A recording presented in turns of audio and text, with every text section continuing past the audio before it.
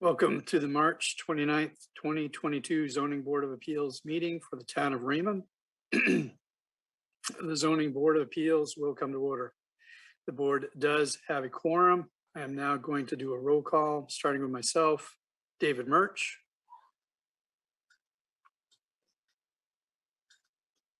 Tom Hennessy. Greg Dean. Fred Miller. This is a public proceeding. Unless the board specifically votes to go into executive session, you have the right to hear everything that is being said and to look at all of the exhibits that are presented. Please notify the chair if you are unable to see or hear. The board works from a published agenda and will be considering tonight's items in the following order. Number one, call to order. Number two, approval of minutes of February 22nd, 2022 meeting. Old business, administrative appeal, re-notice of violation issued 12/16/2021. Second order of old business, administrative appeal, re-notice of violation issued January 4th, 2022. New business, administrative appeal, re-notice of violation issued 1/28/2022. Second administrative appeal, re-notice of violation issued 12/28/2021.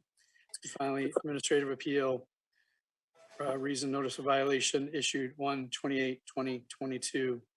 Then we will have code enforcement officer communications and then finally adjournment. In each instance, the burden is upon the applicant to demonstrate compliance with the provisions of the applicable ordinances or state law. After the board votes on the merits of each application, it will prepare a written notice of decision. Because the notice of decision may substantially affect any appeals rights and also as a matter of courtesy, the board asks that those attending the meeting with regards to a specific application not leave until the board has completed its discussion. Generally speaking, appeals from adverse decisions must be filed with the Superior Court as otherwise provided by law within 45 days of this board's decision. Also, to be certain that you preserve your individual rights to file any such appeal, you must be certain that the board's record evidences your appearance this evening in opposition and the basis for your opposition.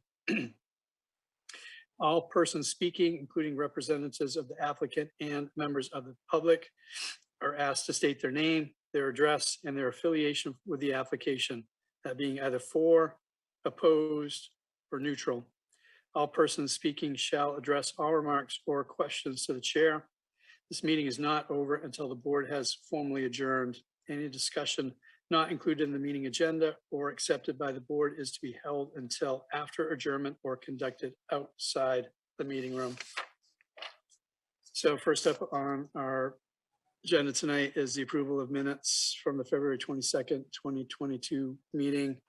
Can I get a motion to approve those minutes as presented? So moved. I'll second that. Because we're doing this as a remote meeting, I'll have to do a roll call vote. So in favor of accepting or against? Tom? In favor. Greg, in favor or against? In favor. Fred, in favor or against? In favor. David Murch, also in favor. So that's unanimous. So we'll be moving on to old business. And tonight we have 5 administrative appeals that we are going to be reviewing. So to assist the Zoning Board of Appeals, the ZBA, we have an attorney with us tonight, Stephen Wagner. He's from Rudman Winchell. Hopefully I pronounced that correctly. Stephen will be assisting the Zoning Board with regards to proper procedure and process as we go through this evening. Just be aware though, please, that any decisions that are made tonight will be made solely by the Zoning Board of Appeals. So Stephen, I'm going to go ahead and turn it over to you for the moment so you can sort of set the tone for the evening. Sure. Thank you, Chairman Murch. I'm Stephen Wagner, and as the chairman indicated, I'm counsel for the Board of Appeals tonight. And so my role tonight, as stated, is to assist with the procedure and to help the chairman conduct an orderly meeting consistent with the shoreline zoning ordinance, the bylaws, and state law. So I want to be upfront with everyone. You know, I was retained about a day or so ago on this matter. So all the attorneys and board members present here, I think it's fair to say, are probably more familiar on the substantive issues than I am. But again, I'm here to help guide with procedure, so I don't see any issue with that, but just wanted to flag it in the event that I'm asked to opine on a substantive issue, legal opinion on that. We may have to seek a continuance for those purposes, but for strictly procedural matters, I'm here to assist tonight as the board sees fit. But to be clear, it's ultimately the chair who conducts the conduct of the meeting, and the chair can certainly refer any question or order or motion on procedure to the board as a whole to decide. So, as the chair stated, we do have 5 separate administrative appeals concerning 2 properties. So I think the most logical way that I recommend the board proceed through this is to follow the agenda and to proceed with it, each item in turn. This means that the record is going to be open for the parties to make their arguments, introduce their evidence, and for members of the public to comment for each one of the individual appeals, and then will be closed for each one of the individual appeals. So I just wanted to flag that up front. Now, I recognize that will mean there will be some repetition. So as I've discussed with counsel, you can rely on your previous arguments made. We certainly don't have to repeat or reintroduce evidence. And for the board, if a factual finding was made during one appeal, the board can and should rely on that factual finding to the extent that it's at issue in the next appeal. Are there any questions on that from the board? Not for me. Not for me. So I want to touch, so I want to discuss a few more sort of housekeeping items before we proceed on. So first, I just want to touch the standard of review that we'll be dealing with tonight and what that means. I then want to go over the order of presentation for each appeal.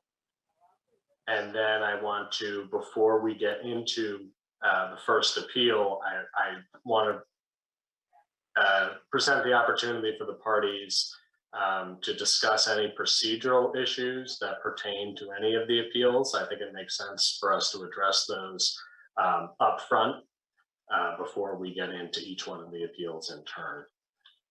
So in terms of the standard of review, you'll see in the Shoreland Zoning Ordinance, section 16G1A, this board has jurisdiction to hear and decide on a de novo basis administrative appeals where it is alleged that there is an error in any order, requirement, decision, or determination made by or a failure to act by the code enforcement officer in the enforcement and administration of this ordinance. So rather conveniently and in my experience, uncommonly, your ordinance actually provides a definition of what de novo means. So I'm just going to read that definition. When the Board of Appeals reviews a decision of the code enforcement officer, the Board of Appeals shall hold a de novo hearing. At that time, the board may receive and consider new evidence or testimony, be it oral or written. When acting in a de novo capacity, the board shall hear and decide the matter afresh, undertaking its own independent analysis of the law and reaching its own conclusion. So, put another way, a de novo hearing means you are sitting as a adjudicatory body and hearing the appeal afresh, anew. That means you don't owe any deference to the code enforcement officer. However, it is the applicant's burden to present their case for why the code enforcement officer erred. So,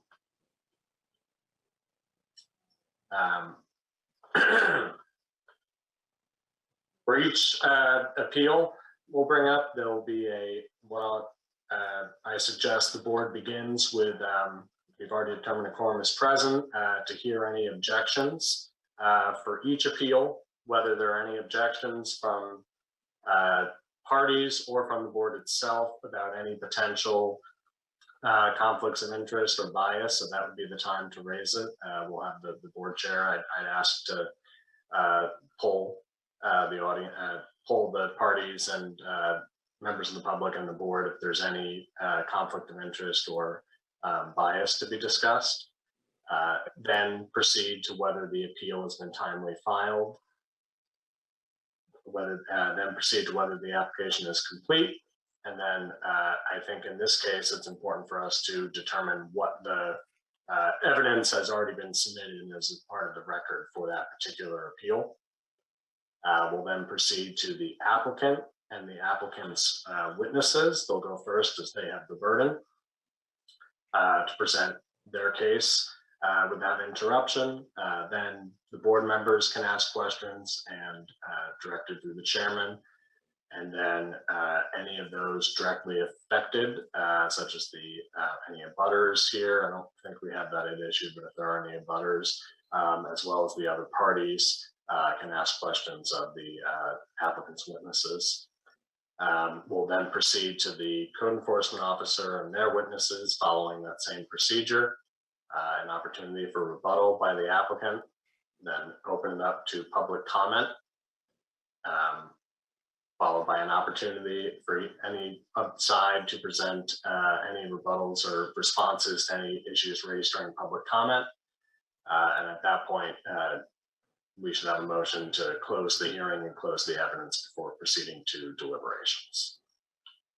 So is there any question on either the standard of review or the order of presentation? Nope. Okay. And now there was I apologize, I should have addressed this up front. There was some discussion about an executive session. We could do that if there's a motion for that. So if somebody wants to enter into executive session to discuss the legal responsibilities and roles of the board, I would suggest they make a motion pursuant to 1 MRS 405(6) E pertaining to consultations with their Board of Appeals attorney regarding their legal responsibilities for this appeal. Do any of the members want to make that motion? No. Okay. So with that and seeing no further comments on that, I think it makes sense to jump into the procedural issues that pertain to all of the appeals here. So I have a list based on the email traffic I've seen and some of the conversation I've had with the parties here. So I'm going to work my way through that list, but then at the end, open it up if we have any other issues. So as I see it, I think the first procedural issue here, as I understand, there was an email from Attorney Wyckoff this morning that was forwarded to the board pertaining to an outline of factual issues. And an objection was raised by Attorney Rachin. So I would turn it over to Attorney Rachin to describe your objection, and then I'll allow Attorney Wyckoff to respond. Great, thank you. Good evening, everybody. Mr. Chairman, members of the board, my name is Leah Rachin. I'm an attorney at Drummond Woodsum, and I represent both Management Controls LLC and Q-Team in their appeals this evening. The first, as Attorney Wagner did reference, was my concern around that email that was circulated a few days back, basically presenting a chronology. And the reason why I object to that is that conversation was as between counsel, and it was in the nature of settlement discussions. And therefore, that is just a traditionally verboten subject that is not circulated because it has risk of prejudicing the decision maker. And I would submit that, that email was a very one-sided piece of communication, certainly didn't represent the full course of communication. And therefore, I would ask that it be stricken from the record. In conjunction with that, I have asked, and I believe it's I'm not sure if it's been circulated, but I think I asked Sandy to do so. The most recent submissions by my clients, and also I believe Mr. Durant is party to that as well, that there have been several applications, after the fact applications, to both the code enforcement officer and the planning board, as well as a detailed mitigation restoration plan that I've asked to be submitted on for a couple of reasons. One, first, because it is responsive to those kinds of the narrative that was projected in that email that somehow our clients are dragging their feet and not wanting to comply, but also relevant to the fact that each and every one of those notices of violation have corrective action enumerated in them. And I would submit that these documents clearly show that, you know, most, if not all, of the requirements in the corrective action have been met by the submission of these after the fact permit application. So I would like to make sure that those are part of the record. It's my understanding from email by Attorney Wyckoff, who I know will, you know, say otherwise if he disagrees, but that, you know, those things that I am talking about, those documents that were submitted earlier, can become part of the record. So I think, Attorney Wagner, that's it on that. We're taking the various procedural issues in bite-sized chunks, right? One at a time. Right, yes. Okay. So I'll leave it at that with respect to those documents. Thank you. I think Attorney Wyckoff, do you have a response? Yes, I would like to respond. Thank you. So the town has a different perspective as to, as compared to the appellants, and, you know, as Attorney Rachin just expressed about their responsiveness and seriousness relating to the issues here at hand. And I'll leave it at that, that we just have a different perspective as to that. Now, as to the request that the email that an email that I sent was forwarded on to the Zoning Board of Appeals as to at her request that be stricken from the record. And she's suggesting that there was something that was inappropriate about that email being provided to you. And my response to that is, well, no, it's not inappropriate. What she's referring to is a rule of evidence, which doesn't apply in this context. So there is no rule that would have prohibited that email from going to the ZBA. Now, that said, she proposes that it be stricken, and that presumably would be to correct that issue that she sees there. But then she also asks that the applications that were filed last Friday by the appellants be put into the record. So those two things are in conflict with one another. It's almost like she's saying that she'd like to eat her cake and have it too.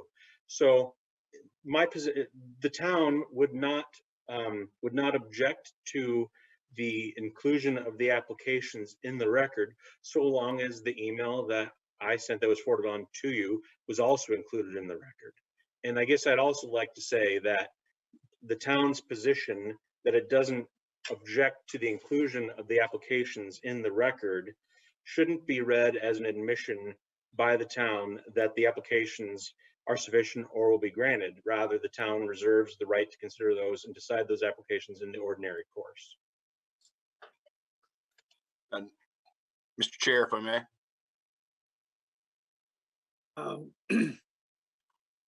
Gregory, what role do you play in this? Yes, sir. Attorney Greg Braun. I'm here representing Durant Excavating LLC. With me also, he may or may not chime in, but if he does, just be aware. Durwood Parkinson also. We're both members of Bergen Parkinson down in Kennebunk, and we're here on behalf of our client Durant Excavating LLC today. I would echo Ms. Ratchin's request. I think the big distinction between these is that one is communication between the parties, and the other is formal filings and applications, which are part of the town file and record. And so it makes sense to include those documents as part of this process and proceeding. But as it relates to sort of communications beyond that official capacity and a purpose, I think those should be excluded. Okay, thank you. And thank you, Attorney Braun. Sorry, I didn't recognize you before. As you said, you're new to the party, so. Yes. I appreciate your patience as I get up to speed. So I think we've heard from all three relevant parties here. Mr. Chair, I'll turn it to you. Would you like my summation of the issue? Summation will be fine, then I think us as a board can talk it through. So basically, it's two parts here. We have the email from Attorney Wyckoff with a summation of facts concerning settlement. And we also have the applications that have been submitted about a proposed after the fact permits. So I suggest that the board do take them up together as they're related. You know, it does make sense to me to either they're both in or they're out. Now the standard to guide the board is a low bar here. There are no rules of evidence that pertain to this board. So the rule that should guide you is if this material is relevant to the issues on appeal. And I would just say that's a very low bar.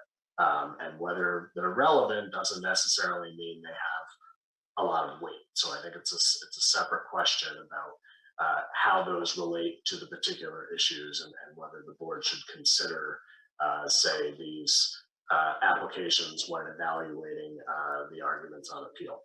So that's your standard to evaluate is this at all relevant to what's before us? Very good. Thank you. So Tom, Greg, Fred, so for us now to talk this through. You know, given what you've heard, I'm certainly looking forward to what you have to say. From my perspective, it's right in our ordinances. It says we are acting in a de novo capacity.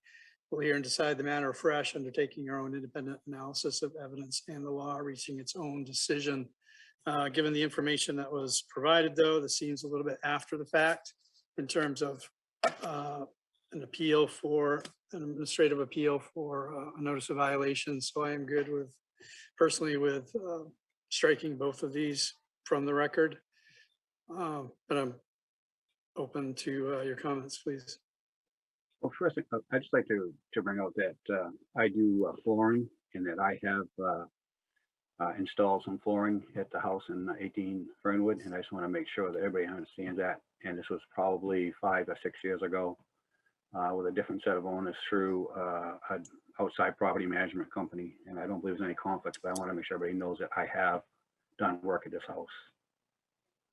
Okay. Right. I guess it is appropriate to raise this issue now. So why don't we address this now, if that's all right with anybody? Do any of the parties have any objections of their own for the participation of this board member? No I do objection. not. The town has no objection.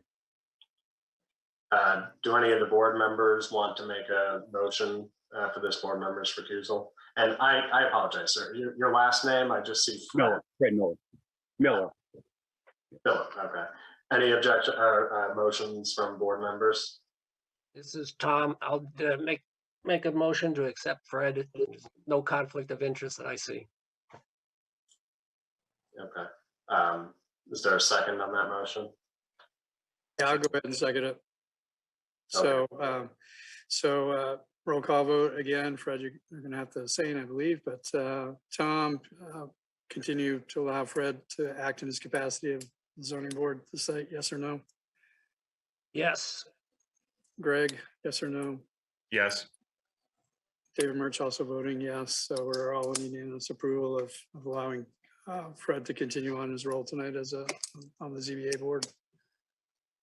So if we're going to step back again to this consideration of whether or not to allow the email from the town, as well as subsequent information from Attorney Rachin to continue into the record.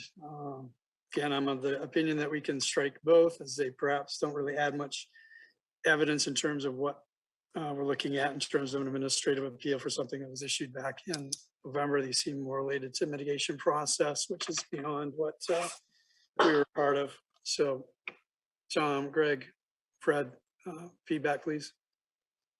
I guess I thought Steve was recommending that we accept both as a. Well, ultimately, it's our own decision. So for Yeah, my, no, I just, you know, yeah, I wanted to make sure I understood what he was recommending. I can certainly clarify. What I was recommending was that whatever decision you make, it should be treated as a package. Either let them both in or exclude them both. I think that's the fair approach in terms of how you should consider whether to allow them or not. I'm not necessarily making a recommendation. What I'm suggesting to you is that the standard that should guide your decision is, are these materials relevant?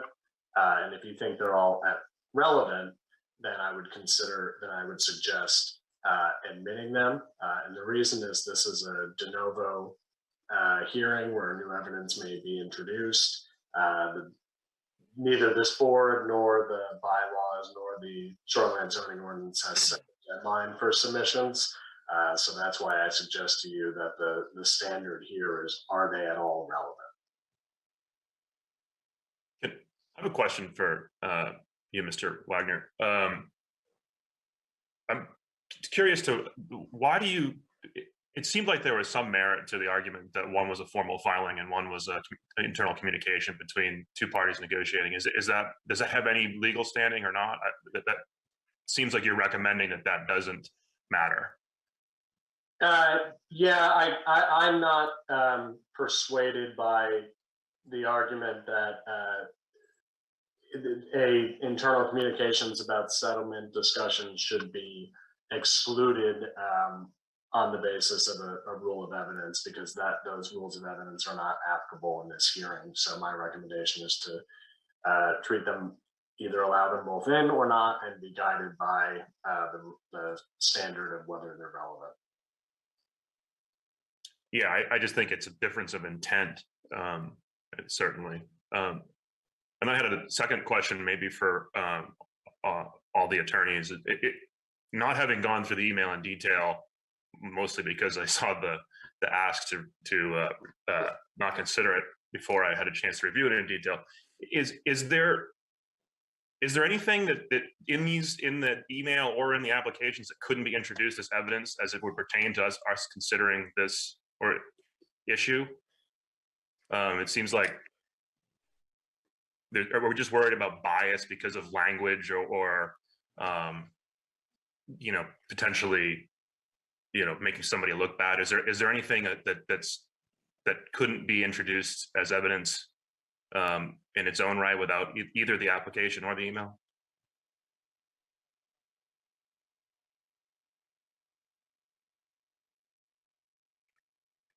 Mr. Chairman, do you want us to address that? I'm sorry, I didn't want to speak out of turn. Oh, no, that's fine. If the board's asking a question, I assume it's kind of coming through me. So yes, please go ahead. Sure. Just from my perspective, with respect to the after the fact permits and applications and such, and those plans that have been filed, my perspective is they absolutely can come in through evidence, because the notices of violation that are at issue here demand various corrective actions, and so we can certainly bring them in that regard. And I will say, with respect to the email, I do think it's an important distinction and I agree. I can't disagree with Attorney Wyckoff that the rules of evidence, they don't apply to administrative proceedings. That there's no argument there. But I think the spirit and intent is that those kinds of conversations between litigants, essentially, or opponents, are not necessarily, especially because we tend to posture and they're one-sided. That is not something that is appropriate, or I know that under, I think it's 38 2691, which governs board appeals, that the chair should make provision for irrelevant evidence. And whereas I think the applications that we're asking to be submitted, because they are precisely germane to what the code officer said we have to do, is relevant here, whereas jousting between counsel is not.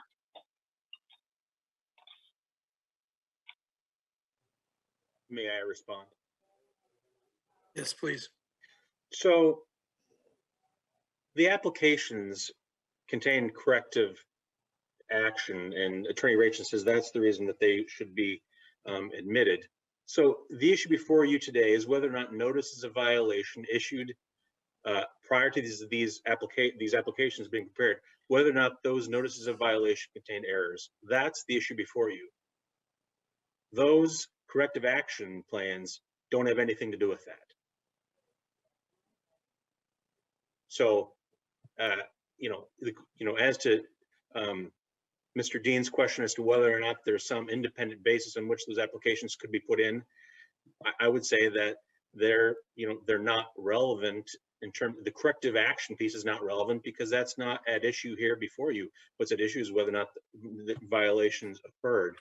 Now, as for my email, is it, is it independently able to be put in? I don't know. I mean, I guess that the question is, do you find anything in it relevant to the notices of violation before you? I don't know that it does. I mean, Attorney Wagner, as he stated, the bar is low as to what's relevant or not.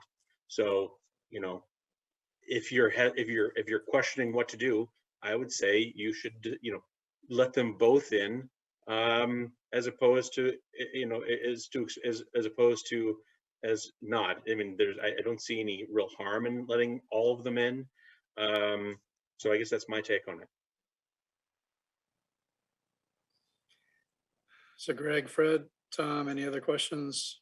We should take a vote on this as to whether to allow in or out.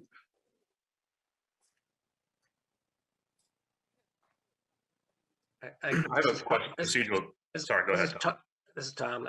I guess I go, we either let them both in or we exclude both of them. At this point, I'm just expedite this process because we're truly here just to find out if code enforcement did their job and there's no errors. I agree. And I agree with both of those statements, Tom. Greg, Fred.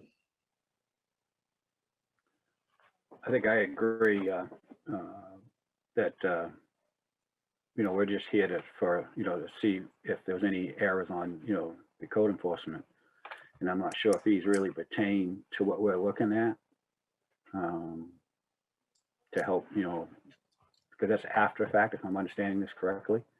What they're saying, this is not what we're actually here to look at tonight, right? That's for us to decide right now.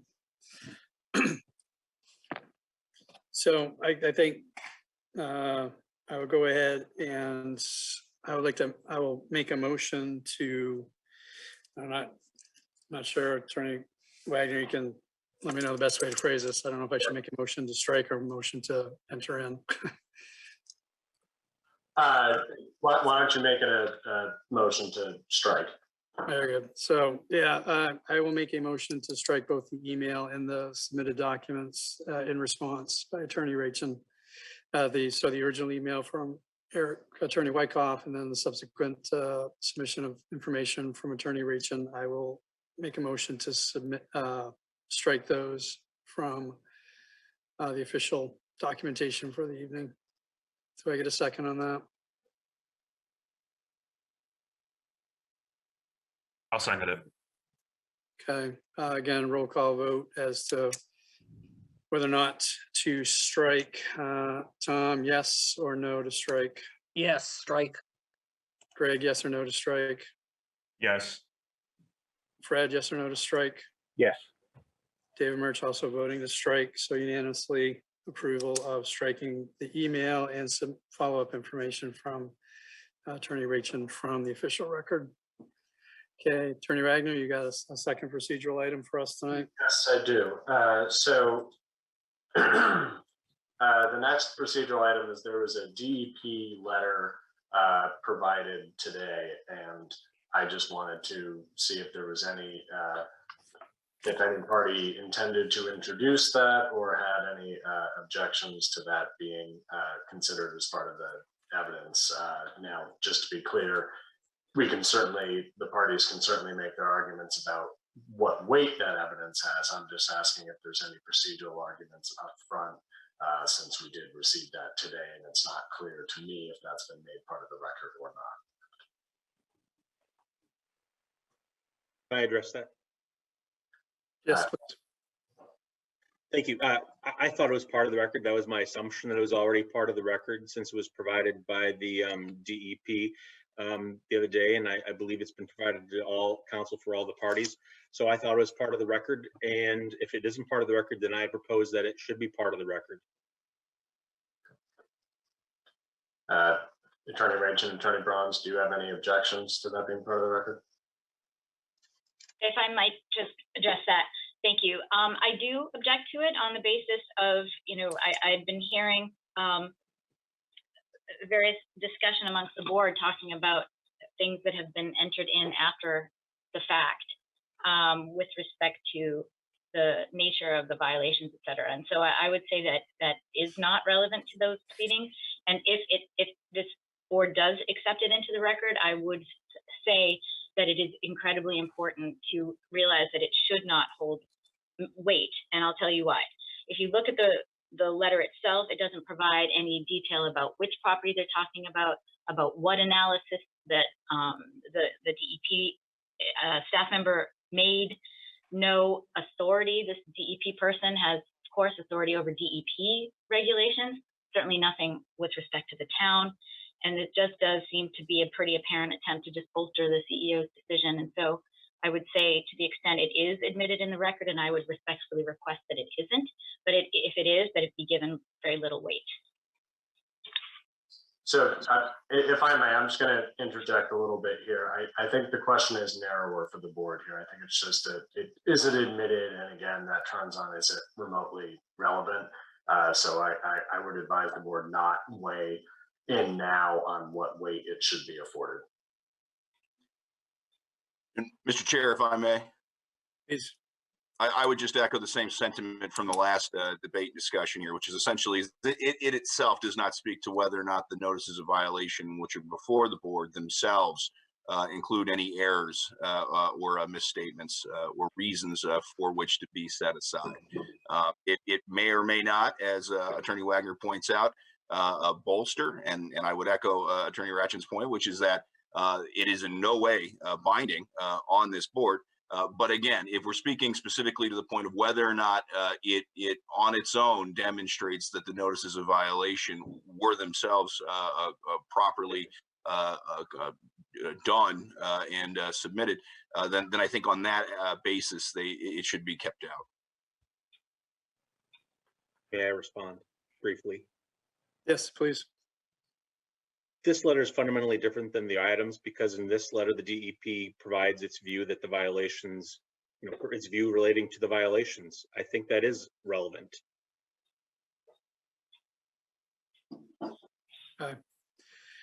So I'm going to go ahead and take this to the board. We're referencing a letter that was sent on March 28th, should have received as email by Jeffrey Kalinich, the Assistant Shoreland Zoning Coordinator, Bureau of Land Resources, Department of Education of Environmental Protection, the DEP. So the question is, do we allow this as into the record?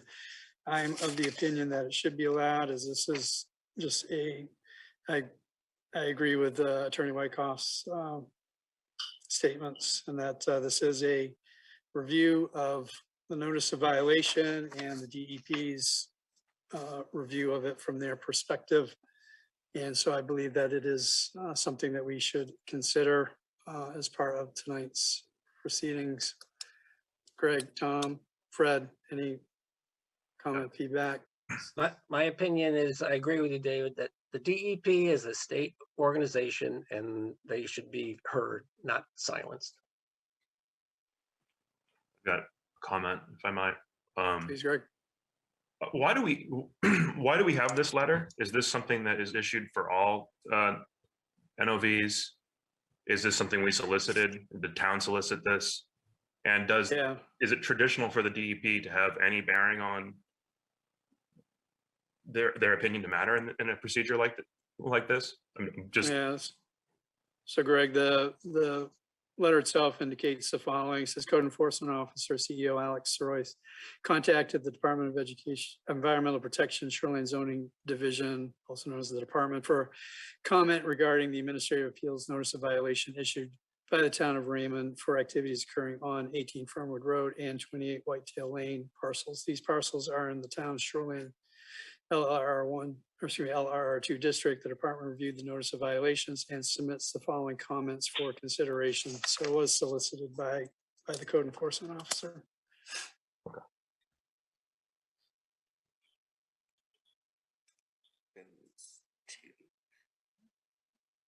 I guess my opinion still is the DEP was party to and did the site visit to it may not have been this gentleman, but one of his cohorts. And part of writing up the NOVs and picking out the violations. So I don't know why we would want to silence the DEP. Mr. Chair, if I might. This is Chris, Uh, the Assistant Code Officer. Could I respond to Sure. that? Just briefly, yes. So briefly, the DEPs who brought this violation to our attention, it was a member of the NERPA team that visualized this and brought it to our attention. We then visited the site with Jeff Kalinich, the author of that letter, and we always work hand in hand with the Department of Environmental Protection. They're the ones that wrote Chapter 1000, our shoreline zoning rules. They assist us with these decisions. They assist us in advising us how to handle them properly. So I think it's very important that this letter be entered into the record, and it's a big part of what we do, and it's why we do it. Thank you. Yes, thank you, Chris, for that perspective. Fred, do you have any questions, comments to go along with this? I think it's interesting that that they're the ones that brought it to our attention. So I think if they've got something to say under this, I think it needs to be heard and brought into evidence. Okay. I'm gonna go ahead and make a motion then to include this March 28th, 2022 communication from Jeffrey Kalinich from the DEP into record for consideration this evening. So I'm going to make a motion again to include. Roll call vote. Tom, yes to include or no? I'd second and I vote Oh, yes. sorry. Thank That's you all for right. that. Just Thanks. yeah, second, and I vote to say yes. Thank you. Greg, yes to include or no? I'm going to vote no on this. Okay. Fred, yes to include or no? Yes, to include. David Murch, I'm going to vote yes. So we have a majority vote on this, so it will be included in the record. Attorney Wagner. Sure. I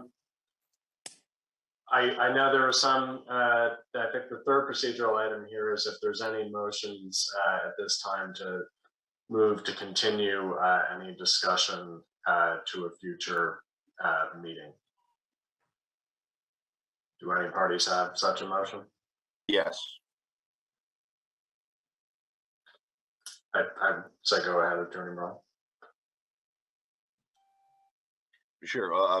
Mr. Chair, I think first and foremost, I would point out while they've been decided not to be included here, the facts and circumstances of this case have changed since the last time the board took this up, and it's only been approximately 30 days. That specifically is that everyone involved continues to work towards an amicable and by agreement resolution to this case. We have submitted new applications to the town. We've updated a remediation plan, which has been submitted. And that on its own, I think, speaks to involvement and engagement by the parties to this matter. And historically, these sorts of things are best resolved by the parties and by agreement.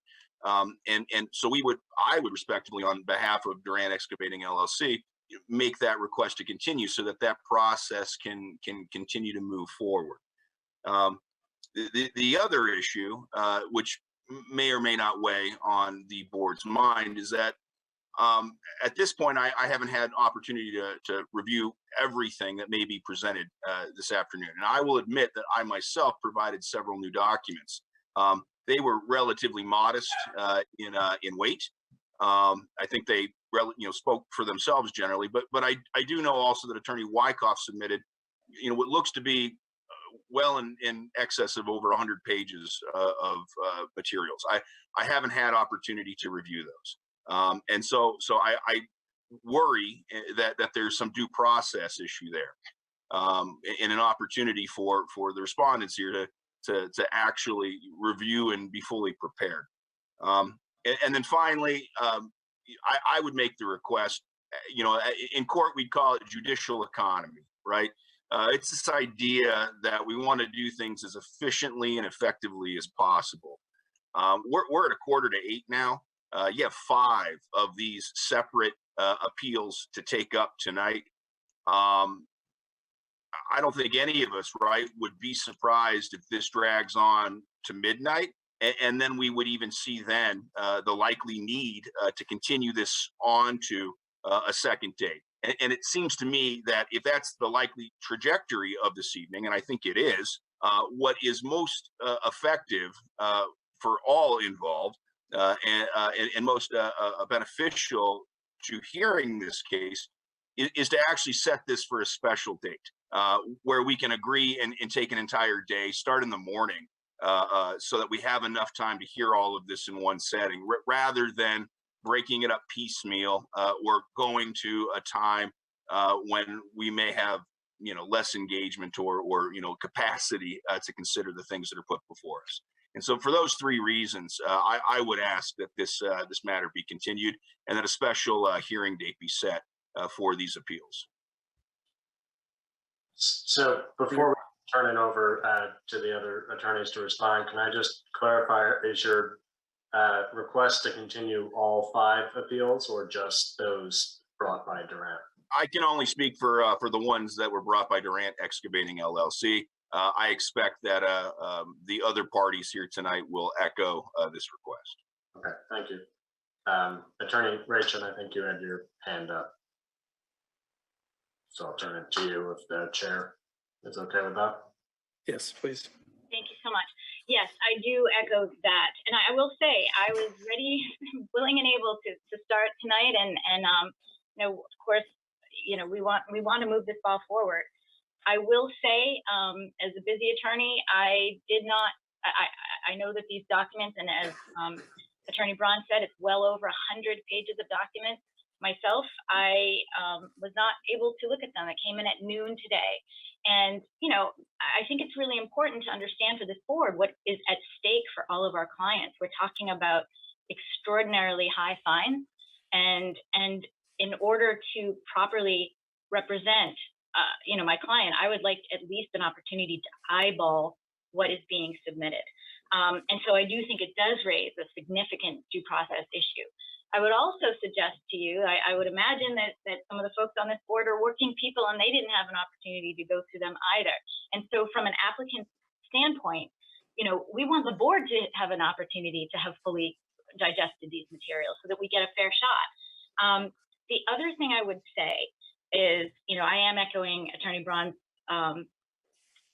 suggestion that this begs for not a 7 o'clock hearing, that we have more time to go through these issues, particularly because, as Attorney Wagner said at the outset, the evidence and the documents and the testimony that's going to be elicited in each hearing is going to build, right? And so human memory is faulty. I want to make sure that we have an opportunity to all have time and the space to hear everything at the same time, if at all possible. The other thing that I would like to raise that has not been raised is the fact that Attorney Wyckoff had submitted several, I think 5 possibly, we've got 5 appeals, draft findings of fact. And while that is absolutely a reasonable and standard procedure for the parties to submit findings, they don't do it in advance. They do it, and the other party has an opportunity also to submit those findings. And so I think that for so many reasons, so many due process reasons, that to proceed when you have 2 counsel for both parties to these appeals saying they haven't had an opportunity to look at what has been submitted, and I would dare say the board hasn't either, that we really need to think about that. And so I would join Attorney Braun's request that this be postponed. And I also want to say that I think in doing so, it will allow the parties more opportunity to try to come to solution here, which I can certainly say on my client's behalf, that's what our dearest wish is. Attorney Wyckoff, do you have anything to add? I have a few things to say in response to that, yes. So first, let me start with the last item first. Earlier today, I did submit I submitted some PowerPoint presentations and Google Slides presentations that the town was intending to use to help the presentation today. Those incorporate things already in the record, and that was really to make things go easier today and to have it be more expeditious. And I provided those to everyone. In fact, that provides the other attorneys basically the opportunity to see what our presentation is going to be. We didn't have to do that. We did that for the convenience of the parties, and that's why we did that. And then with regards to the findings of fact and conclusions of law, yes, I did submit those, and the other parties could have too. That they chose not to was their choice. But the town did provide those. As Attorney Rachel pointed out, that is normal and reasonable and a common thing to have happen, and the town did that.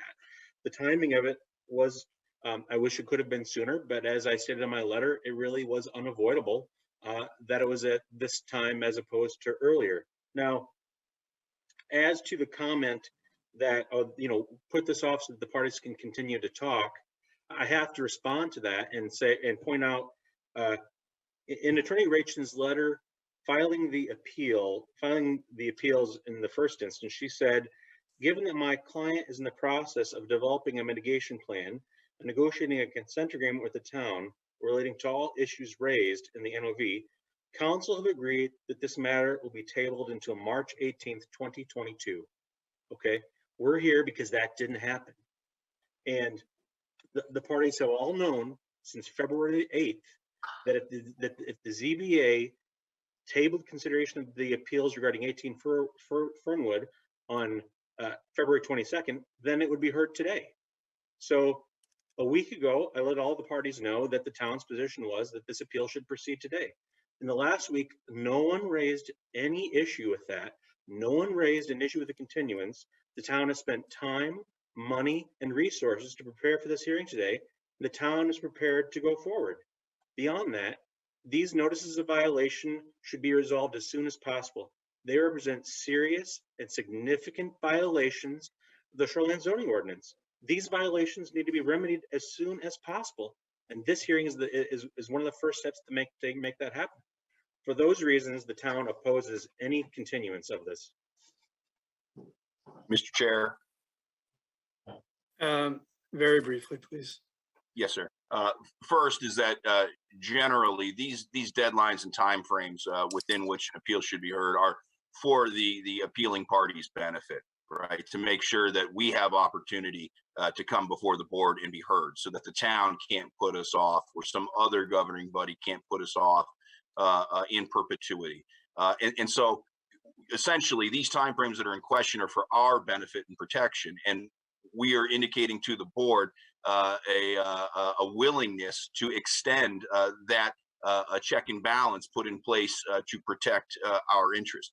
The second is I would just sort of speak to a risk of harm, and that would be that I think that there's more likely negative outcomes that could come from rushing this or having this run into the night and require additional days of hearings, as opposed to simply continuing this hearing off to a more reasonable time, which would afford the parties opportunity to continue their work.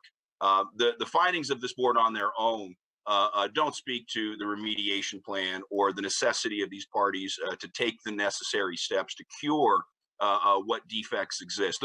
Those are happening and will continue to happen regardless of when this board hears this case and makes a decision. And so for those reasons, I would again echo and state my request to have this continued off to a special hearing date. So just to be aware, the Zoning Board of Appeals did meet on February 22nd. We were fully prepared to go through with reviewing the notices of violation, two of them, and town and representatives for Q-Team and Management Controls indicated they would not be in attendance for that evening. So the board was ready to move forward. The board did make a decision to table both of those items. So we are fully prepared to meet on those items tonight. Also, I would let Attorney Rachel know that I also am very busy, but I have taken the time to review all the documentation. I do agree with Attorney Wyckoff that from what I saw, that the information he provided was already intended to be presented this evening. So I'm not feeling like we're behind the ball in terms of Where'd you mix those up, in my room? Sandy, we can hear you. Andy, we get. And it's already occupied. Too many plugs. You could have plugged. Sandy, you need to go to mute. plugs. There we go. No, no, there you go. So, I'll take it to the board as I want us to all be sort of in agreement with this, but gentlemen, I am ready to move forward these tonight. We are all volunteers. We all have reserved time for every Tuesday night to do this. If it needs to go late, then it needs to go late.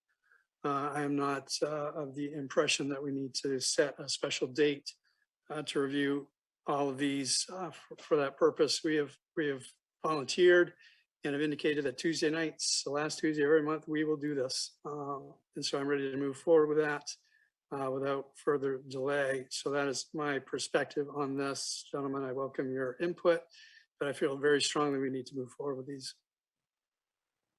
This is Tom. I fully agree with you, David. I spent the time going through all of this. I agree that the presentations are just a summary of the violations and the photographic evidence to back it up. That's all those are in all those presentations. We need to move ahead. Agreed. Craig? Yeah, I'm fine with moving ahead. It seemed like there was two issues that were being brought up, and correct me if I'm mistaken, but it seemed like there was maybe an implied ask to have some sort of resolution outside of the appeal process that would be implied from a continuance. And we're not considering that at all, are we, at this point? I'm not sure. There's kind of two separate things. One could be to continue and the other could be to continue it so that we could resolve it in a different manner. Am I understanding that correctly, what was asked? So do you mind if I weigh in here, Mr. Chair? Yeah, please, Attorney Wagner. So I think what it makes sense to break this down is first is the motion to continue generally. And if that passes, then we can discuss the requests about having a special hearing date or what items would be taken up when. So I suggest you take it first just as a clean motion to continue for the reasons that were provided. I didn't hear a particular request to, engage in any sort of settlement discussions, and I would suggest that the Board of Appeals doesn't have jurisdiction to weigh into that issue anyhow. So I think the issue before you is simply a motion to continue for the reasons that the parties raised. Do you want my opinion on the due process concerns that were raised? I would. Yes, please. So the parties raised a number of arguments that the applicants here have moved to continue, and that the rules are designed to protect their process rights. I think there is some risk that a court could agree that their due process rights would be violated if the board would choose to go forward. I'm not convinced that that is a substantial risk, but the conservative advice where those issues have been raised would be to continue and to meet with the parties and come up with a procedural order if the board feels that even that small risk of due process concerns warrant that. But putting that issue aside, if the board agrees with me that that's a small risk, but it is a risk, then the question is really, is the board prepared to proceed? Because in my view, this is a de novo hearing. These materials could have been presented right on the spot. The fact that they were provided in advance, it could have been today. So again, that's why I think the due process risk here is minimal. But nonetheless, it's there. So I think the guiding principle for the board here should be, are you all prepared to move forward? So from that, thank you, Attorney Wagner. So from David Murch, I am prepared to move forward. I have reviewed documentation. I've been prepared since, last month. So. Tom Greg, Hennessy, I'm fully Chair. prepared. Greg, Attorney Braun or Oh, Greg? sorry. Greg Dean. How do you feel? Yeah, I'm prepared. Fred, how do you feel? I'm okay going with it. Yes. Okay. I'll give you just 15 Yes, seconds, sir. Attorney Brown. Yeah, just to be sure that there's a full record here, it behooves me to point out, and I should have initially, that, and as part of my argument to come, that there are additional notices of violation related to this matter. To Green LLC, the deadline for filing those appeals does not run until March 8th. They relate exactly to these issues. In fact, they are almost identical carbon copies, but for some very nominal distinctions to those that were incorrectly issued to Durant Excavating LLC. And so again, I would just point out that judicial economy, right? This idea that we're going to have to essentially replay all of this yet again at an additional hearing, might not make a lot of sense. And speaking to Attorney Wagner's point, the risk of harm in continuing this is substantially less than allowing for a continuance to a special date. And forgive me if I misspoke. I did mean to say that there's an April deadline, April 8th, for filing those no appeals. Thank you. Sure. So Attorney Brown, I appreciate you bringing those up. Were things that I noticed that myself, and since the consideration right now is just a continuance in general, I'm still going to say that we need to move forward. Certainly, as we come up to the specifically to the cases that or the administrative appeals that you're overseeing, we will review each one specifically. Okay. So, Fred, I don't know if we I apologize. Are you all set to move forward with this evening? Yes. Yes, I am. Okay, so I don't even know if we need to make a motion. Do we need to make a motion, Attorney Wagner, to? I would suggest a motion since there was a request. All right, so I will make a motion that a move for a continuance, not for all of these cases this evening, not be considered. I Tom, second it. oh, thank you for I'm that. sorry, if I may, could we rephrase that to be denied? Yeah, denied. Okay, I'll sounds good. second that one too. All right. Tom, in favor of denying. I'm in favor. Greg, in favor of denying. In favor. Fred, in favor of denying. In favor. I, David Murch, also in favor of denying. So Attorney Wagner, do we have one last item to consider here? Sure. I think I'd like to give the parties an opportunity if there's I think it makes sense to I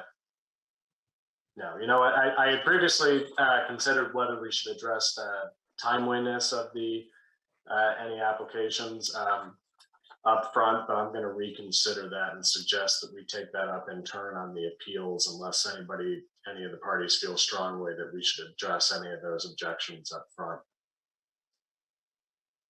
Okay, so my recommendation is that we take them up in turn. So that leaves me to, are there just any general procedural issues that are applicable to all the appeals that any of the parties would like to raise before the board now? Attorney Rachel. Yes, and very quickly, and this is actually hoping for to help with efficiencies, because I am representing the appellants in 3 separate matters. What I was, and I think I heard you say this, Attorney Wagner, but I just want to confirm, just for the order of presentation, that what I'd like to do is make some introductory remarks that are applicable to all 3, so that just in the interest of efficiencies that we can do that.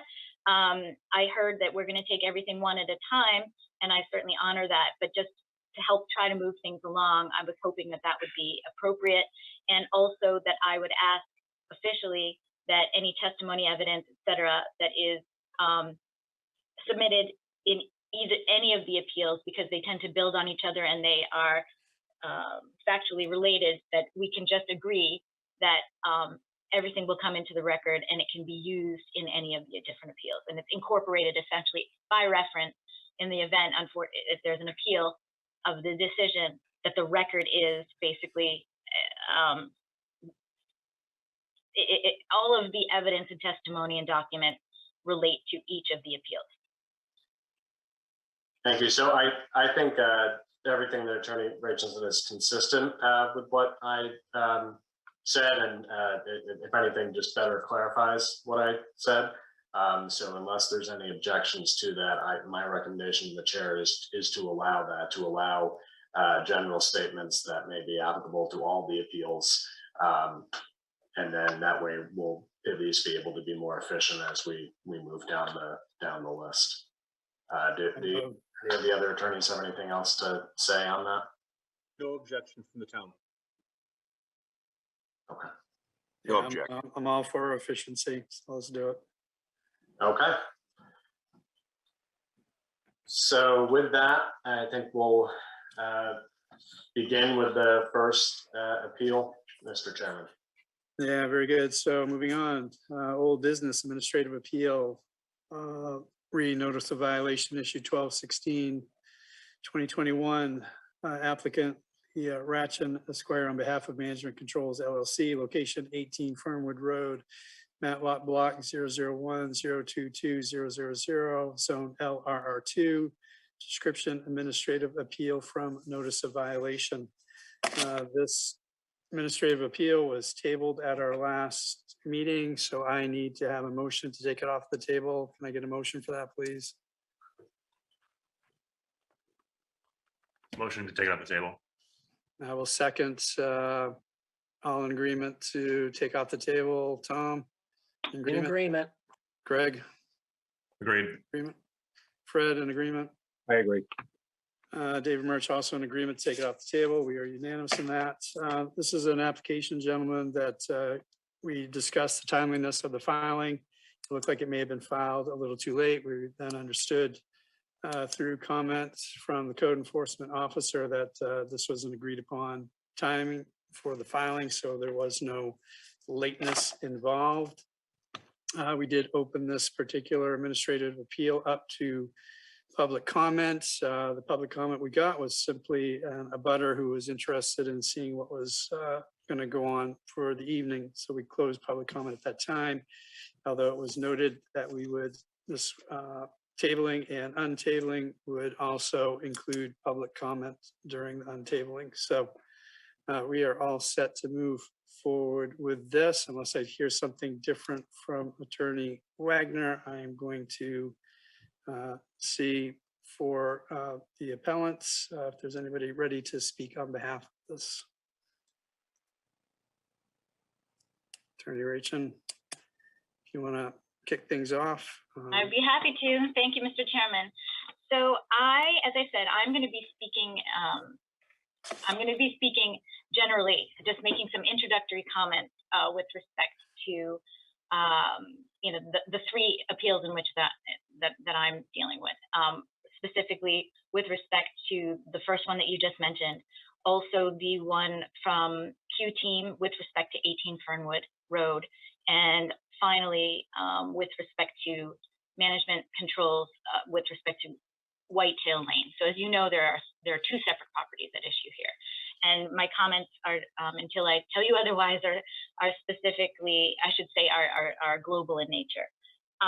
So first, just to start off, I'd like to focus on context here. And I think that's really important that everybody acknowledge that we're dealing with a property that was actively eroding and posing a significant threat to Sebago Lake, which of course is Maine's biggest drinking water supply. And so everything that has been done was basically done in an effort to prevent further sedimentation and erosion. And you'll hear from our expert, Mike Morris, who will be testifying, that nothing done at the properties, that nothing was done at the properties that they would not otherwise have been entitled to do under the shoreland zoning ordinance had the proper permits been applied for. And again, we're being candid here that things weren't perfect, mistakes were made. But what we're talking about here is not all of the mistakes alleged were actually made, and that there is a tremendous amount of duplication of the named violations. And so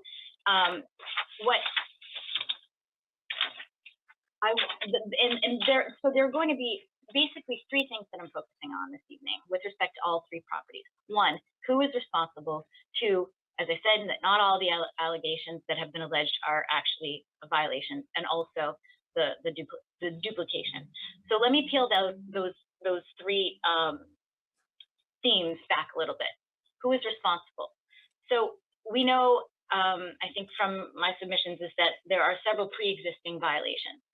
First, there's the hot tub at Fernwood and a second set of stairs also at Fernwood. Those did lack permits, but the fact of the matter is that despite what is suggested in the code officer's submission, that was not my client. That was not done by him. He inherited those issues. Also, I think what's really important, and am I allowed to share my screen? I just want to make sure I can do that. Am I allowed, do I have the technology to do that? Yes, you should be all set. Okay, so is everyone seeing what I'm bringing up here? Yes, we Yeah. see something from Bob O'Neill, Chair Plan. Yeah, no, that's not it. I'm just, Okay. so back to the who is responsible piece. I think it's critical to make sure that everyone is aware that my client, who is Management Controls, entered into a contract with Big Lake Marine Construction. And Big Lake Marine Construction is known as an expert in shoreline stabilization projects. They hold themselves out that way, they advertise that way. And in this situation, you look at the contract. This is for the Fernwood Drive. I'll make it bigger so people can see.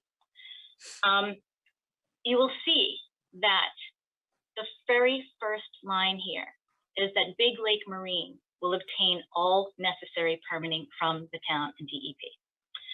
And scrolling down, you will see that that permit fee was a handsome fee, $6,000. That is for Fernwood. And again, I will also say that the same applies for the Whitetail property. This contract, similar language, Big Lake will obtain all necessary permits from the town and DEP, another $6,000 permitting fee for that. So I want to really highlight this because this is a situation, and I know in the packet that was provided, documents that posted online, there was a reference in one of the CEO's documents that it said that Mr. Buteau, who is the principal of Management Controls, possibly violated shoreland zoning ordinance in Harrison.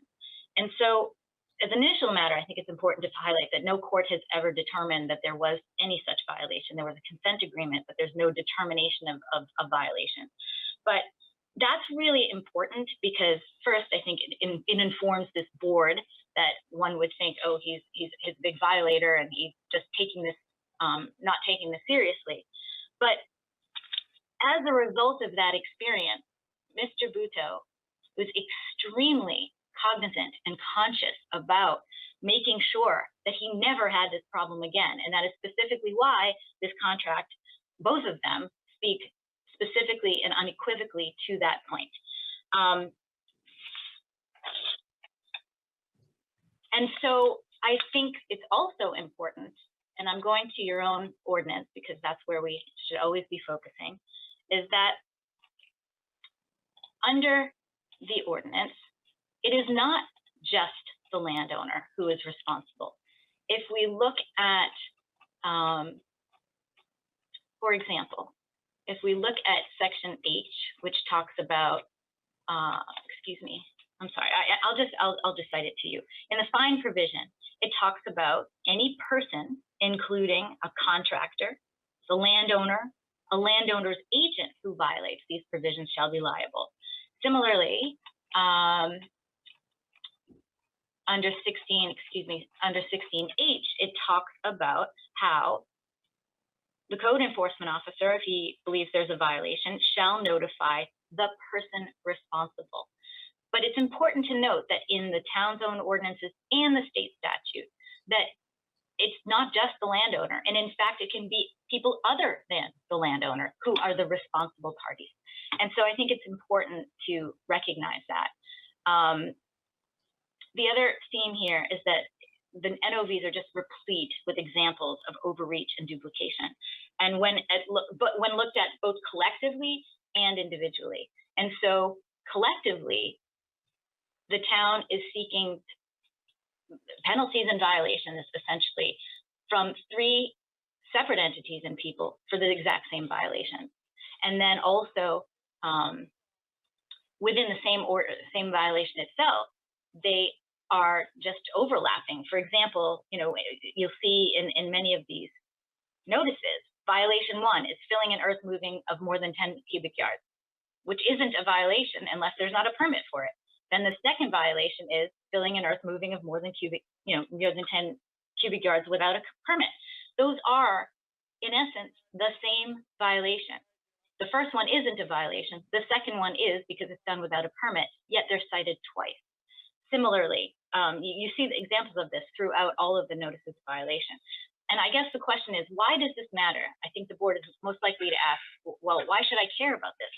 Well, please understand this is not a petty attempt by lawyers to try to parse language. It's because the town has threatened extraordinary fines, $1.3 million at the last count. And so this is very real. And yes, I'm sure council will tell you, and I agree, that this board does not have authority to set fines. It simply doesn't. But the truth of the matter is that what you decide here will have tremendous implications going forward. And so, as I'm sure you well know, that violations are calculated on a per day basis. And so that's why the fact that there's so many duplications is important. And we would ask you to read those notices of violation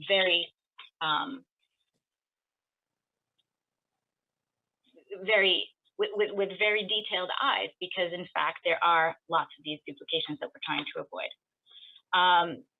And another point which I am not going to belabor because I know that this board doesn't seem to be particularly open to it, but the fact has to be acknowledged that the appellants are working very hard and have hired excellent experts to come up with mitigation plans that will satisfy the town, even when we believe that not all of these things are actually violations. So let me just talk about the duplication piece. I want to break it down for you.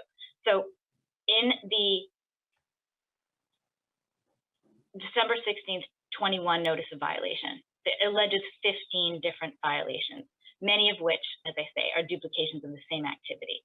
And so what I want to be upfront with is that we stipulate that for the shoreland stabilization project, which this undoubtedly is that a planning board permit is required under both section 1417B and section 15C12 of the shoreland zoning ordinance. That both of these provide that permanent uses that extend beyond the normal high water, such as stabilization projects, require planning board approval. Okay, so we concede we did not get those permits or that approval from the planning board and should have. But again, if you look at violations 5 and 11, they're exactly the same. They both cite a failure to get planning board approval. They can be collapsed. I also want this board to understand is that because planning board review for a stabilization project is what is required, that subsumes into it earth moving, filling, vegetation and tree removal. So if the project is stabilization, then all of those individual activities, like I said, earth moving, vegetation, tree removal, all of which have been cited for different violations, they're not. They're all subsumed into the same thing. And I'll give you an analogy.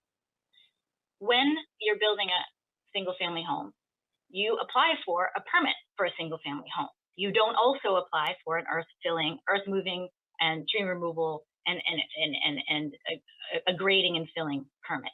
You simply apply for one permit. Same thing with a septic system. When you apply for a septic system, you don't apply for a earth moving and filling permit. So again, this is just example of the piling on that we're asking you to be judicious about. And so these are the kinds of issues that we're looking for you to look at. So both violations 1 and 2 in the notice should be stricken. Again, if you look at violations 7 and 8, and I should bring this up so you're looking at it.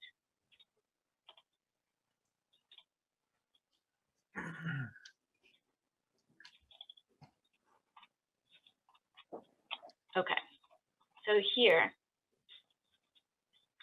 for example, you have removal of vegetation of less than 3 feet in height. 8, removal of vegetation and less than 3 feet in height without a permit. It's the same violation. They should be consolidated. I think it's really important, again, for you to look at the ordinance. I'm going to bring you back to the ordinance, okay? Because that's always what dictates. So 15C is what dictates here. Piers, docks, wharves, bridges, or other structures or uses extending over and below the normal high water line. Stabilization is a use extending over or below the normal high water line. And what it says here is vegetation may be removed in excess of the standards of 15Q. 15Q has been cited multiple times in these various violations. This clearly allows vegetation in excess of those standards to be removed in a shoreline stabilization project. And that's exactly what's happened here, as I said, with permit obtained by the planning board. We did not obtain that permit from the planning board, but what is alleged here is that they should have gotten permits from the code enforcement officer. That's just simply not the case because they're subsumed within the planning board process.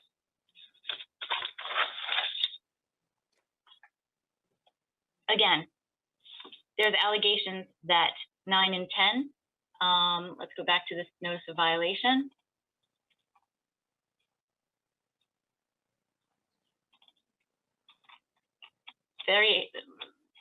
Violations 9 and 10 with respect to this hot tub that was not built by Mr. Buteau, but his predecessor. 2 of them. Hot tub, hot tub. Again, double dipping. And it goes on. And I'm not going to belabor this point, but I think it's really important for you to appreciate that these are absolutely, positively the same violations and should not be double and triple dipped. So at this point, I'd just like to call, I'm hoping he's here, Mr. Morse. Mike Morse, are you here?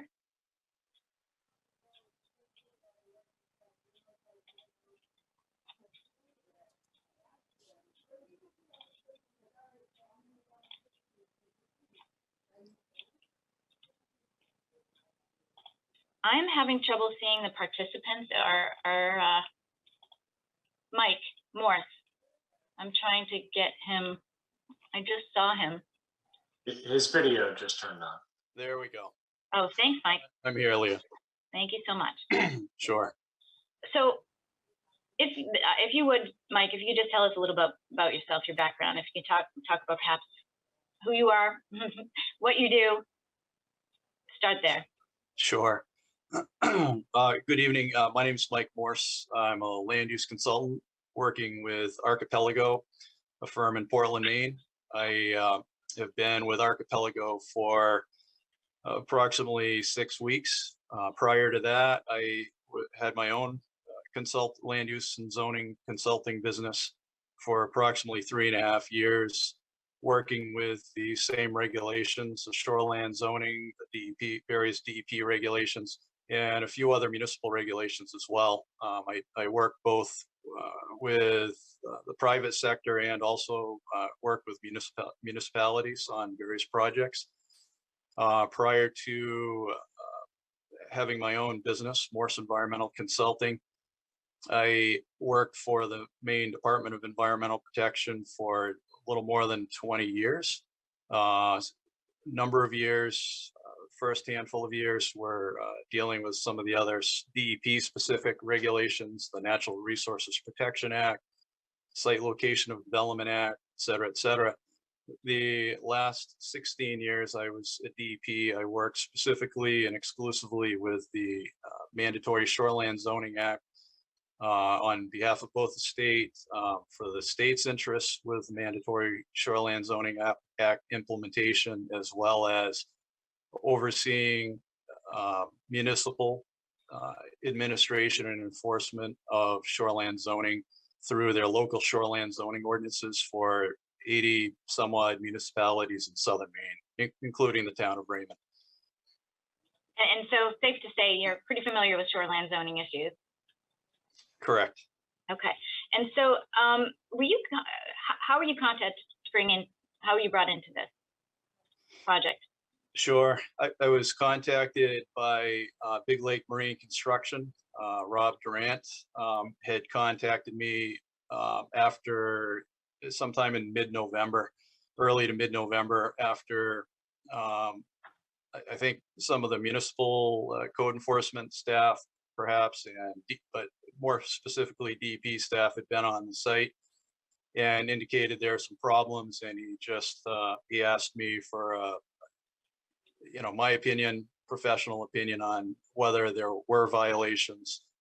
First off, related to some of the projects there, and whether or not the activities could potentially qualify for after the fact permitting, and move forward with after the fact permitting if it seemed possible. So. Okay, and so you're familiar with the various notice of violations that have been issued here? Correct. And have you reviewed them thoroughly? Yes, I have. And are you familiar with the shoreline zoning ordinance of the town of Raymond? Yes. And have you reviewed those thoroughly? Yes. Okay, and so just for context, can you orient us and give us an overview quickly of the nature of the project and why it was done? Sure. Well, the project was primarily intended to stabilize an actively eroding shoreline on Sebago Lake. It's a high velocity, wave velocity section of shoreline on Sebago Lake for various reasons, prevailing winds, the distance of fetch, and all the rest. So it's a very common, for the sections of shoreline on this section of Sebago Lake, this is pretty commonplace, that there is a fair amount of soil erosion and bank erosion. And so the primary project in this case was to stabilize the shoreline, to preserve the landowner's property and also to preserve water quality in Sebago Lake. And so when, it sounds like you've had extensive conversations with Mr. Durant about pre-construction conditions. Yes. And what did he say about when he started the project and got out there? Were the conditions, I should say, as he expected them to be? No, I mean, initially he had obtained a permit by rule from the DEP under the Natural Resources Protection Act, a different regulation, a different process from the town regulations. It's a simpler process. It was initially intended to be a simpler project that could meet those simpler standards with the DEP. What happened? What happened that changed that?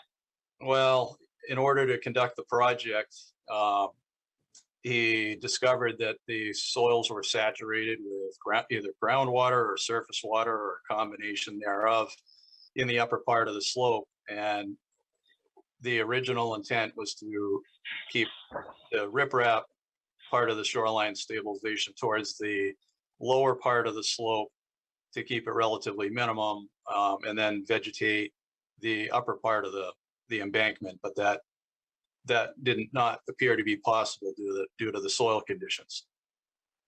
And when he discovered that, do you know what he did when he was on site and had to sort of act in the moment there?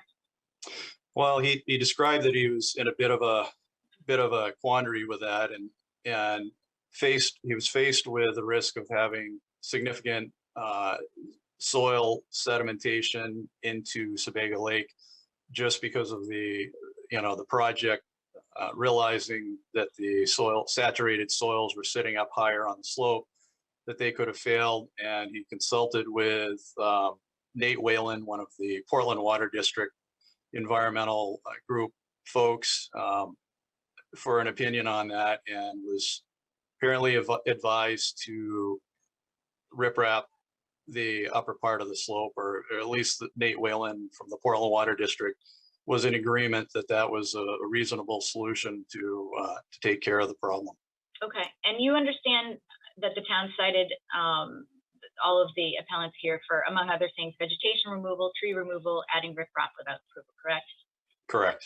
And I think the implication in these notices of violation, and I think I also heard council say that these tests cause serious environmental damage or impact. In your professional opinion, did this cause environmental damage? No, it's an interesting question.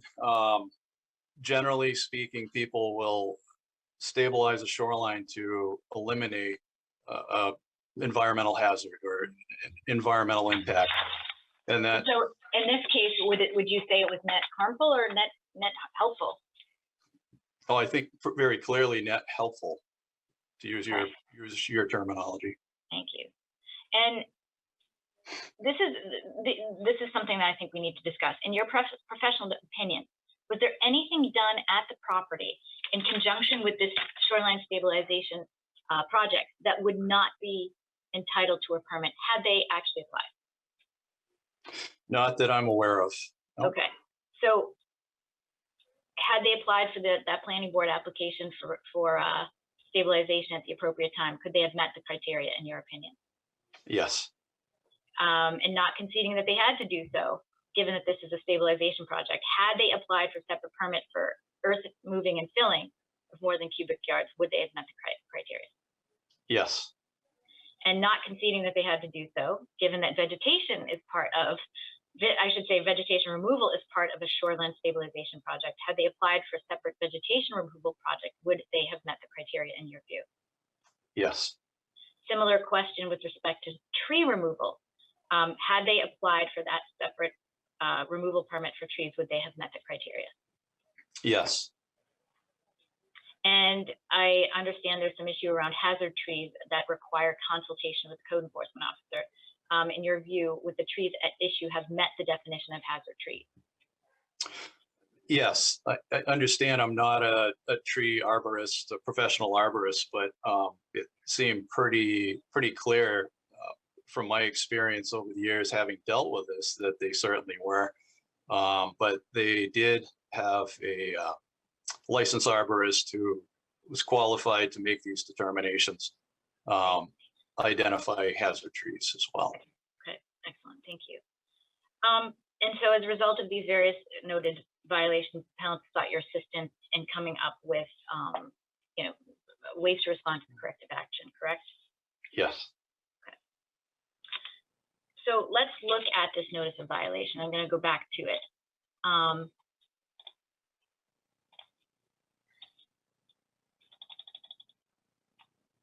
If we look at violations 1 and 2, this cites filling in earth moving more than 10 cubic yards. The second one, filling in earth moving more than 10 cubic yards without a permit. And it cites section 1430 of the land use table, correct? Yes.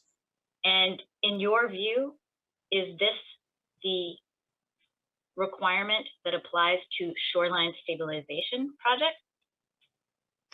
No, again, to your comment a little earlier, Leah, generally speaking, and pretty much any municipality I've ever done any work in, if you apply for a shoreline stabilization permit through a planning board, then that is presumed to include all these, I'm going to say, accessory activities, such as the vegetation that needs to be removed in order to conduct the stabilization, the filling and earth moving to conduct the stabilization. It's filling and earth moving, for instance, if you look at the land use tables, is its own standalone land use item. I'll go to that. And so scroll to your down. point, yep, you're talking about clearing and removal of vegetation for activities other than timber and harvesting, correct? Correct. And then that was number 5. And what we're talking about here, if I understand you, I'll direct your attention to 17B, Is that what you're referencing? Right, correct. 17B would encompass the vegetation that needed to be removed in order to conduct the stabilization project under 17B. And same with the filling and earth moving. It's usually you don't see that redundancy. I have never seen that redundancy, in fact. And so what I'm hearing you say is that the proper provision here to have that, what they should have done is 17B and go to the planning board as who is the authorizing body, correct? Correct. And that the earth moving and filling provisions and violations cited for violations 1 and 2 are not relevant here. Correct. Okay. Let's go back to that notice of violation.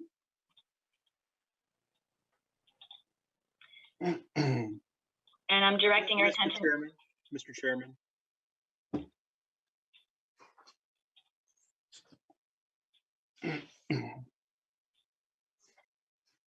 All right, unmute. Is that Attorney Wyckoff speaking? Yes, it was. That's right. May I speak? I need to just make an objection. And my objection is that that Attorney Rachin is asking Mr. Morris with regard, asking about this violation 2 and whether or not that's an appropriate violation. Now, the problem is there hasn't been a substantive appeal relating to violation 2. So that's just wasting the time of the board, and it's not relevant to the issues before the board. May I respond, Mr. Chairman? Of course. Thank you. I will say that the entire thrust of the appeal, and I will submit that if you read the appeal, that it's all about duplication. I shouldn't say duplicity, that's not the right word, duplication. And so I would submit that it is absolutely relevant. And to that point, when we're talking about how, I'll read from my actual appeal. A number of the purported violations are unduly repetitive and do not enumerate violations that are truly separate and distinct. For example, while yes, maybe, and in fact, violations 1 and 2 are specifically referenced in this appeal. But what I'm saying is that it is not incumbent upon an appealing party to provide every single argument they're going to make. But the fact that I'm talking about duplication here, and I'm trying to highlight those areas where they're being piled on, I wouldn't have to specifically reference them. It's all part and parcel of the argument that there's duplication. And I have preserved that. To the extent that Attorney Rachin is arguing that violation 2, that violation was included in error on its own. I recognize that she says that violation 1 and 2 are the same, and that's an issue. But to the extent she's raising an issue relating to the substance of violation 2, that issue that has not been appealed from.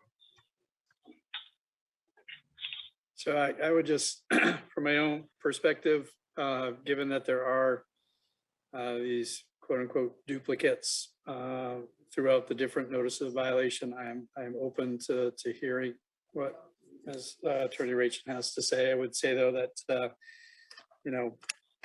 please stay on target in terms of what we're discussing here tonight in terms of new evidence. But yeah, so I appreciate your comments, Attorney Wyckoff. Attorney Rachin, please continue, but be mindful of time as well. I will, and I appreciate that. So I will move on to, I'm wanting to move on to, let's see, violation number 3.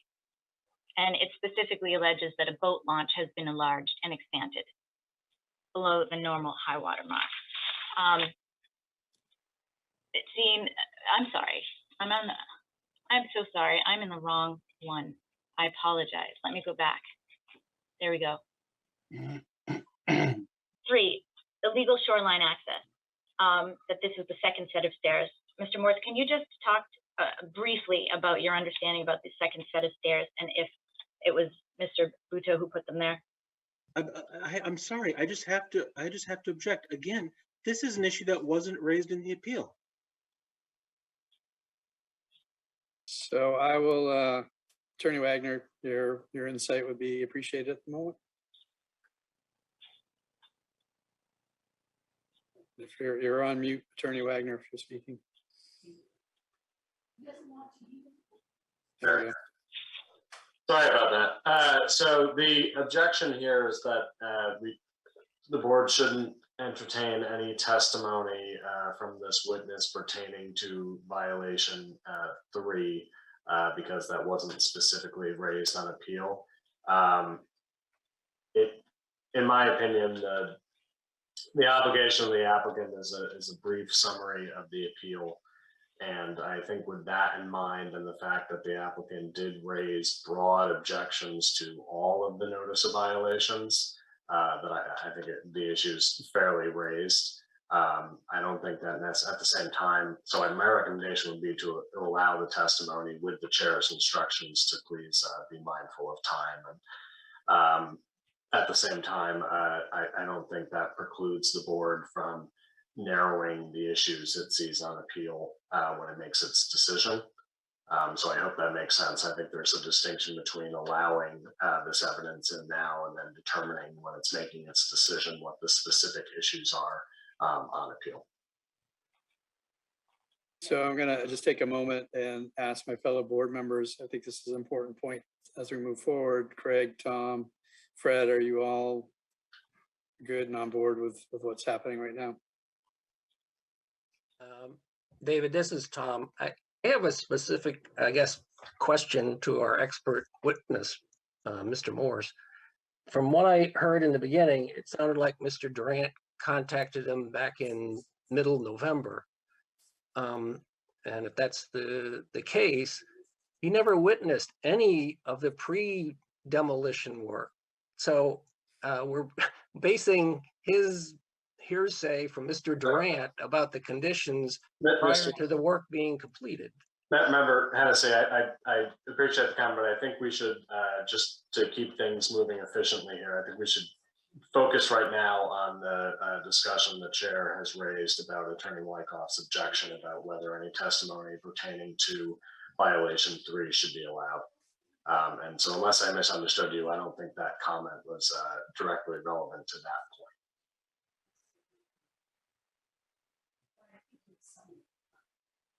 So if I'm not hearing from Greg or Fred, let's go ahead and. Okay, and I am mindful of time, and I'm going to try to move it along.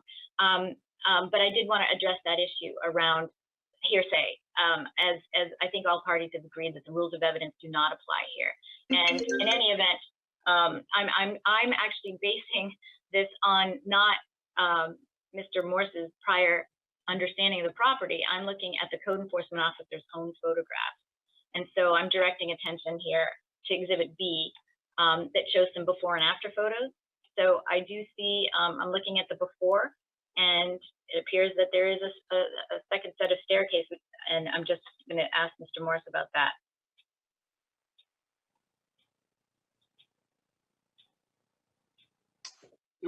I'm sorry, Leah, what would specifically just Sure. my understanding of I'm directing your attention to, is it your understanding that these stairs pre-existed Mr. Buto's purchase of the property? Yes. Okay. That's my understanding. And even though he didn't install them, is he insisting on keeping them? No, Did he have to remove them?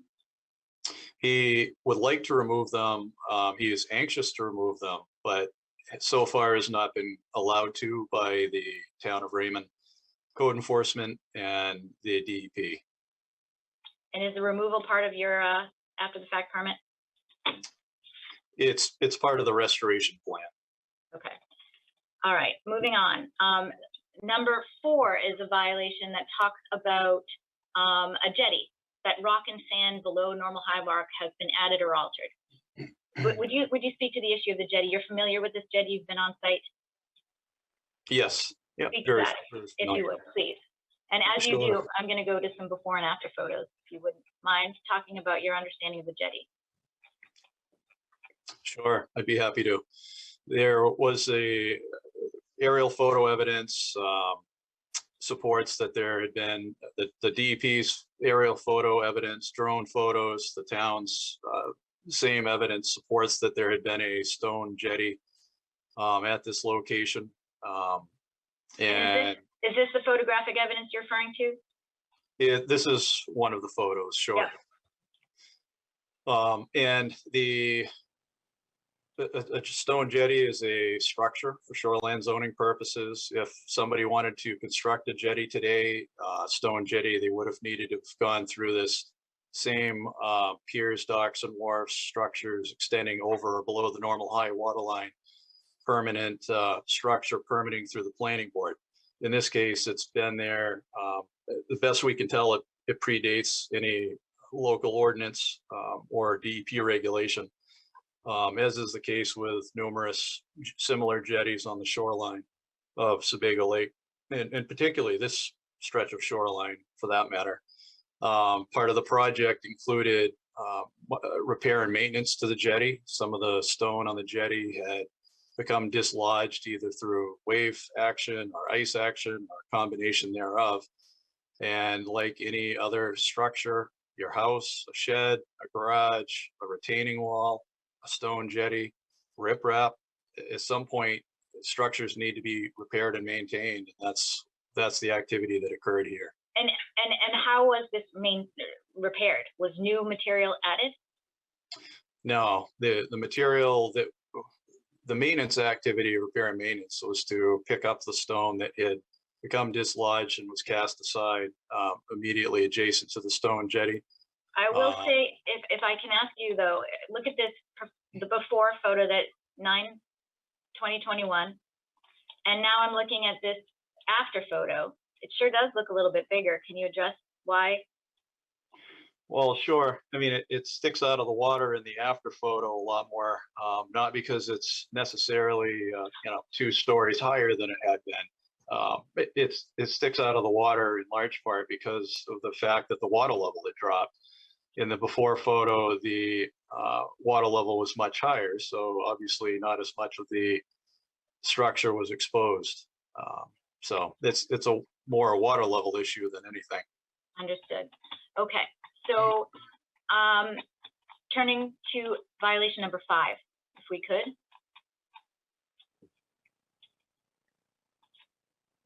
This is the allegation that the shoreline has been enlarged and expanded without a permit from the planning board.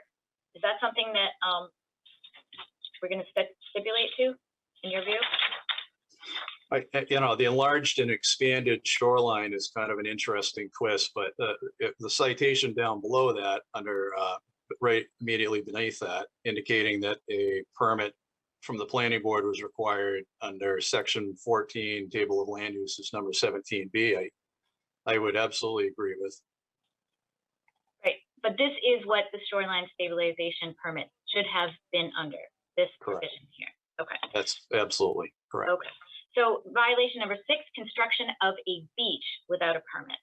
I would like you to speak to that. Again, you've been to the property, you have a working familiarity of that property, correct? Yes. Okay, please speak to that allegation. In particular, was any sand brought in to create a beach, as far as you know? No.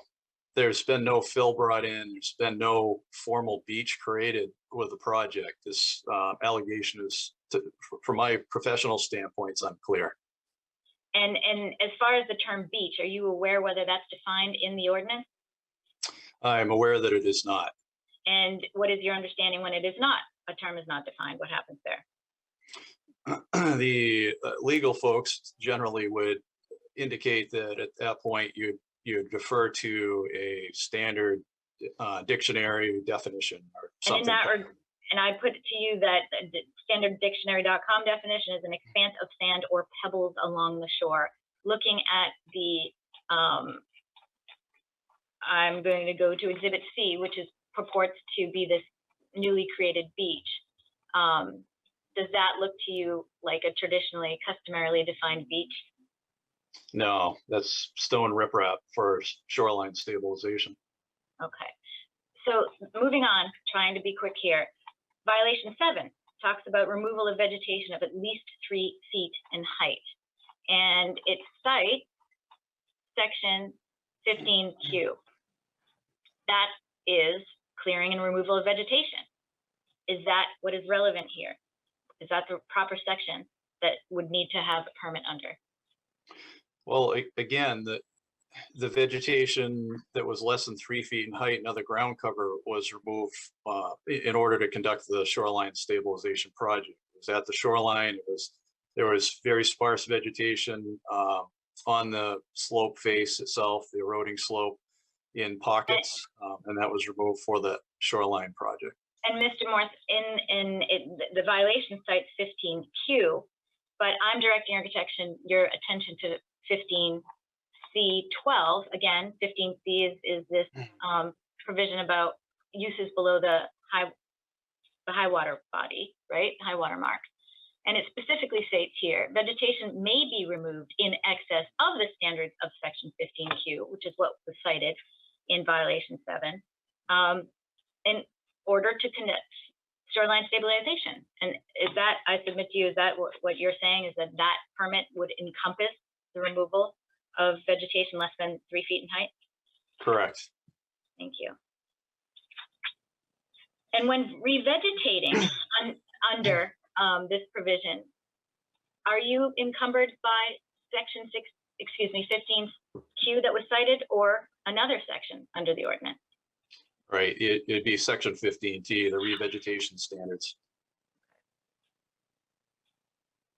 And is the client going to be revegetating and consistent with those standards? Yes. Okay.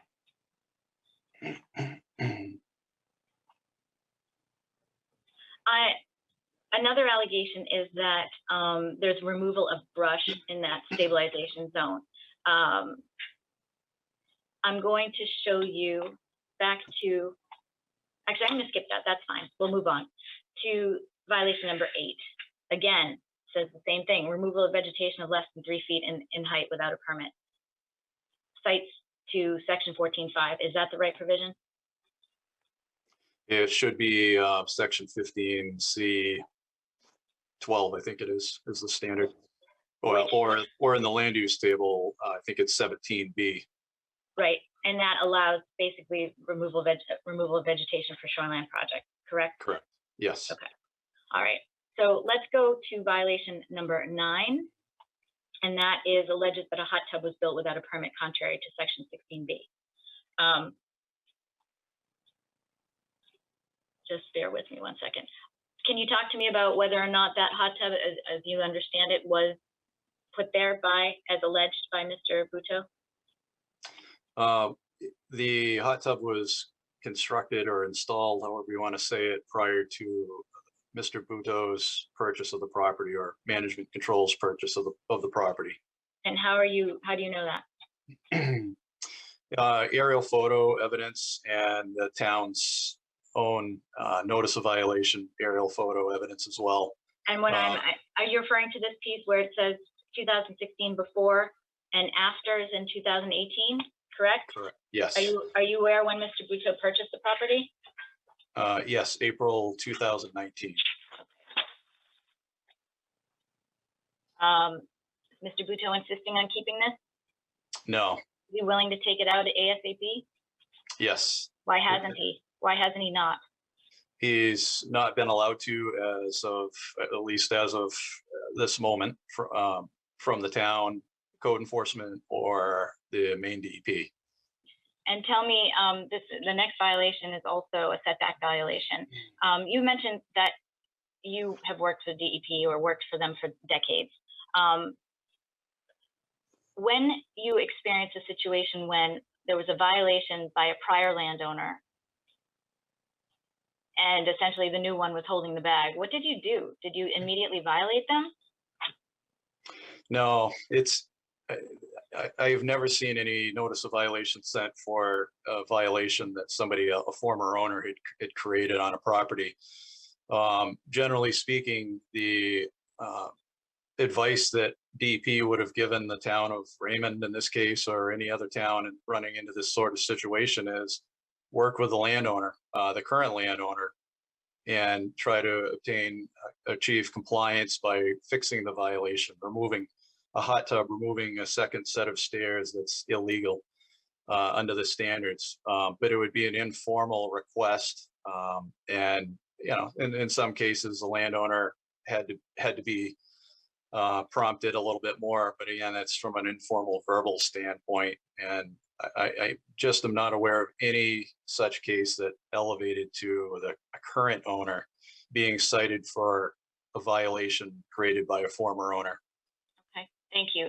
So I'm just gonna keep moving along here. Violation number 11, unpermitted shoreline stabilization, no permit. I think this is the very provision we had cited. We need to stipulate to that, correct? Yes. But is that not the same violation, the exact same violation as number 5? It is. And can you tell me why that is in your view? Because it's the same, it's the same structure, it's the same citation. Section 14, table of land uses number 17B is for permanent piers, docks, wharves, bridges, etc.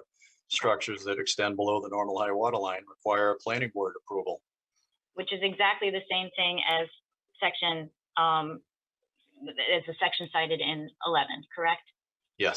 Different section of the ordinance, but the exact same requirement for the exact same uses, correct? Correct. Okay. Turning to violation number 12, there's an alleged unpermitted shoreline stabilization, no barge, and it cites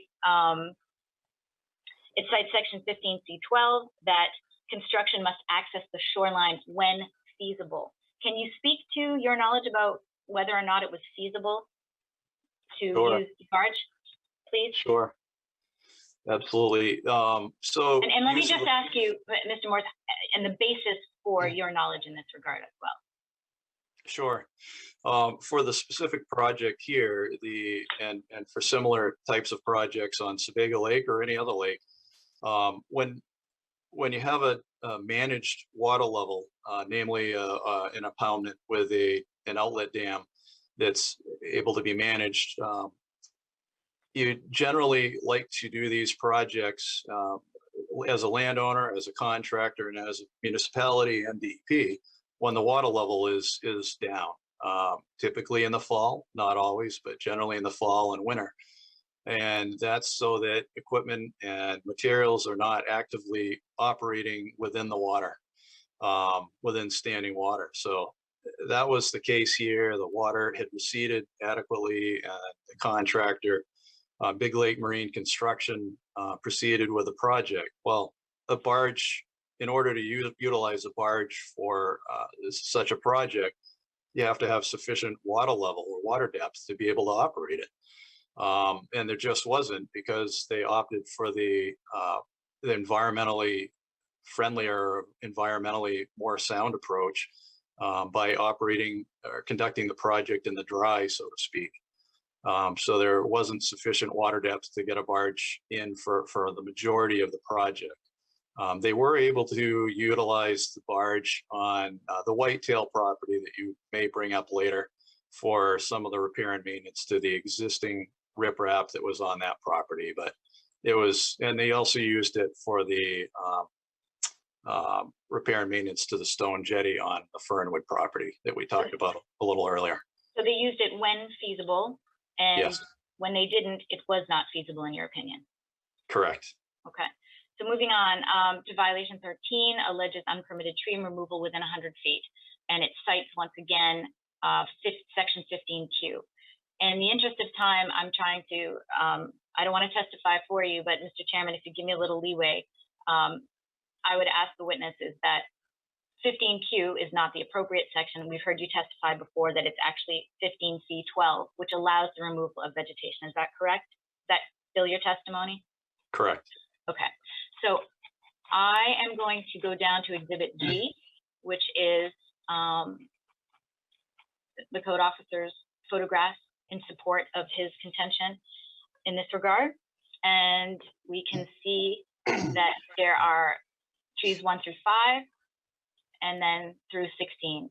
And these are all the trees that may have been removed with respect to the shoreline stabilization project, correct? Correct. And of those 16 trees,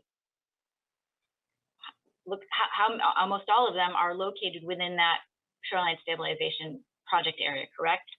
Right. Yeah, I should have qualified my last answer. Most of the trees needed to be removed for the shoreline stabilization project.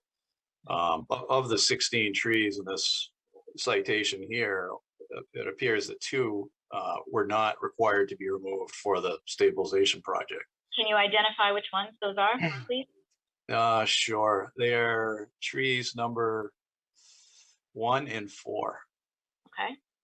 And I think the code enforcement officer acknowledged in the violation notice that if they're hazard trees, that they can in fact be removed upon consultation, correct? No permits required, but consultation is?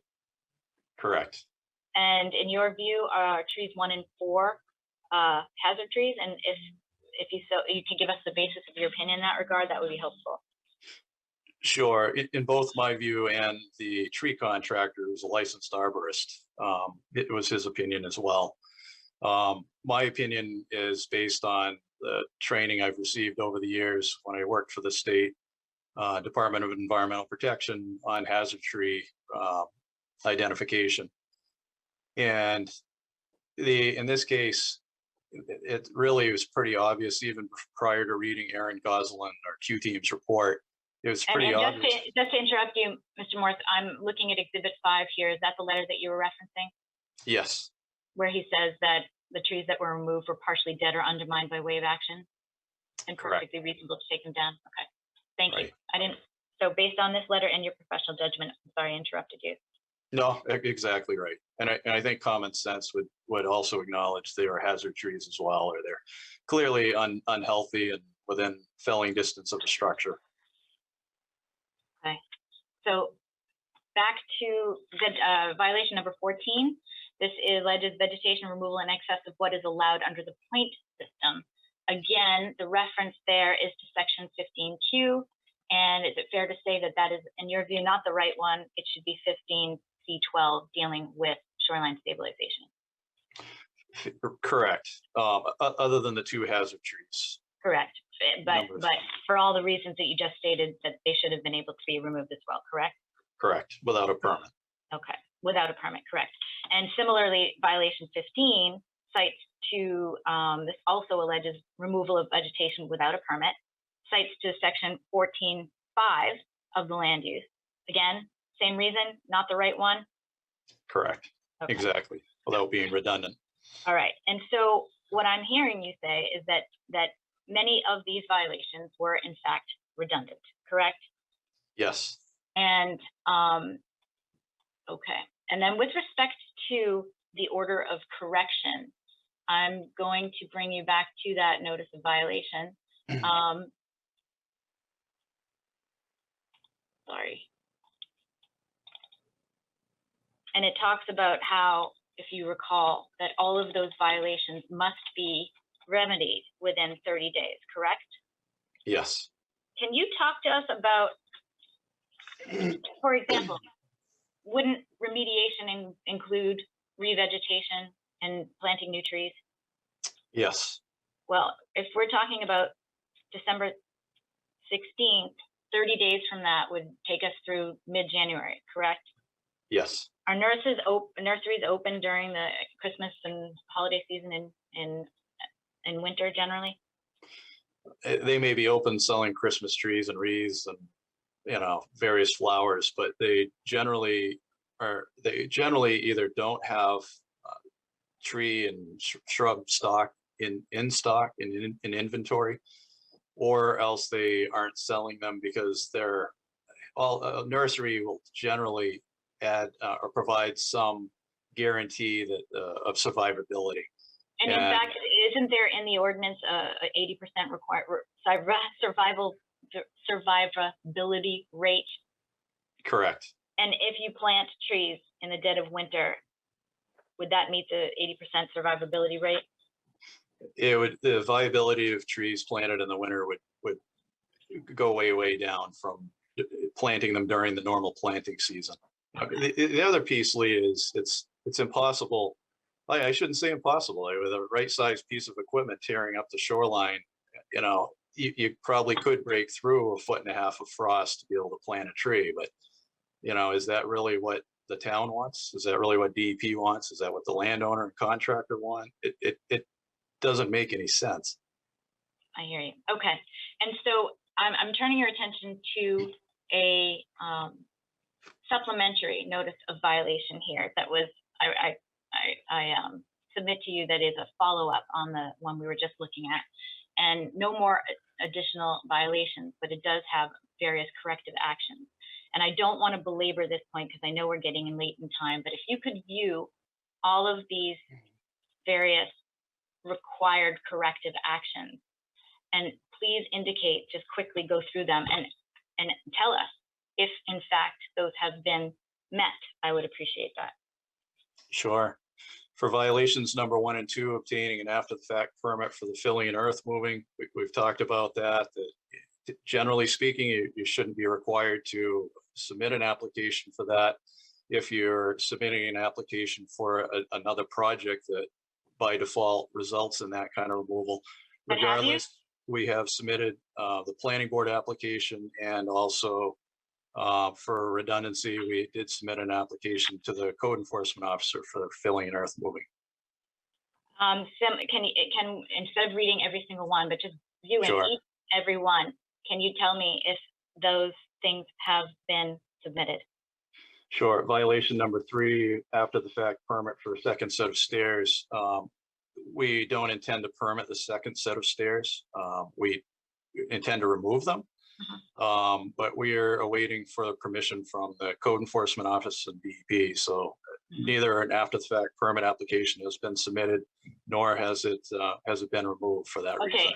and with respect to violation number 4, fair to say that it is, we don't deem it to be a violation, so we're not going to ask for a permit, correct? Correct. It's a repair and maintenance. With respect to the expansion of the shoreline, number 5, you've submitted that application, correct? Correct. With respect to violation number 6, beach, after the fact beach, because we do not believe it to be a violation, you have not submitted that, correct? Correct. For 7 and 8, removal of shrub and ground cover, you have in fact submitted, correct? Yes. Hot tub, you're not submitting because we're trying to rip it out and we're just waiting for approval for that, correct? Correct. 11 and 12, shorefront stabilization project. In fact, you have applied for that permit, yes? Yes. Same for number 13 Yes. and 14 and 15. Correct. Okay. Yes. Okay. All right. So I understand it's getting late, and I will thank you for your testimony in this regard, Mr. Morris. What I'm basically just going to do very quickly is to summarize our, actually, I wonder if the chairman is going to ask other parties if they want to question Mr. Morris before I wrap up. And I understand that the code officer probably has his testimony as well. I think that we will reserve some time specifically for a question from Mr. Morse, but we can do that later. Okay, so I'm just asking for some procedural clarification because that's my presentation with respect to testimony. As I understood the procedure, that after I examine a witness, then it's the opportunity for the other side to ask questions. So I didn't want to. Yep, no, that's a good point. And I'll fall back to our attorney Wagner. I may have missed that point. So.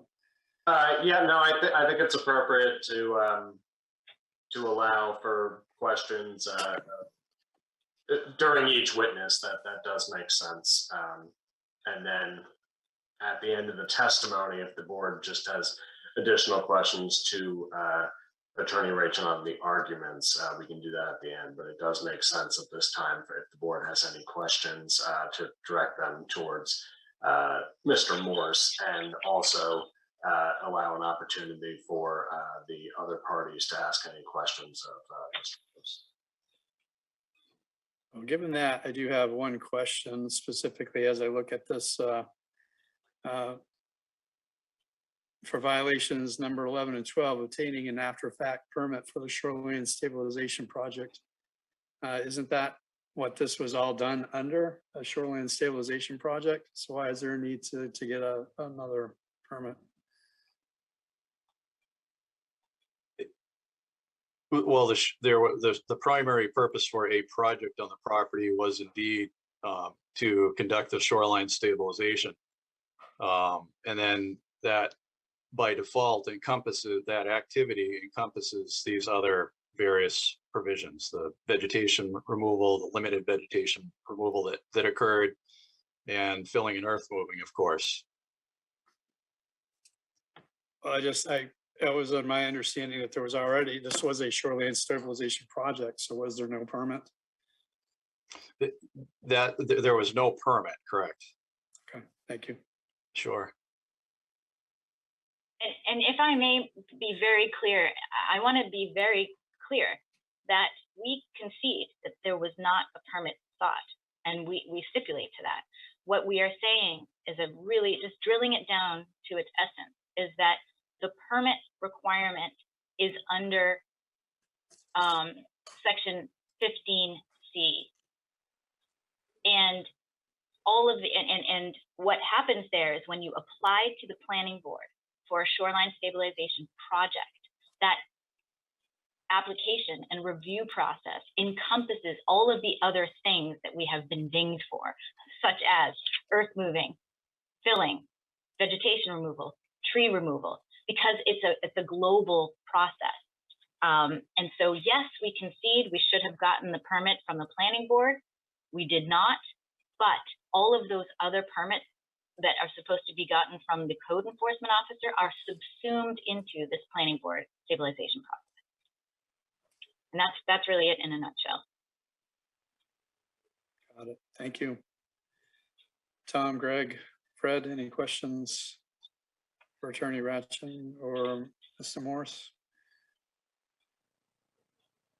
Yeah, I had a question about you mentioned that there was an issue with, somebody had to act in the moment of discovery that their soil had a different water content in it. Are you saying that the work done prior to that discovery would have been covered by the stabilization permit? Or are you saying the work both before and after that discovery would have been covered by a stabilization permit?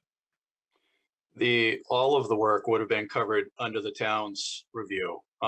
Extending the height of the riprap above the normal high water line to the extent that became necessary because of that soil condition exceeded the simpler DEP permitting process, the permit by rule. So it exceeded that permit, but it would have been the same permit under the town planning board review. If I answered your question. Okay, yeah.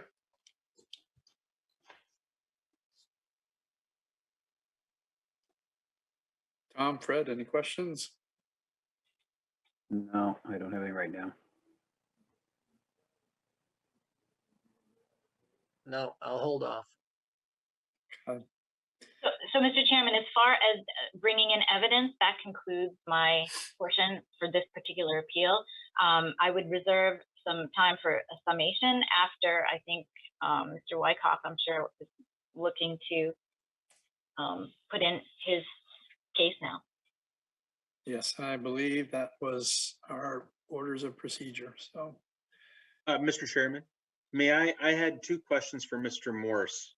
of course. Go right ahead. Okay, I'm waiting for him to turn on his microphone.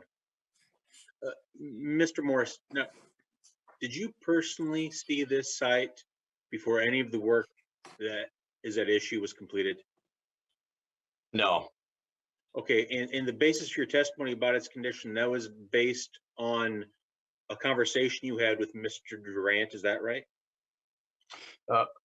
Yes, including photographs provided by the town, the DEP, Mr. Durant prior to construction. But your testimony about the condition of the property, and I think I heard you say that it was based on a conversation you had with Mr. Durant. Well, if I limited it to that, that was in error. Again, just to repeat myself, it was based on the conversation with Mr. Durant on site and reviewing the photographs from the Portland Water District, DEP, Town of Raymond, and any other photographs that have been floating around prior to construction at this property. You testified that this site, there was active erosion going on, and that testimony is based on a discussion you had with Mr. Durant.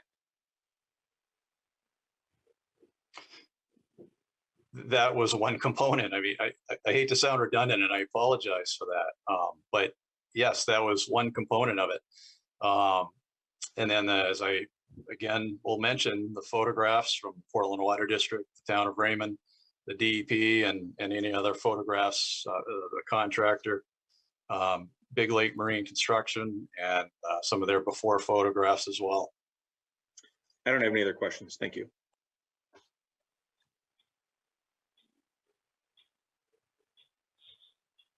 I should say I don't have any more questions for Mr. Morris. So then, Mr. Chairman, do I understand that it's now you're looking to the town to make to respond or to present with regards to the notice of violation of December 16th to management controls? Yeah, please. Given Okay. our board has no more questions at the moment Very good. for the appellant. Yep. I'd like to ask Attorney Rachel to stop sharing her screen, please. Oh, sure, I'm sorry. So, Mr. Chairman, the thought here and how we would approach this is that first I'm going to ask Alex Soroy is the code enforcement officer, to provide a general description of the violations relating to 18 Fernwood. And then after that, then he and I would jointly address the issues raised by the applicants in their administrative appeals, if that's acceptable to the chairman. That is acceptable. Please Okay. proceed. Hey, David, this is Tom. Could I ask for a 1-minute stretch break? That I believe that is reasonable, but I'll make sure from Attorney Wagner that we're not doing anything Yeah, wrong. yeah, no, that's very reasonable. That's how you do it with the judge at the yeah.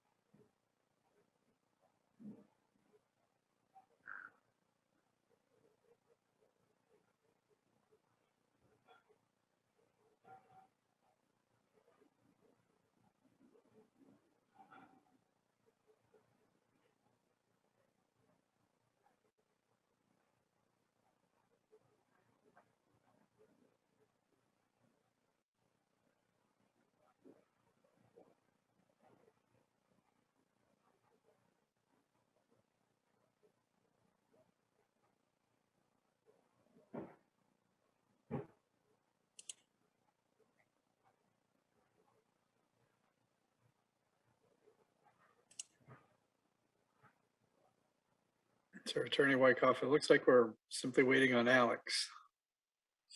That's right. Oh, no, I'm here. I'm ready. Very good. Okay. Are we ready to begin again? Yes, please. Okay. I'd like to just turn it over to Alex and ask him to provide a general description of the violations with regards to 18 Fernwood Road, please. All right. Well, good evening, everyone. For some reason, my computer, if I get too far away, it cuts out. So if I start to cut out, just yell at me. And I'm going to try and go through this. All right. Can you guys see everything or see my presentation? Good. So I'll go through this as quickly as I can because I know a lot of this information is repeat at this point. But like we had mentioned, this all came about in October when a member of DEP alerted us of a violation on Sebago Lake. She was out enjoying a vacation day and she happened to stumble across this particular property. So she sent us an email or copied us on an email to Rob Durant and included some photos that we then followed up on. Following that email, we did some initial investigation into the property and found that no permits had been approved or submitted for the activity that was taking place on the water. So we went out and did an inspection, with DEP, Portland Water District, and Rob Durant and Heidi. And, we were able to walk the site, walk both properties. These photos will be specific to 18 Fernwood, but we initially saw a substantial amount of riprap had been placed on site, some, soil disturbance, good amount of soil disturbance within 100 feet of the water. This standing there, the photo doesn't really do it justice, but standing there, this wall is, a good 8 to 10 feet probably in spots. So it is pretty, it's pretty incredible to see in person. Definitely one of the largest waterfront violations that I have ever experienced in the almost 10 years that I've been doing this. So we were very surprised to see this. Rob Durant's a contractor that has done a lot of work on the lakes. So it was kind of disappointing to see. So here's another photo of the house. So I'll just kind of briefly go through some of the violations that we've cited on our NOVs. We've included filling and earth moving of more than 10 cubic yards without a permit. There is a significant amount of material that was disturbed and brought in to the site. All of this riprap and all of the buffer between the house and the garage and the water was disturbed in some sense. So practically all the vegetation in this area was stripped, graded, removed. Here you can see the excavator actually in the woods, and it looks as though they've got a grader down there as well, regrading that portion of the lot. And it's also important to note that while there is erosion control on site, there was no approved erosion control plan, which is a requirement for a project like this. And also you can see that the erosion control in the lower left-hand corner doesn't really appear to be doing anything other than flapping in the wind. It doesn't look as though it's correctly towed in. It's actually fallen over. And I'm not even really sure what purpose it was there for other than to appear as though, from the water, erosion control is up. Doesn't look like it's doing much. So the next one would be the illegal shoreline access. There is a second set of stairs. Now, I would like to also note that these drone photos, these fantastic drone photos, were provided to the town from Portland Water District. This was actually a project. They had a drone fly the entire lake in September. So this photo, I mean, it could have been taken days before this project started. It does show that there is what appears to be a permanent set of stairs to access the water, and then there's also a second movable aluminum section of stairs that was also used to access what I believe was a dock at one point, maybe. They had basically made that second set of stairs permanent through this project, as you can see here. The next one we have is for the jetty, the work for the jetty, and that is this area here, which Leah had talked about for a little bit. It has some vegetation on it. It's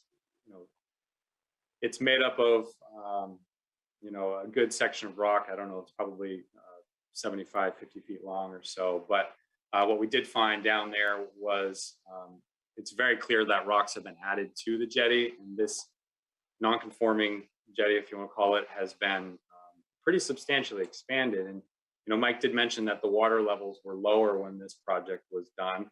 That may be the case, but I would draw your attention to the bottom of the stairs on the left-hand side, and you can kind of see where the water line is when this photo was taken, and the bottom of the stairs on this photo. It is probably a little bit lower. But one of the things you can notice at the end of the jetty, horizontally, it's pretty level. And in the original photo, when the water was lower, it's much higher on the side closer to the shoreline. So it does appear as though rocks were added on the lower end, further out into the water. And this is obviously something that would have required a permit from DEP and the planning board, and obviously none of those permits were obtained. So moving along, you can see here significant scarring on the rocks. Obviously, these rocks have been moved around quite a bit in the project. The next one would actually be the shoreline work itself. I don't know what everyone's level of understanding is of the natural environment with a lake, but the reason the state has set these standards is to protect water quality, obviously. And that 100-foot buffer is buffering stormwater. It's buffering all the water that's coming towards the lake.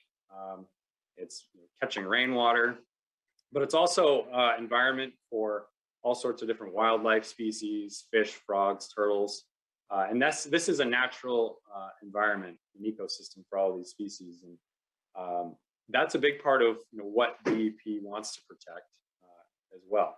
So this is an ideal shorefront. Yeah, there may be some wave action erosion. It looks like there was a tree that was cut at one point. And those stumps look like they're actually holding that shoreline together pretty well. You see a lot of vegetation. Looks pretty healthy. What they did is they basically took all of that out. Now you've got a ramp into the water that's heating up surface water or rainwater as it goes down into the lake. You have no shade for frogs, turtles, minnows, fish, anything that's in there. It's direct sunlight, heating those rocks up and heating the water up, which, as we all know, is going to negatively affect the water quality. So this is something that DEP tries to avoid because it's really negatively impacting the environment. So construction of a beach. I know this one is one that probably can be debated quite a bit, but the shorefront is very rocky here. There's a lot of rock, and if you look into the water, it's all rock. There's practically no sand showing here. This particular section right here. And if you look in this photo, it looks as though a lot of the rocks have been removed. Now, those steps were going down to this now sand area, which is likely going to create an ideal environment for a beach area for them to set up chairs when the water is lower, or hang out in a flat spot near the water. So they may not have brought sand in, but it looks as though all of the larger rocks had been removed to actually create that beach. So I do feel as though that is beach construction, and construction doesn't necessarily mean bringing in sand. It can be removal of rock to create that beach area. Removal of vegetation. less than 3 feet in height without a permit. I just want to touch on real quick redundancy. That seems to be the thing that I keep hearing, redundancy in the NOV. There are multiple different ways someone can violate a section of the ordinance, in my opinion. To remove a tree without a permit that requires a permit is a violation of the ordinance. To remove a number of trees that exceed the allowed amount of trees you can remove legally is also a violation. So you can have a violation of a standard and a violation of the requirement to get a permit. So I can understand it may seem redundant, but it's really, in my opinion, is two separate violations. You can get a permit to remove trees and then exceed what's allowed for removal. But in this case, they just didn't get a permit, and they also removed the trees. So again, going back to this photo, there's shorefront that includes plenty of trees less than 3 feet in height, which can't be removed within 100 feet. They're there for a reason, to protect that 100-foot buffer. All of these trees have been removed. Now, I know there's standards that allow for vegetation removal for a shoreline stabilization project, but that is only when that's permitted, and that goes through the planning board. You can't just remove all the vegetation to do the shoreline stabilization and then say, oh yeah, we'll get the permit after. Oh, by the way, the trees have already been removed, so you're going to have to allow us to remove them. You're supposed to get that approval up front because the planning board has the ability to review that and possibly say no. So I think that's an important part of this. Yes, vegetation removal is allowed associated with that project if it's a legal project, of course. So again, on the other side, there's the wooded area. If you want to direct your attention there, where the red box is, there was ferns, some ground cover, natural packed pine needles, all sorts of ground cover in there. That was all removed.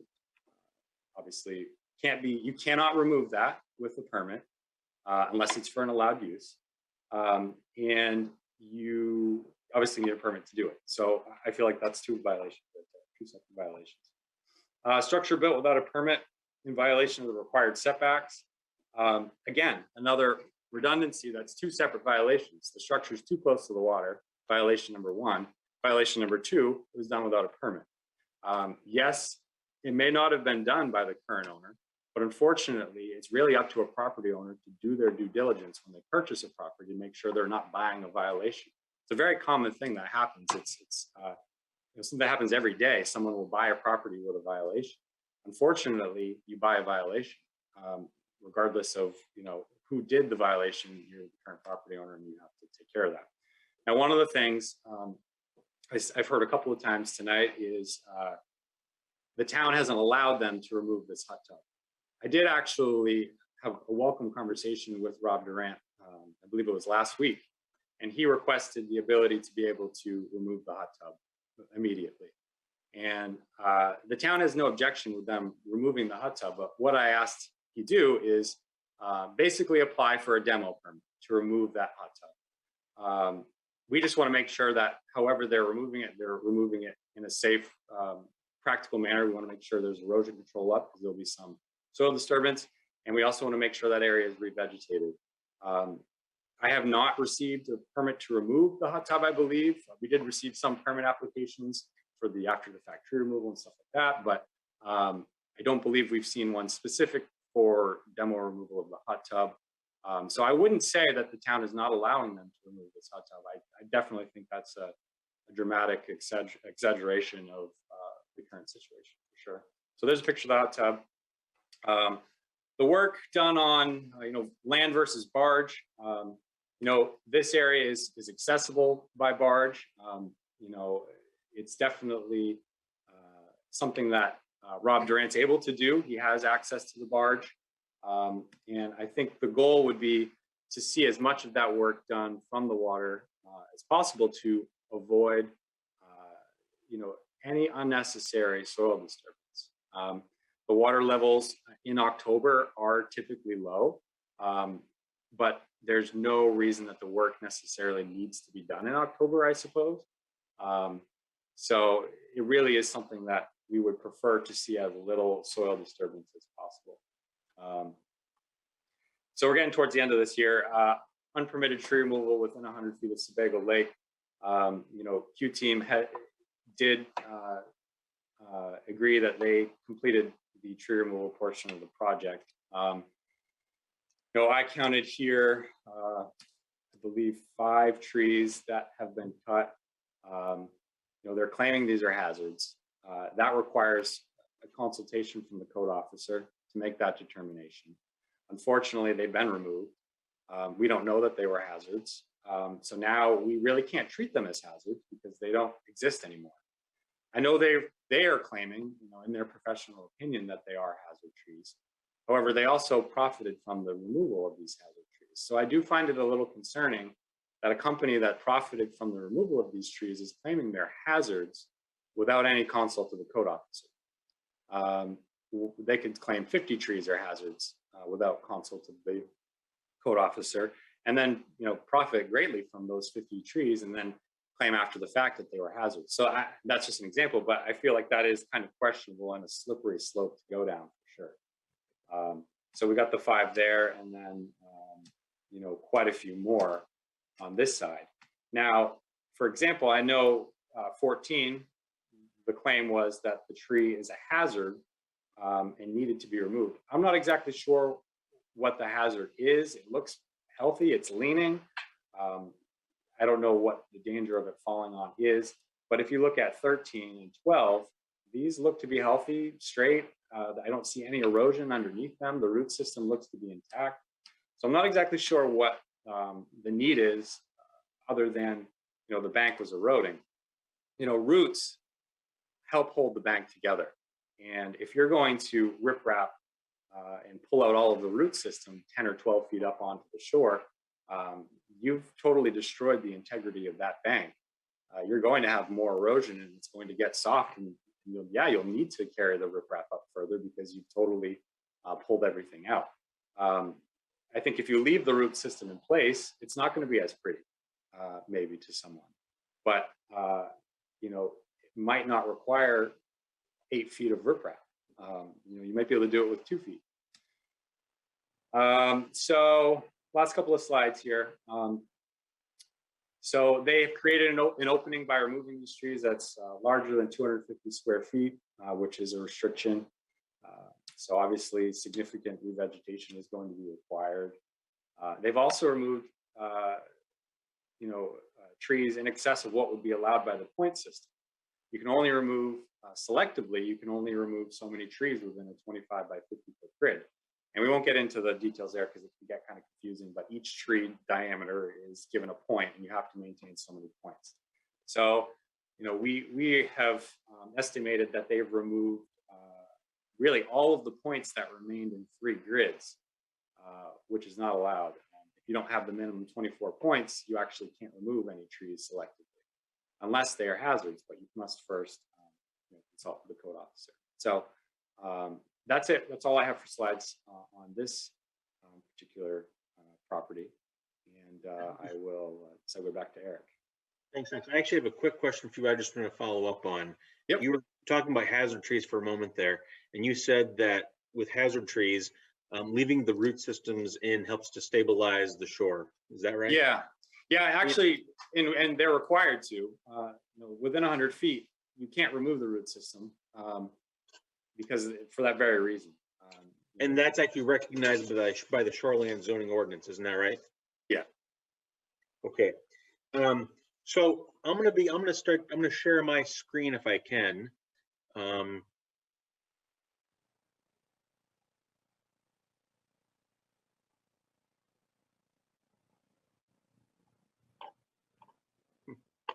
Are you able to see my presentation? Yep. Yes. Okay, bear with me.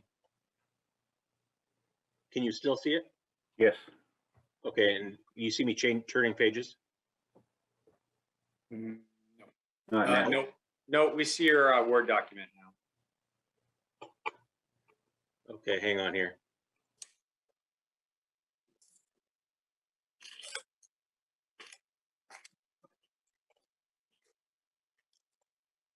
Do you see it now?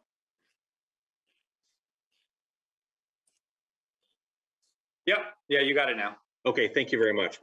I'd also ask that the members of the board, if you could have the December 16th, 2021 notice of violation there, because as we go through, I'm going to ask Alex to discuss some of the exhibits to that. So if you could just keep that handy, I would appreciate that. I want to begin where Attorney Rachel began. She said that one thing that's important here is who's responsible. And what's important here is that as the property owner, management controls is responsible for what happens at its property and at its direction. And here it has hired contractors, Mr. Durant or Big Lake Marine Construction or Durant Excavating, you know, whoever the right person, the right name is, and then also Q Team to do work on his property, and they're his agent. He hired them to do the project.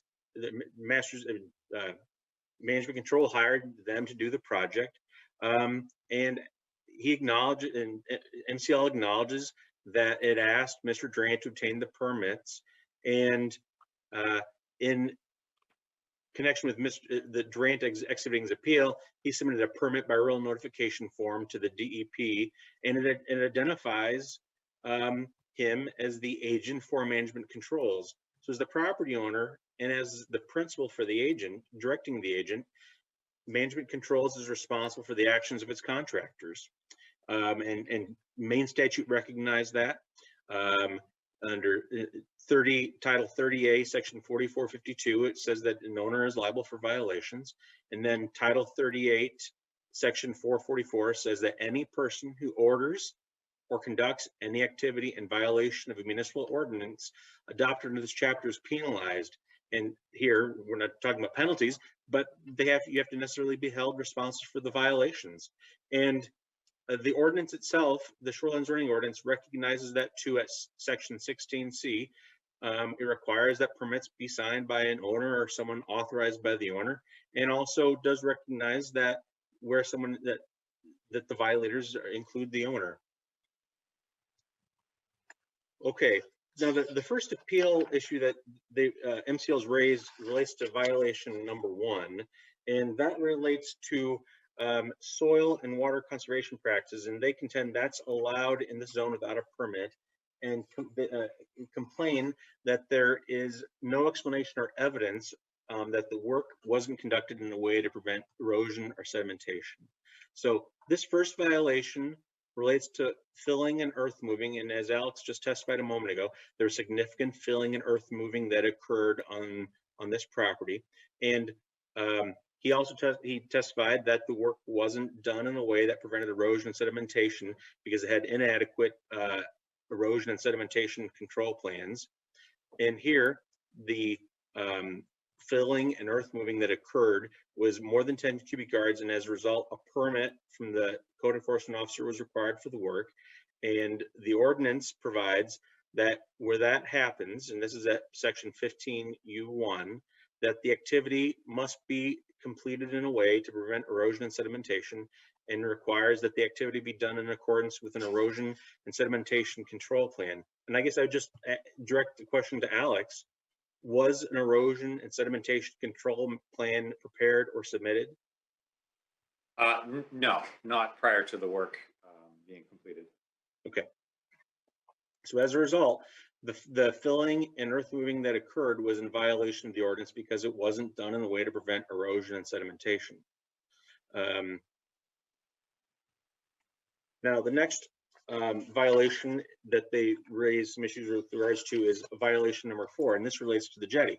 And they contend, well, this jetty was pre-existing, and the work that was done on it was repair and maintenance, and that could be done without a permit. Now, as a permanent structure, the jetty required planning board approval. Now, I'd ask Alex, does the town have any record of any planning board approval for the jetty? You're muted, Alex. No, we don't. Okay, and now the Shoreline Zoning Ordinance also requires that the jetty have a permit from the Department of Environmental Protection. Now, Alex, is the town aware of any permit from the Department of Environmental Protection? I'm not aware of a permit from the Department. Okay, so as a result of that, the jetty is non-conforming. Now, as a non-conforming structure, the jetty can only be expanded, reconstructed, or replaced with a permit, and we know that by looking at the shoreline zoning ordinance at section 12C. Now, I'm not exactly sure, but I think that MCL would rely on a statutory provision for the proposition that a permit is not required, and that being 38 MRS 480-Q2. Now, however, when you look at that statute, it says by its terms that it doesn't apply where the town requires a permit for the activity, and that's the case here. Now, Alex, if I could have you just explain to the board by looking at Exhibit D to the notice of violation, you could just refer to that and describe the violation, please. You're muted there. Yeah, so like I said before, I mean, you can clearly see that vegetation, was removed from this. And based on looking at the water heights, you can tell it is out of the water a little bit more, but the end that's further out into the water definitely appears to be level with the end that's closer to the shore. So it appears as though there's been some construction or modification, expansion to this jetty. Okay, thank you. Okay, now we're going to violation 5, and violation 5 is that the shoreline has been enlarged or expanded without a permit from the planning board. Now, Alex, could you go to Exhibit C to the notice of violation and use that and describe the violation to the board, please? Yeah, I mean, a significant amount of filling has taken place here, and that shoreline naturally jogged in and out in spots, and now it's a straight line across. And if you look specifically next to the stairs where the large stump was on the before photo, that shoreline jogged in further than it does now. It actually is even across there. Okay, now I'm jumping ahead a little bit, but earlier, Attorney Rachin, she stated that violation 11, which is an unpermitted shoreline stabilization, the violation because there wasn't a permit for the shoreline stabilization project. That's essentially the same thing as violation 5 with the shoreline being enlarged or expanded here. Can you just describe, Alex, the difference there? Yeah, sorry, that was violation 11. Yes. So, that is that type of activity requires a permit from the planning board, and again, that's something that they have to approve of, along with the violation removal that comes along with that, they didn't get that. How is shoreline stabilization different from shoreline enlargement or expansion? Yeah, so shoreline stabilization is usually necessary to correct an erosion issue and is limited to specifically the correction of that problem. Expansion of the shoreline is simply enlarging that shoreline or expanding down into below the normal high water mark. So they really are different. They are different, and you don't necessarily need to expand the shoreline to correct an erosion control problem, and vice versa. Okay. Okay. The next violation is violation 6, and management controls argues that exhibit C to the notice of violation doesn't show a beach being constructed, and it just shows large pieces of riprap. And they also say, well, the shoreline zoning ordinance doesn't define what a beach is. And they go to dictionary.com and they say a beach is an expanse of sand or pebbles along a shore. And exhibit C just doesn't show that. Now, we live in Maine, and I think people in Maine understand a beach can be made of stones and rocks. And when you go to merriam-webster.com, which is another dictionary online, it recognizes that. It says that a beach, among the definitions for beach are the shore of a body of water covered by sand, gravel, or larger rock fragments. And I think we all know a beach can be composed of stones and rocks. And, as Alex testified earlier, exhibit C to the notice of violation shows that the beach area is significantly larger than it was before. And the expansion of a beach necessarily requires construction and a permit from the Department of Environmental Protection. And under the ordinance, because that didn't happen, there's a violation. Okay. Exhibits, pardon me, violations 7 and 8. And so violation 7 is removal of vegetation less than 3 feet in height. And 8 is removal of vegetation less than 3 feet in height without a permit. And the contention in the appeal is the existing vegetation wasn't removed. It was just trimmed down, leaving root systems intact and topped out with mulch. Now, the shoreline zoning ordinance prohibits the clearing or removal of vegetation under 3 feet within 100 feet of the normal high water line, and the clearing or removal of vegetation of any height, not just 3 feet or less, of any height without a permit. So Alex, I'd like you to refer to Exhibit C to the notice of violation and just describe this violation, these 2 violations, please. Yes, so Exhibit C shows all of the ground cover, the vegetation less than 3 feet in height. In that buffer zone, the 100-foot setback area has been removed. You know, and like you said, removed in this situation might actually be it was covered over, but you can't actually reduce the height of this vegetation. The whole point of it is to allow it to grow up. You can't be you know, vertically limiting and pruning that vegetation down. So covering over that is essentially doing that. They are limiting the height and they're stamping it out. I mean, they're killing it is what they're doing. So let's assume for a moment that there was vegetation greater than 3 feet high within the normal high water, within 100 feet of the normal high water level. Let's assume it was higher than 3 feet and it was removed. Would that be a violation here, Alex? Yeah, absolutely, because removal of you know, vegetation that doesn't meet the standards without a permit within 100 feet in general would be considered a violation, unless it's, you know, legally allowed through a permit. Right. Now, under section 15C12 of the shoreline zoning ordinance, it says that vegetation may be removed in excess of the standards in section 15Q of this ordinance in order to conduct shoreline stabilization of an eroding shoreline, provided that a permit is obtained from the planning board.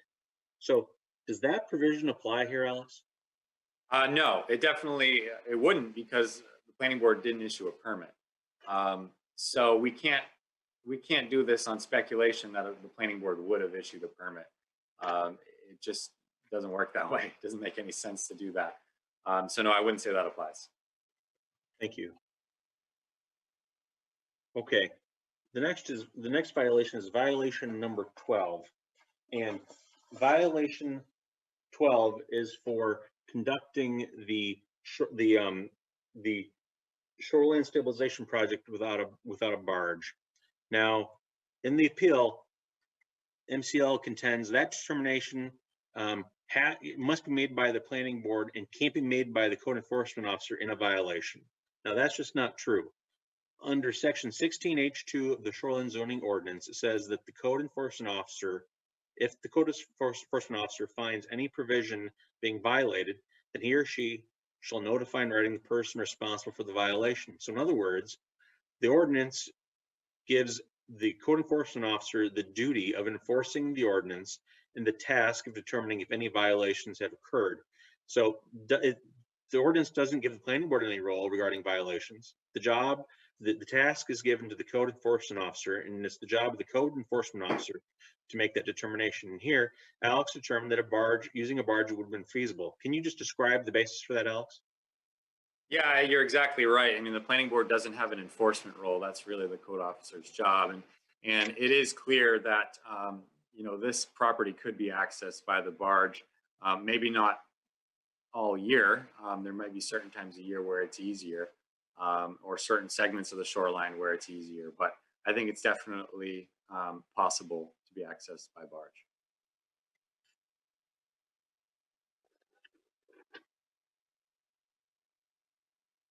Okay, before I get here, I just wanted to ask you a few general questions, Alex.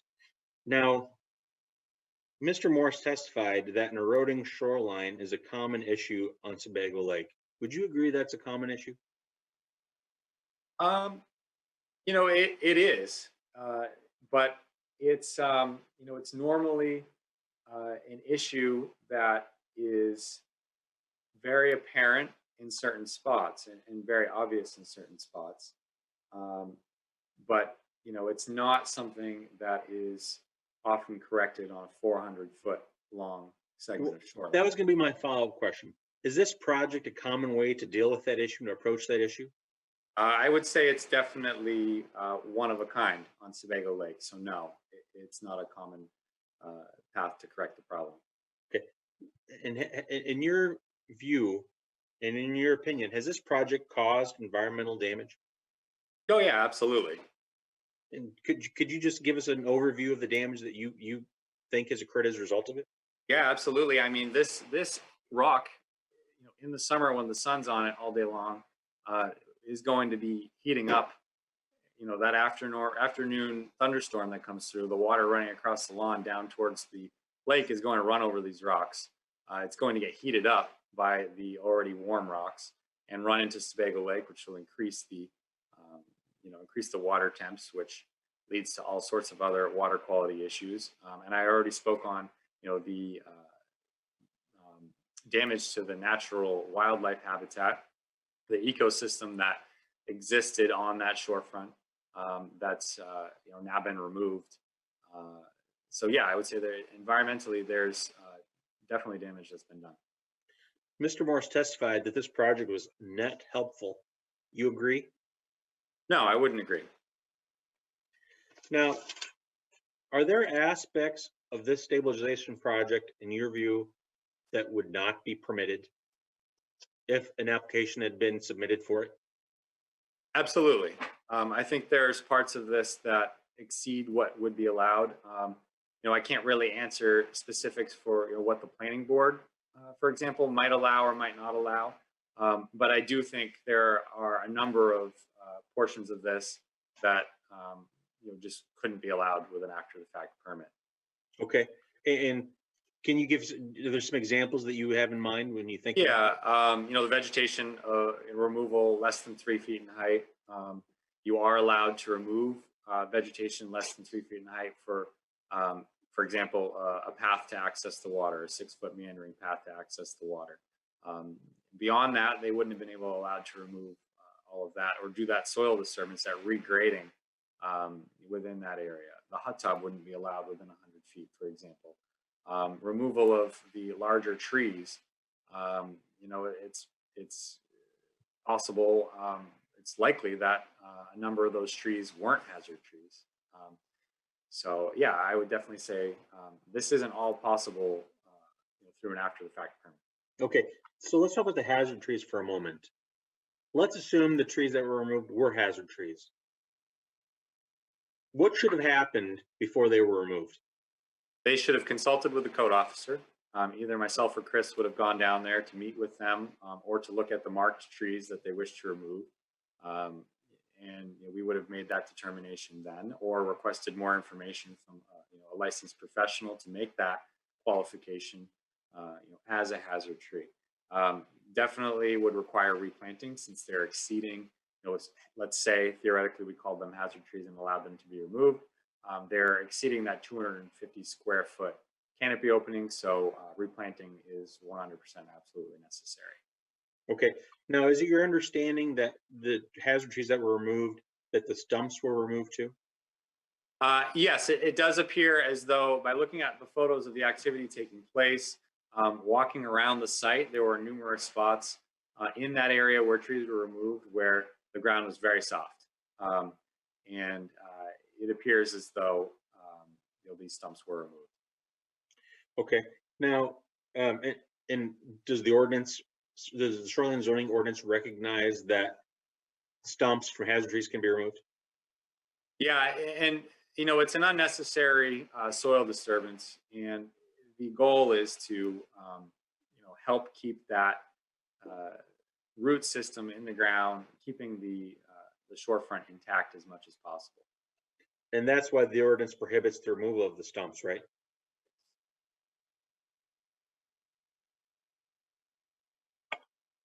Can you hear me? Yep, yep. I just want, and that's why the ordinance prohibits the removal of stumps from hazard trees, right? Yes. Okay. Now, you learned of this project from the Department of Environmental Protection, right? Yep. Did anyone contact you regarding any issues with this project before the DEP did? No. Okay. Now, there are some procedural issues that MCL's raised with regards to the notices of violation, and these are essentially that there are a number of violations that are the same violation, and that they're only listed twice by the town in order to seek duplicative fees. So first, I just want to say and address this. Fines aren't an issue for the Zoning Board of Appeals. That's separate from the violations. The task for the Zoning Board of Appeals is to determine whether or not there were violations. Fines aren't for the Zoning Board of Appeals to deal with, and the Zoning Board of Appeals doesn't have a role with assessing fines. So we need to put that to the side. Now, so first, violations 1 and 2. These are separate violations. Violation 1 is for filling and earth moving without steps being taken to prevent erosion and sedimentation. Violation 2 is for filling and earth moving without a permit. Those two violations are not dependent on one another. Even if there was a permit for filling and earth moving, there would still have been a violation for the failure to take steps to prevent erosion and sedimentation. And on the flip side, even if steps had been taken to prevent erosion and sedimentation, but there's no permit, that would still be a violation. So those two violations are separate and distinct, and they're not the same thing. Violations 7 and 8. Same thing, they are different. Violation 7 relates to violation of the requirement that vegetation less than 3 feet cannot be cut, covered, or removed except for footpath or other permitted uses under the ordinance. And violation 8 is for removing vegetation without a permit, and that's vegetation without regards to height. So those two violations are separate and distinct. They're just not the same thing. 11 and 12, same situation. 11 is for stabilizing the shorefront without a permit. 12 is for stabilizing the shorefront without a barge when it could have been done with a barge. So let's assume that there had been a permit to stabilize the shorefront and the barge wasn't used. That would still generate a violation if it could be used. So those two violations are separate and distinct. They're not the same thing. The violations 14 and 15, same thing. Violation 14 is based on section 15Q2B, which allows for selective cutting of trees within a buffer strip, as long as there's a well-distributed stand of trees and other vegetation is maintained, and if other trees are present, which provide sufficient points to allow for selective cutting of those otherwise healthy trees. And as Alex described, that violation exists. Now, violation 15 is for removing vegetation without a permit. So even if vegetation in excess of selective cutting occurred with a permit, it would be a violation. And even if vegetation was cut not in excess of selective cutting, it would still be a violation because a permit was required. And then also the trees were removed from a 6,000 square foot area between the house and the normal high water level and what would have been 3 25 by 50 foot grids, which didn't contain enough points to support the selective removal. And as Alex described, that's the case. These violations are different. Now, MCL also raises in its appeal that there is an explanation of action needed to correct violations that needs to be in the notice of violation, and that in the notices of violation that the code enforcement officer provided insufficient explanation of the actions needed to correct the violations. So in the ordinance, section 16H2 provides that there needs to be it needs to provide for an order for the action needed to correct it, and that there needs to be an indication of that. Now, here the NOV states that all referenced violations must be corrected within 30 days of the date of this notice, And then the corrections must include, but not be limited to, the submission of a plan and to comply with the requirements of the statute. And that's sufficient. That's the same level of detail as contemplated by the ordinance, and there's no issue with that at all. And in any event, a supplemental notice of violation was provided that provides additional guidance, and no appeal has been taken from that supplemental notice of violation. And with that, I think that completes our presentation regarding the December 16th, 2021 notice of violation.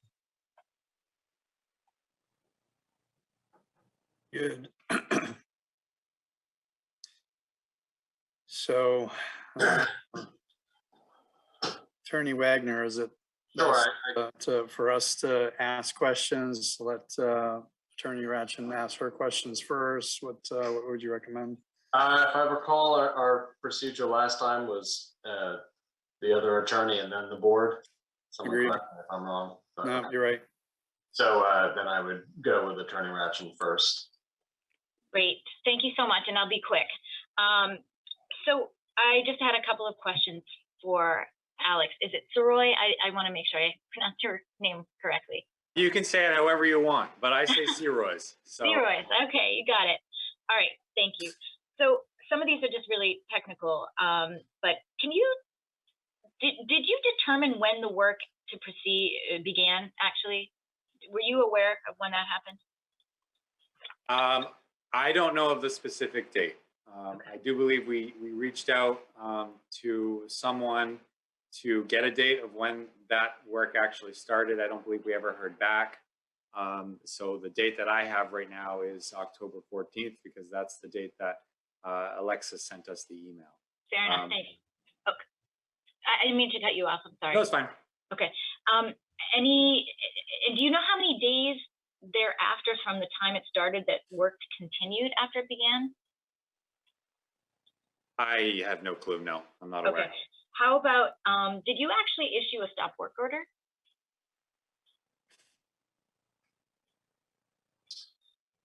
Oh, I can't hear you. You're on mute. Yeah, we did not. We issued a notice of violation December 16th, I believe. So never actually told them to stop work? We did. When we met with them on site, it was don't continue anything. Okay. So basically it was a verbal stop work order. Yeah. And that was on, I think in your notice of violation, it was the date you met on site. Is that correct? October 26th, I believe. Okay, thank you. And has that stop work order, pardon me, it's getting late, remained in place since it was enacted or verbally stated? Yes, no permits have been issued for any activity on this property since we met on site. And like I discussed earlier, I did suggest that if they'd like to begin the work to correct some of the violations, that they just submit a permit for what they would like to do, so that we can make sure that they're in compliance with everything that. Thank you. And also, to your knowledge, is there any evidence that they took any actions once the stop work order was, you had communicated that? Did they continue work? I am not aware. I don't believe so. Chris may be able to answer that better than me, because he was the one that has been on site the last couple of months. I'm not sure if any activity has taken place since. Chris, can you answer that? I don't believe there's been any activity. Okay, great. Thank you so much. And one thing I did want to ask is with respect to the stumps. I understood you to say that the ordinance precludes removing stumps for hazard trees, correct? I heard you correctly there? Well, it's really for removal of trees within 100 feet is how we often like to handle that, unless it's for, the replacement of, a structure, for example, a non-conforming structure. If it's an allowed use that has a soil disturbance, an approved soil disturbance associated with it. So with an approved project that it's, or say an approved stabilization project, that stumps do not need to be removed for that purpose, correct? If someone gets a permit for a stabilization project, it is possible that stumps may be removed. depending on, what the parameters of that project might look like. But if someone is replacing a non-conforming structure, for example, within 100 feet that requires a new foundation, and they have to cut 3 or 4 trees within 100 feet to accomplish that, then stump removal might be allowed for a situation like that. But if it's just for the removal of 2 or 3 hazard trees within 100 feet, then a stump typically is not allowed to be removed. Okay. All right. Thank you. I think that's it for me. Appreciate it. So board questions at this point? None for me. None for me. None for me. I've got a question or two. Alex, just to confirm, so the town, there's no one saying that the jetty didn't exist. It's that there was a degree of repair beyond what would be considered normal or approved because it was a non-conforming jetty. It was essentially rebuilt or expanded, and that's what that's the premise of the violation for the 4th violation. Correct. Okay. And then there was some comment on the use of barge from Mr. Morse with respect to the optimal time to do some of this work being at the low water. Is that taken into consideration or is what you were saying is irrespective of when it may be optimal to construct or put riprap or whatever needs to be done, that the work should always be done at high water because that's the most likely time you could use a barge? No, not necessarily. I mean, it may make sense to do the project at a time of the year when the water levels are lower, but that really all depends on the amount of erosion that's taking place and how tall the bank is. For example, if the bank's only a foot above the normal high water mark, is any erosion actually taking place below that normal high water mark? It really, I suppose, depends on what exactly they're trying to resolve or correct in this situation.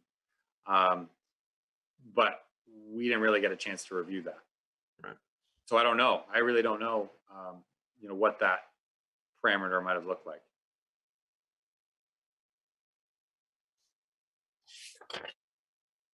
Okay.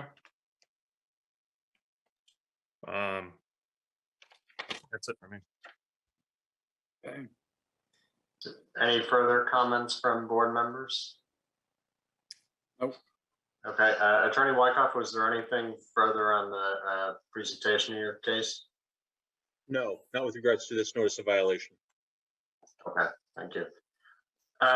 So at this point, I've got my procedural order here that we would allow rebuttals to any points by the parties.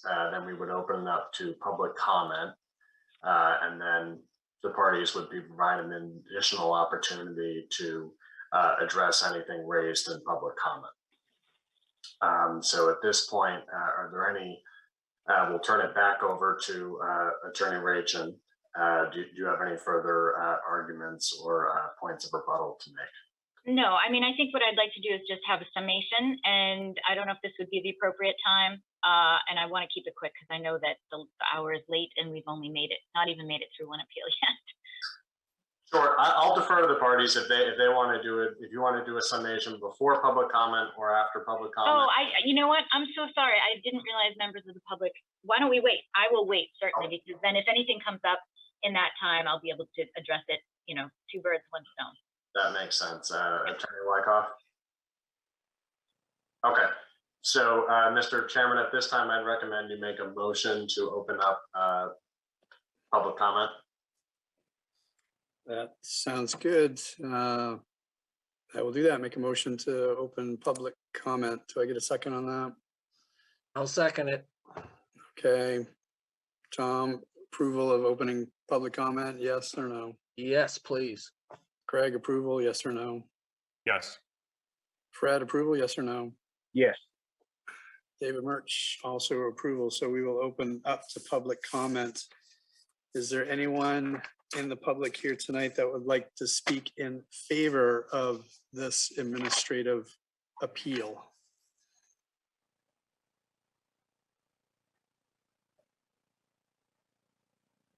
Just so I can clarify for the record, do we have anybody monitoring hand raising? How are we doing this? I believe our town office Zoom administrator is looking, but I don't know for sure. I'm I'm not not seeing seeing any. anybody. No. So I'll then ask, I'll then ask, is there anybody here in the public tonight that would like to speak in opposition to these, to this particular administrative appeal?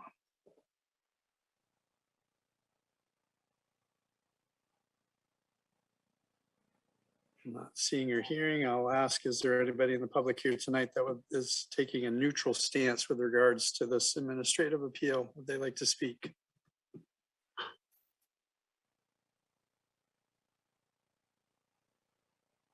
Seeing and hearing nothing, I will then go ahead and close public comments. So,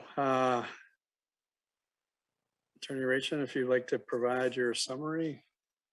Sure, thank you so much. So as I said at the beginning, there were sort of three major overarching themes here. Basically, who's responsible? And I know that much has been said about that, but I did want to just read from the governing statute here. Talks about liability for violations. Any person, including but not limited to a landowner, the landowner's agent, or a contractor who violates the ordinances shall be liable. And I think it's really important to note that it doesn't say the landowner and, you know, the landowner's contract. It says the landowner or. So the fact that there's an or, not an and, doesn't mean that the landowner has to be responsible. There's a full scale or scope of people who can be found responsible. And I think I would, you know, just say contrary to what the town is arguing, the landowner doesn't always have to be responsible. Sometimes they are, often they are, most of the time they are. But in this case, I would submit he is not. With respect particularly to the non-permitted work. I think, as you know, the code officer said that this was an expert, and he was, frankly, I think his words were disappointed. And it was surprising that somebody with such expertise would go about this work without having secured appropriate permits. So I'll leave it with that. With respect to the areas which we strongly submit that were not violations, they were the creation of the beach. We talked about that, the expansion of the jetty. And I think it's important to understand, this is not, I think there was mention made that this was I just took a note here. It's a non-conforming jetty. This is a legally existing jetty, and it's a functionally water-dependent use. And this was simply about picking things up that were on the sides that had fallen away because of, you know, ice action or wave, I should say ice and wave action, and put on top. That is not an expansion. And finally, this notion of the alleged failure of the use of the barge, you know, we submit that it was not a violation for all the reasons why that Mike Morse had explained. And most importantly, again, this is kind of the big theme of our case here, is this notion of duplication. I think it's really important to concede that we should have obtained a planning board, a permit for shoreline stabilization work from the planning board. But that permit would have encompassed the earth moving, the vegetation removal, and the trees. And I think that it's really critical to understand that. And so to that end, we're asking, and I'll just give you the numbers here as far as what we are looking for. We believe that because of these duplicative violations, that we stipulate to violations 5 and 11, but combine them as one, and that we strike violations 1, 2, 7, 8, 11, 13, 14, and 15, because those would all be part and parcel of the planning board permit, which we have applied for, and which we are, you know, as you heard Mr. Morse say that he believes in his opinion, we will be entitled to. So that's our case with respect to violation number 1, and I will rest with that unless there's any questions. Can you repeat to me again the violation? Oh yes, I was going fast. So we stipulate, as I said, to violations 5 and 11, because in our view, those two are the flip side of the same coin.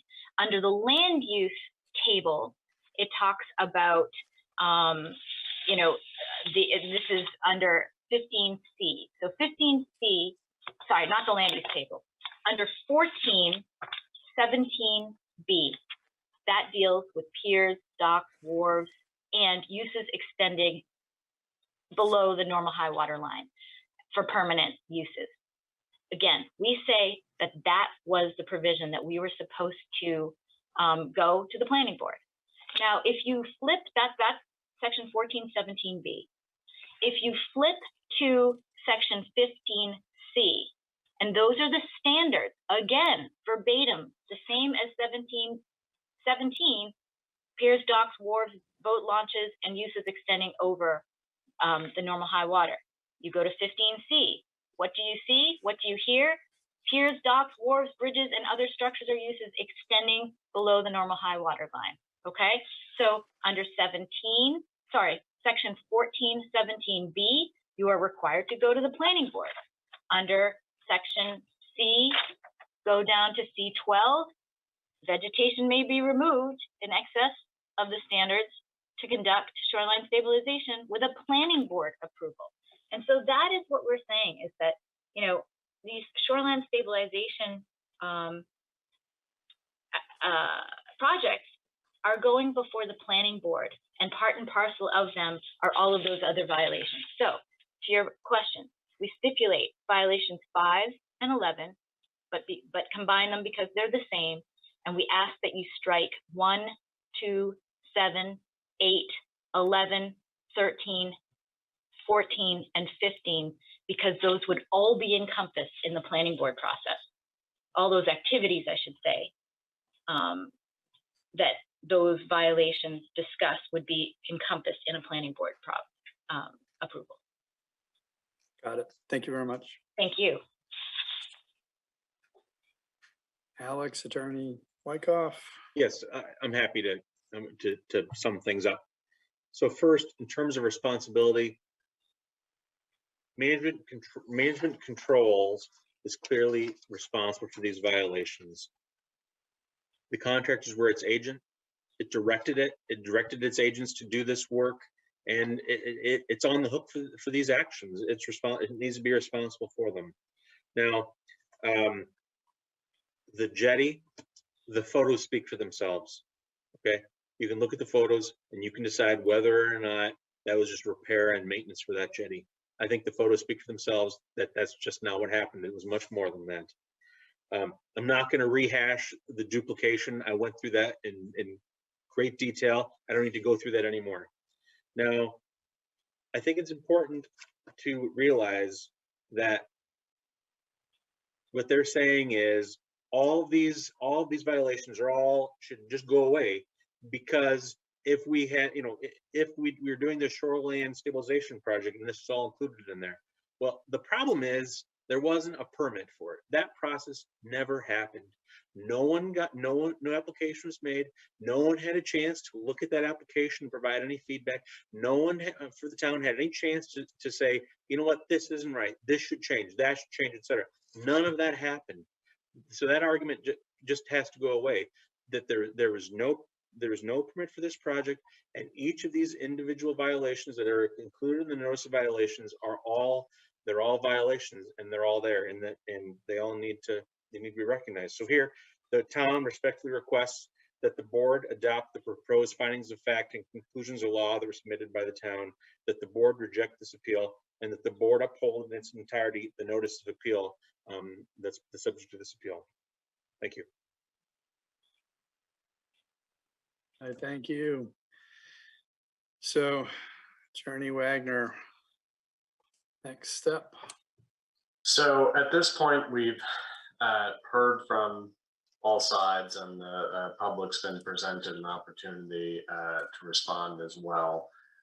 So I think the next steps would be to close the introduction of close the evidence for this matter, and that would mean the record is complete and no further evidence could be introduced.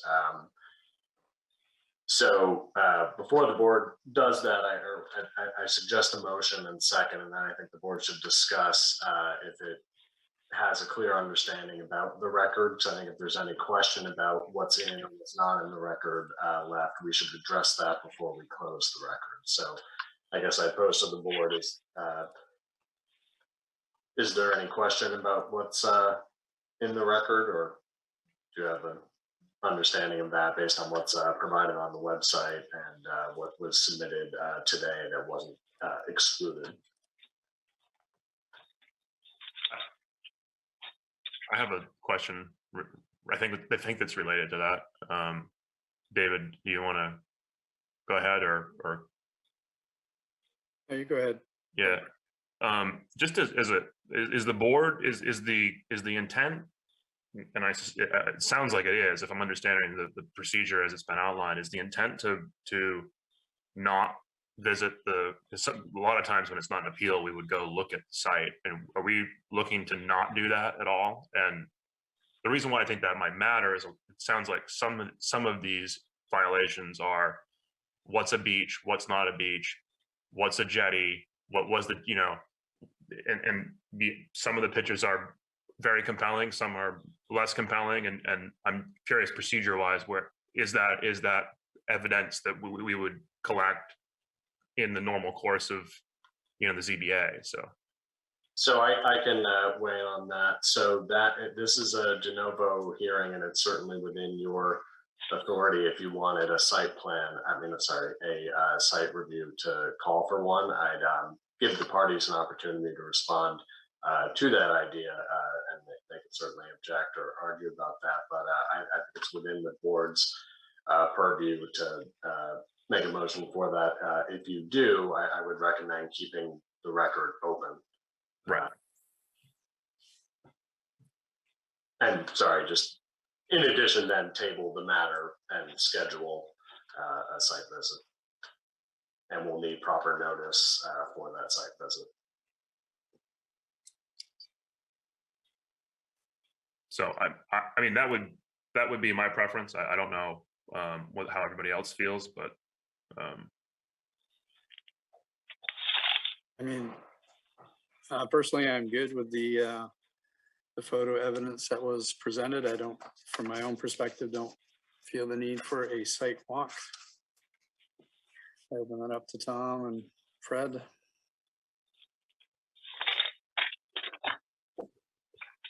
This is Tom. I guess I asked that same question a month ago, and at that point, I thought it might be advisable, but with all the evidence presented, I don't think we need a site walk.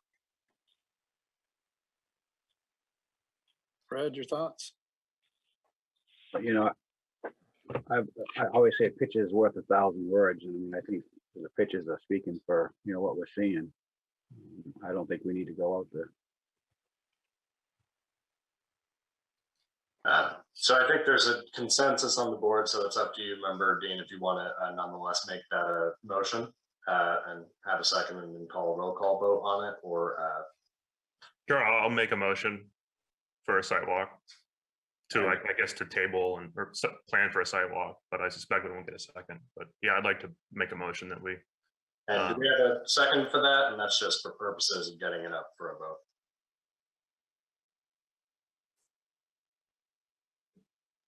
No. Okay. Seeing no second, the motion fails and it won't go for a vote.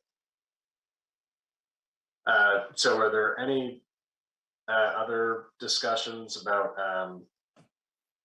reasons to keep the record open for additional evidence, or any questions about what is in the record? And just so I repeat, so I'm clear for the record, my understanding of the record is what is on the link that was included in the agenda and circulated all the documents on the website, in addition to what the materials Attorney Wycott submitted earlier today. And I'm not sure if they are on the website or not at this moment, but I would consider those part of the record. I'm getting a nod that they are. So that's my understanding of the record. So are there any further questions from the board about the record? None from me. Okay. And I'm seeing head nod shaking from the parties as well. So I assume we're ready. Okay. So at this point, I'd suggest a member make a motion to close the record for this appeal. I'll make a motion to close the record for this appeal. Do I I'll have a second. Okay. And any further discussion? And I suggest you call the vote, Mr. Chair. Tom, yes or no to close? Close. Craig, yes or no to close? Close. Fred, yes or no to close? Closed. David Murch also to close, so unanimous on that. So at this point, I think Mr. Chair, I'm going to direct this to you, and you can certainly direct it to the board. I think you need to make a determination as to whether you want to proceed into deliberations tonight. It certainly the board could do that, or it would be within the board's discretion to choose to take it under further consideration, to give the board members time to review the record and everything that was submitted today, and we can resume deliberations at the next meeting. I do recognize that it's 10:30, but that's entirely up to the board, and you can certainly solicit positions from the parties as well. Sure. I mean, I know it's 10:30, but it's all fresh. I'm ready to continue and get this resolved tonight, if at all possible. I'm in favor of getting one done. Yep. Attorney Richin. Thank you. And just from a procedural standpoint, I think it would also help the parties, because so much of the subsequent appeal will kind of rise and fall on what you decide on some of these issues. So, you know, coffee is available, and anyway. Understood. Greg, Fred, feedback? Yeah, I'm more on the indifferent side. I don't necessarily value the expeditious nature of it as much, obviously, since I wanted to do a sidewalk. But if we want to do that, I'm not opposed to it. So, Fred? I'm okay with continuing. Yeah. All right. Attorney Wyckoff, Alex, you guys good too? Yes. Okay, very good. So we shall continue. Okay, so my recommendation for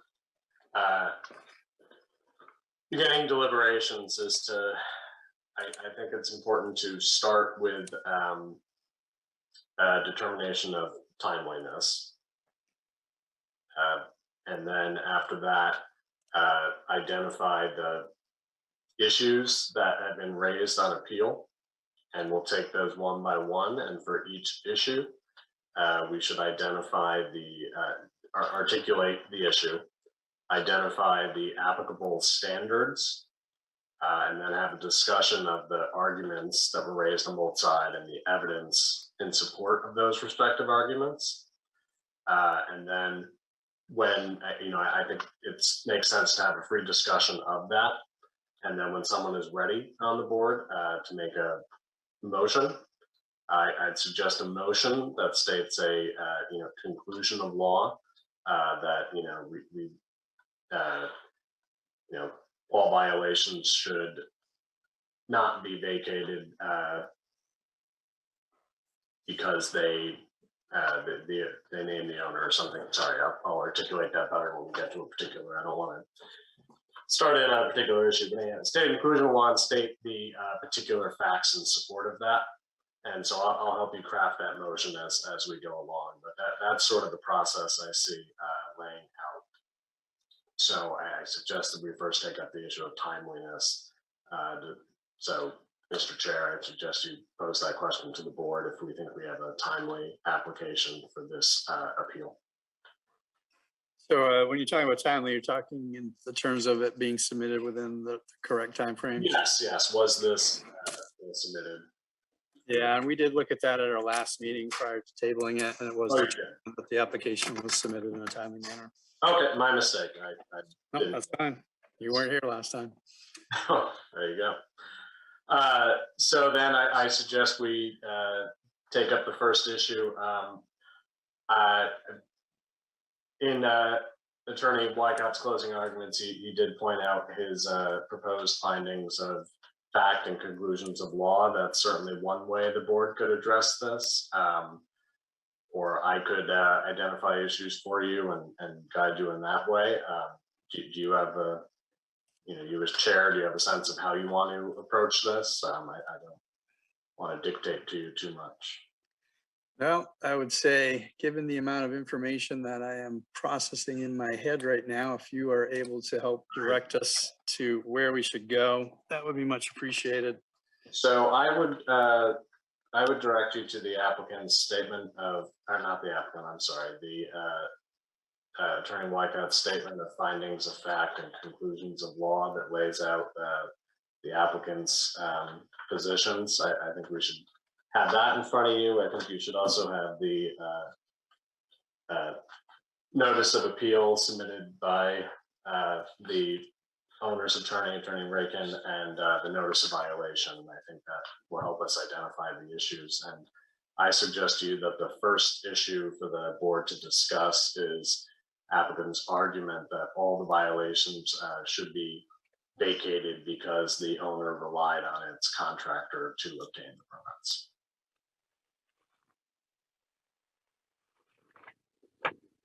Wow.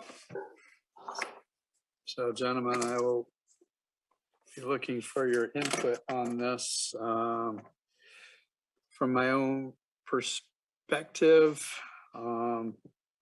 while I understand that, that somebody was hired to obtain those permits, it would still seem prudent to ensure that those permits had been obtained and are proper. So I don't believe the violation should be vacated. As a result of that, I do think that the appellant has an obligation to confirm that those permits had been obtained. Again, I'll put it up to you folks for feedback as well, please. Tom, Greg, Fred. I'll speak first, I guess. I agree with you, David. This is, we're dealing with people that are educated, that own businesses, that obviously probably own other properties. Myself, I get a lot smaller things and I still verify that I have permits before I get anything done, especially in the shoreland zone.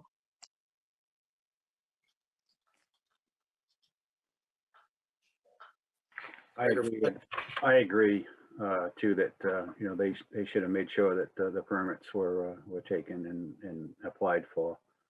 Again, especially where you are near the water and all that. So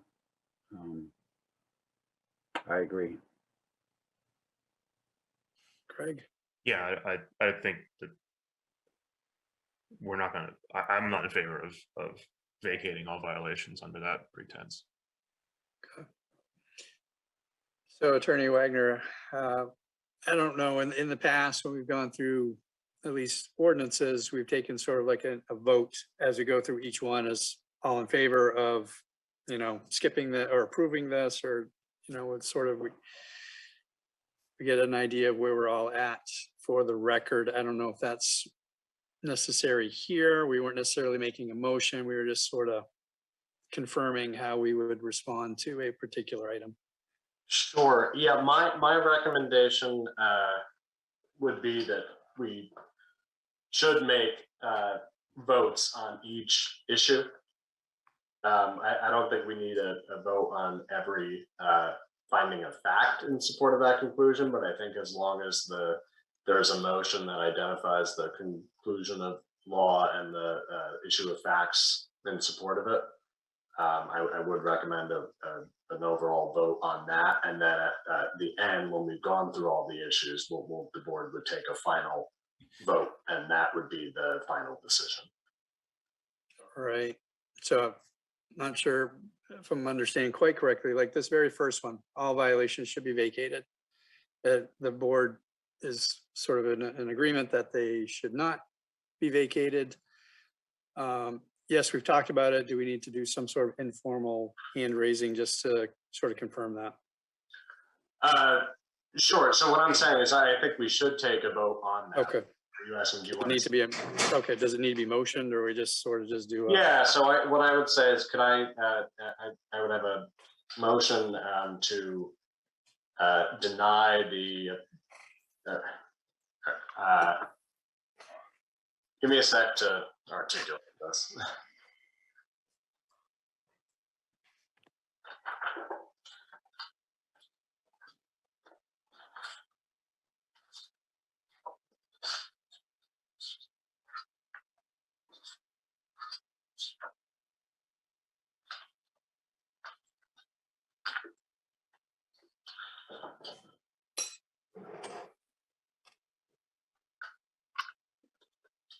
So I think the conclusion here is that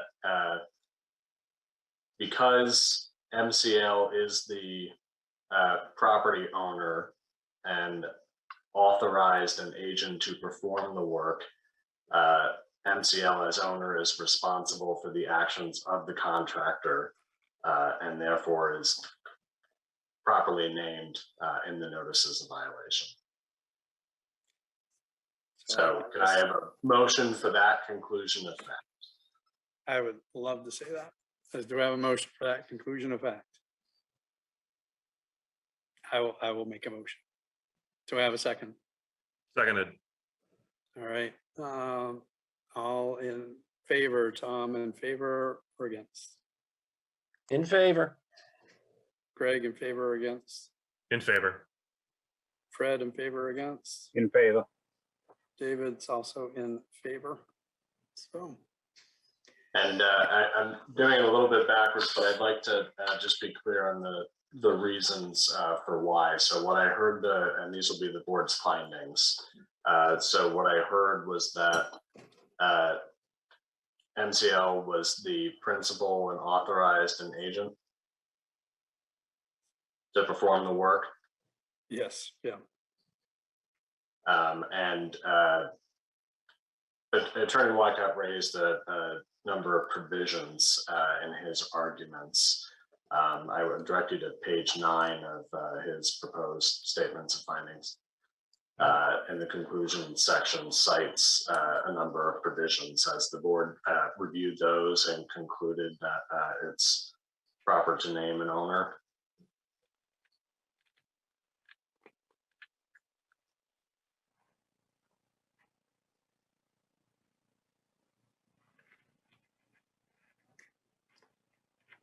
Yes, I mean, I had read this and having reread it, I am in agreement with what was presented by Attorney Wyckoff.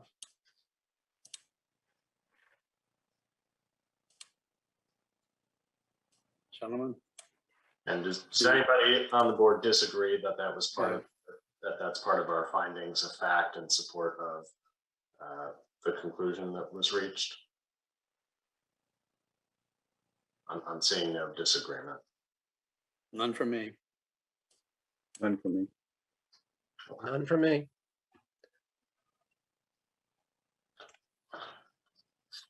Greg, you good? No, I'm good. Sorry, I thought we were asked if we disagree, but no, I do not disagree. Okay, got it. Okay, so I think we have a conclusion of law with supporting findings of fact and a unanimous vote to that effect on that first issue. So I would suggest the second issue here is the argument that violation 1 should be vacated. It relates to soil and water conservation practices, which are allowed in the zone without a permit. Additionally, there's no explanation or evidence that the work was not conducted.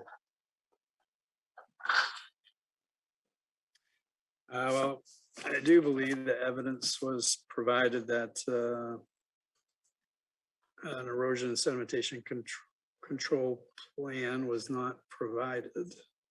So I think let's start with identifying the applicable standard here for violation. Sure. Sounds good.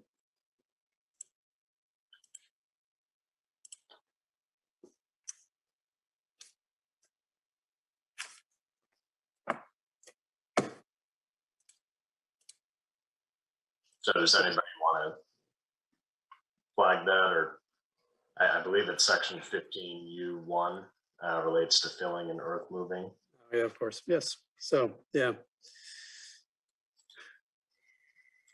Shoreline zoning procedures, section 15 land use standards, U1 erosion and sedimentation control, filling, grading, lagooning, dredging, earth moving, and land use activities shall be conducted in such a manner to prevent erosion and sedimentation of surface waters to the maximum extent practical. All activities which result in unstabilized soil conditions and which require a permit shall be developed in accordance with an erosion and sedimentation control plan prepared in conformance with the requirements of the Maine Erosion Control BMP's Bureau of Land and Water Quality, Maine Department of Environmental Protection, March 2003, and subsequent revisions thereof.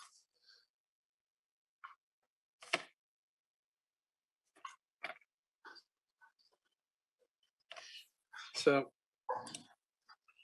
gentlemen, do we feel that evidence has been provided that this was not applicable?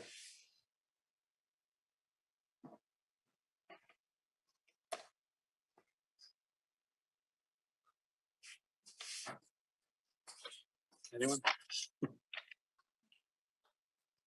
So I suggest you could look to page 7 of the applicant's proposed statement of findings, fact, conclusion of law, and there are several recommended findings. The first is that filling and earth moving activity of more than 10 cubic yards took place.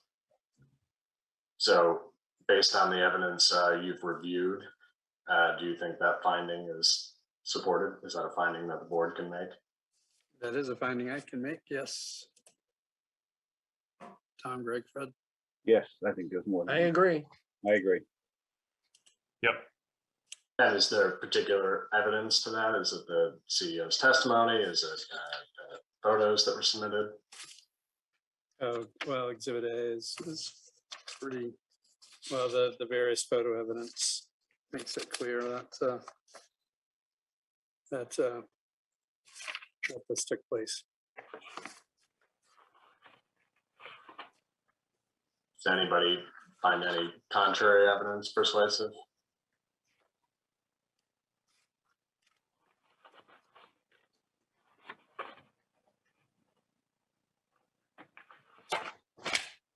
The next finding is that the work was not done in a way to prevent erosion and sedimentation of surface waters and was not done in accordance with an erosion and sedimentation control plan. Is that a finding that you believe is supported by the evidence? And I think you should discuss what evidence you think does support that finding.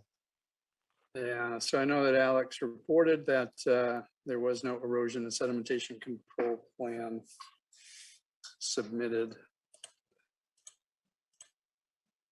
So that's clearly whether or not the work was done in a way to prevent erosion and sedimentation of surface waters. And I can't speak to that, at least at this point, but we did get evidence that it wasn't done in accordance with the plan. Gentlemen? Because there was no plan submitted. Correct, yeah. I agree with that. So a related fact there would be that the work was done without a permit. Right, yeah. And then also, states that nothing was prepared or submitted. So that's the two. Well, so the only thing I can't speak to right at the moment, we should probably talk out loud about, is the work was not done in a way to prevent erosion and sedimentation of surface waters. I and it I was, think Alex pointed out that whatever the fabric is down at the Yeah. water was not tagged, or whatever term he used, not tied Right. in to control the runoff.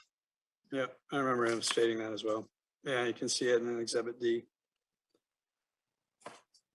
And we also got Exhibit E with the excavator almost in the water.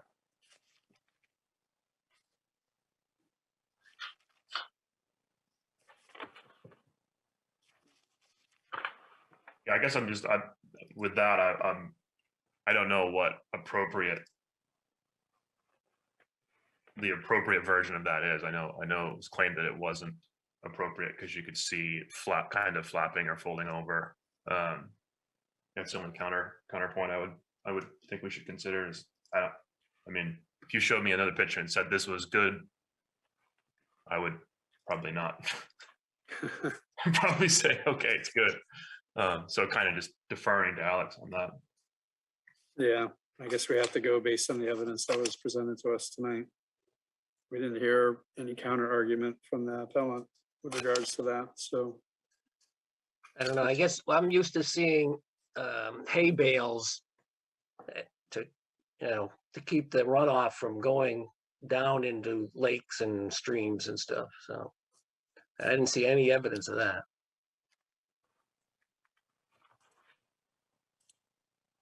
So, given these 1, 2, 3, 4 items, in this findings that's been provided by Attorney Wyckoff, I believe that all of these are consistent with what we've heard tonight.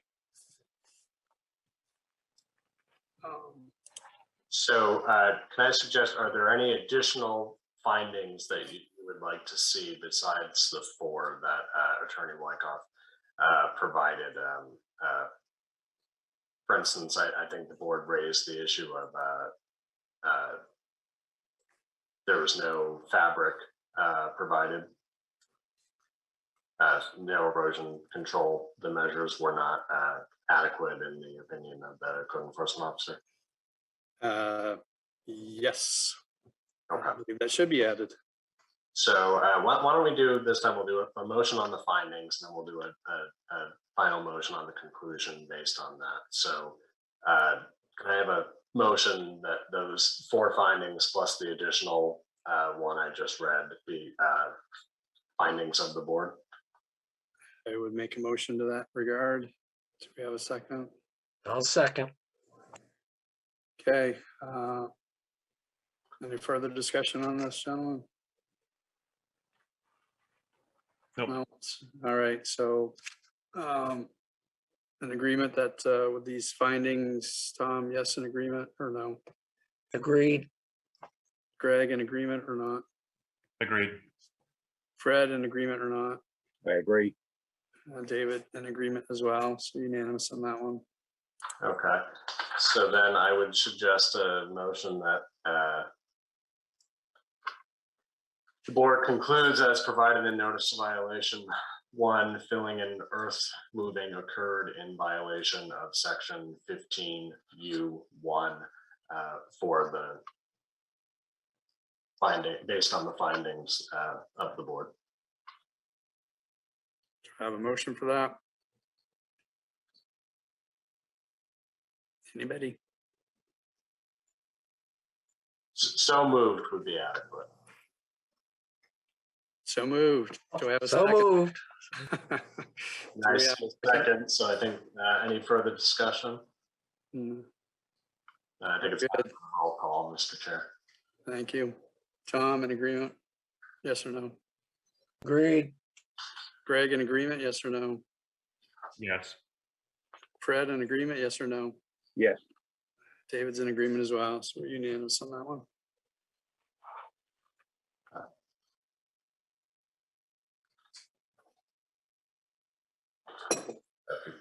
Bear with me a sec.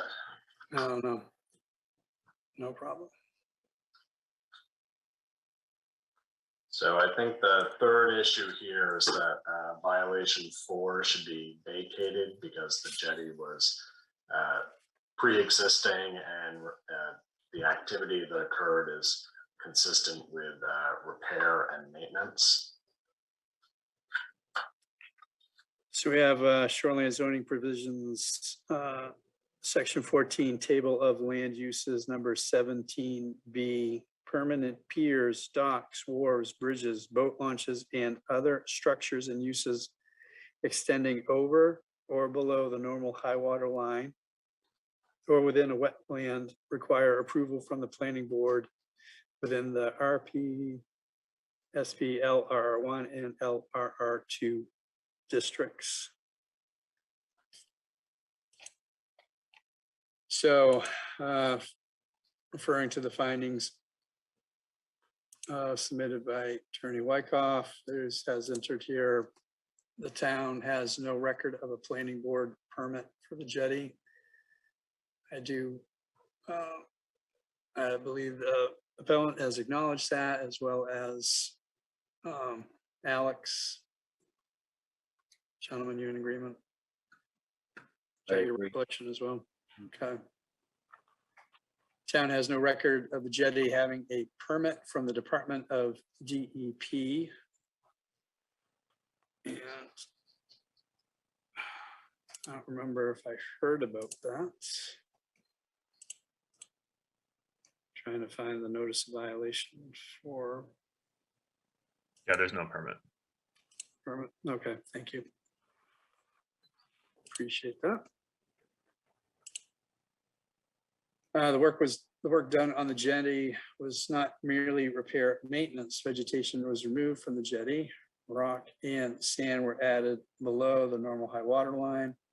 Boulders were removed from the shoreline and relocated to the jetty, making the rock show that they were moved during the project, and the jetty is clearly larger. Just to add a comment, I don't know that it needs to go in here, but a jetty doesn't really fit under shoreline stabilization, I don't think.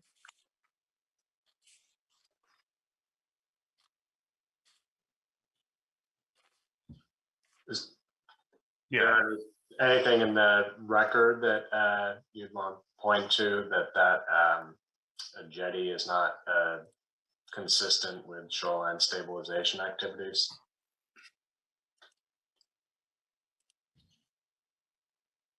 Do you have anything specific to that, Tom? No, I'm just, if they had gone for a permit to stabilize the shoreline, I'm not sure enlarging jetty would have ever been part of that plan. the only thing I can't really tell, to be honest with you, is I think this is the least compelling imagery because of the angles are so different, and the testimony about the water levels being different is really hard to tell. And this is the primary reason why I wanted to look at the jetty is it definitely was at least repaired, and whether or not it was reconstructed, or more enlarged or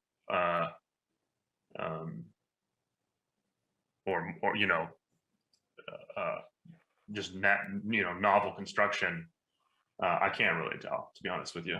The imagery in the NOV and exhibits, I think it's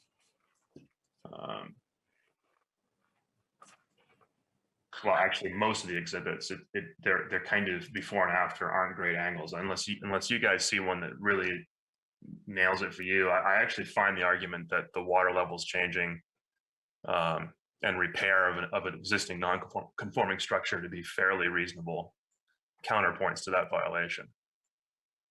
I'd love to hear, you guys might be more confident, but I'd love to hear your thoughts. Yeah, Greg, I am in agreement with you on that. The only thing I refer to is what was submitted documentation, which is the notice of violation issued by the Department of Environmental Protection.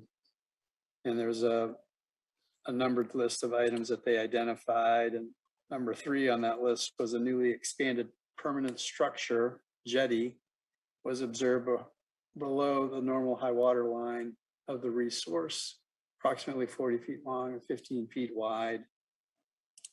So it was also identified in the DEP's notice of violation. But I agree with you with the photo evidence. I have a hard time as well. Yeah. Considering that wasn't necessarily repair.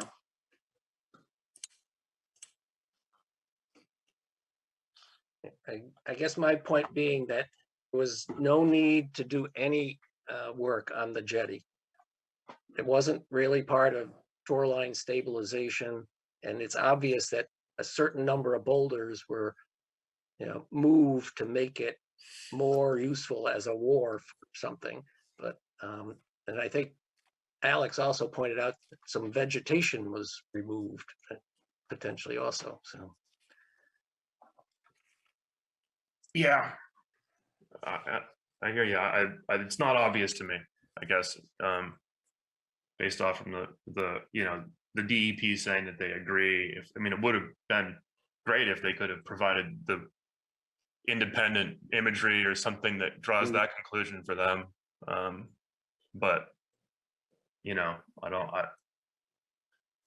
put most of that weight on the images, and it's just hard for me to tell if the water lines, if this could be rocks that are 2 feet underwater that we're looking at that are now exposed, or I can't tell. These white dotted lines are not great to say that this is an accurate assessment of what actually happened there. It's hard for me to say, to be honest with you. Yeah, information provided by the appellant says the jetty mentioned was pre-existing in the area at issue. The contractor simply picked up some stones that had slipped to the side and put them back in place. There was no use established that would have required a permit, nor was there an expansion or an enlargement of the existing use. Said work constitutes repair and maintenance, which does not require a permit.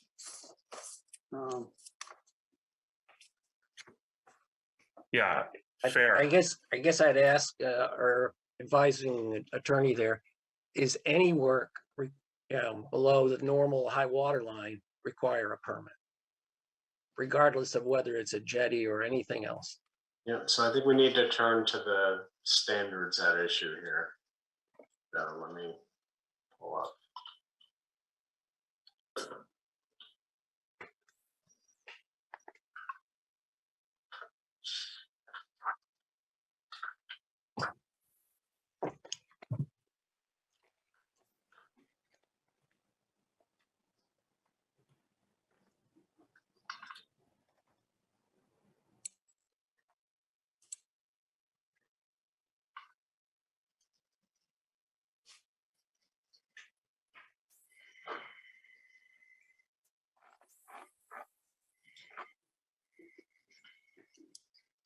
So I think let's go to section 1417B.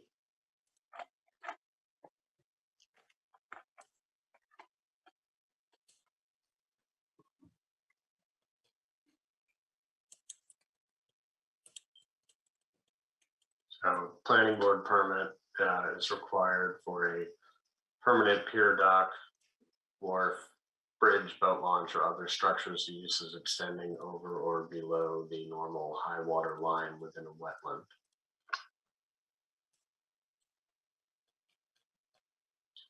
The other provision at issue is, as I think the board found that this is a non-conforming use, is the expansion of a non-conforming use requires a permit. Yeah, I can't. So does the repair of a non-conforming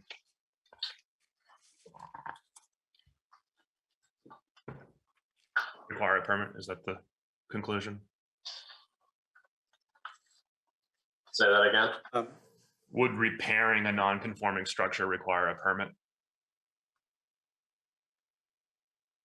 This is, yeah, there's no indication that for the appellant says said work constitutes repair and maintenance, which does not require a permit.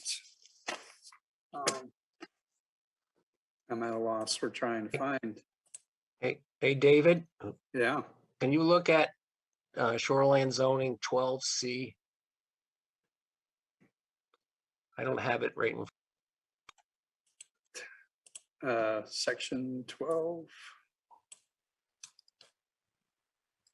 Non-conforming structures. Oh, yeah, I'm on 12C. What are you looking for specifically? Because I'm on 12C, non-conforming structures, talks about expansions, foundations, relocations, reconstruction or replacement, change of use.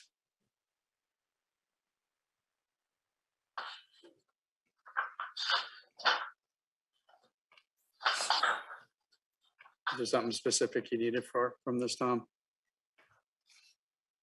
He's muted. I'm looking at something that said a non-conforming structure like a jetty here, I guess, or as an example, can only be expanded, reconstructed, or replaced with a permit. Are you seeing that, or are you looking for it? No, it was in Attorney Whitecroft's write-up, I think. So if you look at C1, non-conforming structure expansion, a non-conforming structure may be added to or expanded after obtaining a permit from the same permitting authority as to that new structure, in which case that'd be the planning board.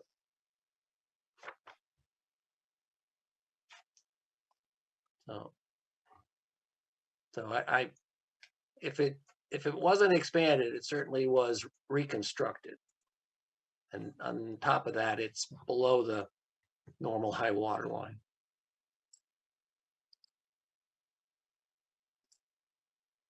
Non-conforming may be added to or expanded.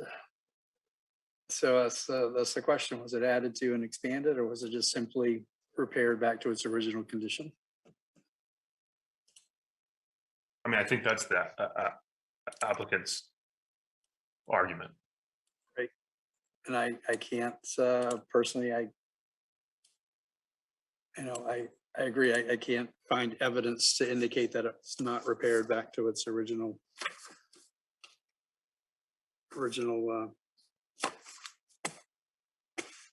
form.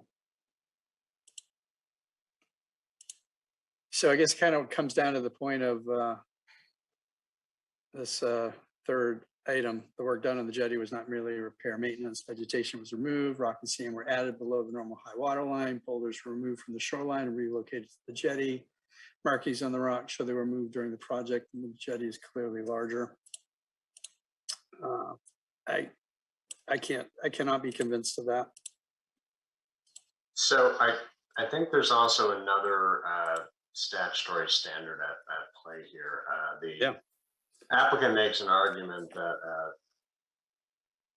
38 MRS 480 Q2 applies, and let me pull that up and read it to you.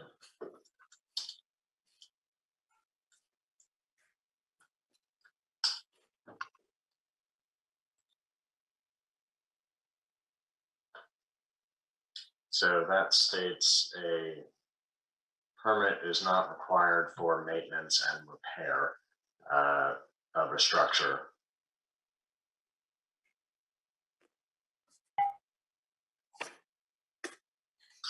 So in full, maintenance and repair of a structure other than a crossing in, on, over to adjacent protected natural resource if erosion control measures are taken to prevent sedimentation of the water. There is no additional intrusion into the protected natural resource, and dimensions of the repaired structure do not exceed the dimensions of the structure that existed 24 months prior, or the rest of them I'm going to suggest to you is not applicable. So the argument in response to that was that that provision does not apply because the town does require a permit for the activity. So I think you need to make a determination as to whether that statutory provision applies or if it doesn't apply, because the ordinance here does require a permit for the expansion. But, yeah, Like I said, I cannot be convinced that this was expanded. yeah, just the perspective of the pictures that have been provided as exhibits are just extraordinarily like hard to reason about. We have one that's a waterline picture at one time of the year, and you have another that's an aerial picture that's at a different time of the year. Right. And to me, the argument that this is an existing structure that we needed to repair is fairly compelling, given the evidence that's been provided. That's kind of my point. So could I characterize that as a motion that the violation 4 should not be upheld because the evidence does not support a finding that the jetty has been expanded without a permit in violation of section 14 subpart 17B. Yes. I'm just checking this numbers that, yeah, 1417B. Yep. Yeah. And the subsequent, yeah, and I guess so let's modify that slightly. 1417B or 12C, which is the expansion of a non-conforming use. yes, exactly. So is there a second on that motion based on those findings? Yeah, I will second. Okay, is there any further discussion on that? Nope. So I suggest a roll call vote. So this is a roll call vote to strike, is that correct? Right, so a affirmative vote here would agree with the applicant, the appellant, that notice violation 4 should not be upheld. There Okay. needs to be no error. So Tom, yes to not being upheld. It's kind of like I'm quite. So yes to striking this, or no? You could phrase it as that. I'll say no. So you want to include it? Okay, Greg, yes to striking, no to include. Yes. Fred, yes to strike, no to include. Yes. Yes to strike. David will also say yes to strike. So that's 3-1. So majority on that one to strike.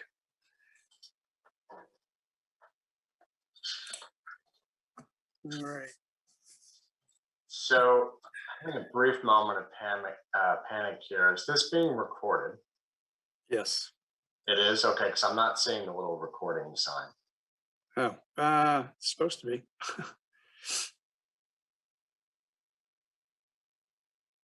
Raymond Town Office, can you confirm for us? Yeah, or Sandy.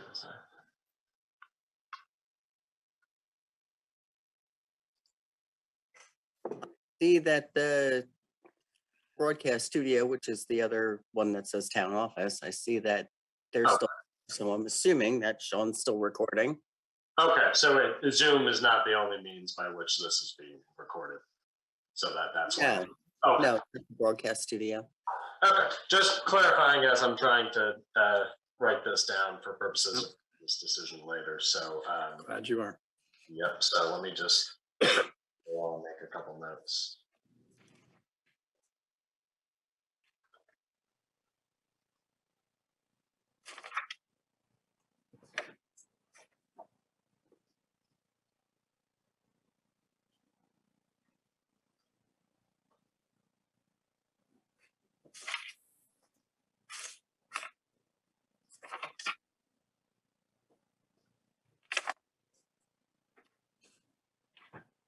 He's come on chat and said he's definitely recording.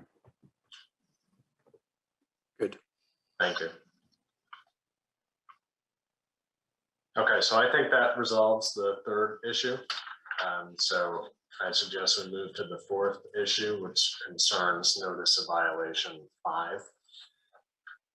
Yeah, piers, docks, wharves, bridges, boat launches, and other structures and uses extending over or below the normal high water line or within a wetland without a permit from the planning board. Shoreline. Shoreline has been enlarged, expanded without a permit from the planning board. See Exhibit C. Ordinance is section 14, table of land uses, number 17B.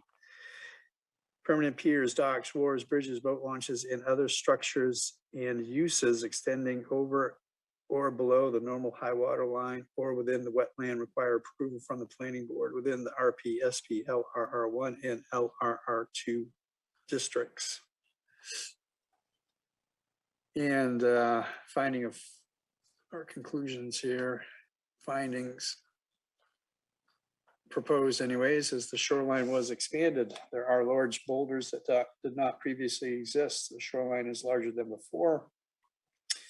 The shoreline protrudes in front of the stairs, whereas it did not previously, and the shoreline by the jetty and the stairs protrudes further into Sebago Lake than they did previously. This work was done without a permit. So large boulders that did not previously exist.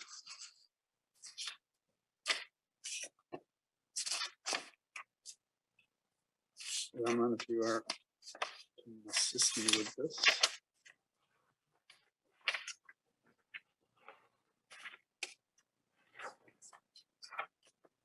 Trying to see what now it's referred to. He's referring us to Exhibit C.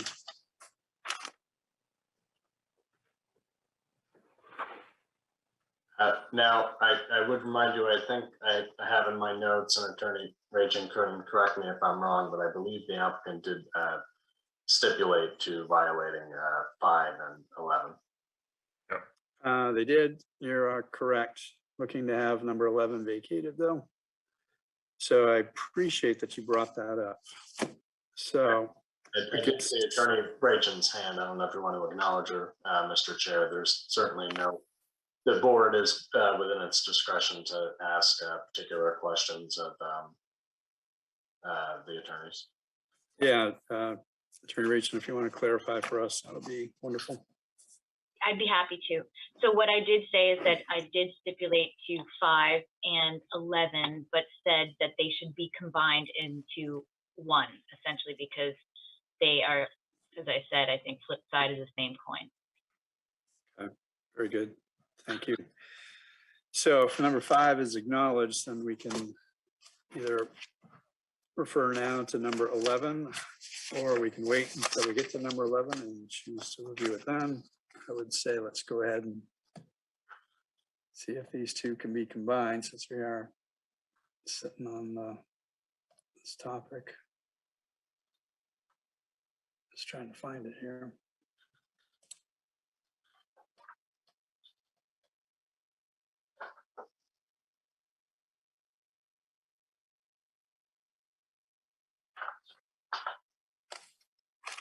Hold on 1 second.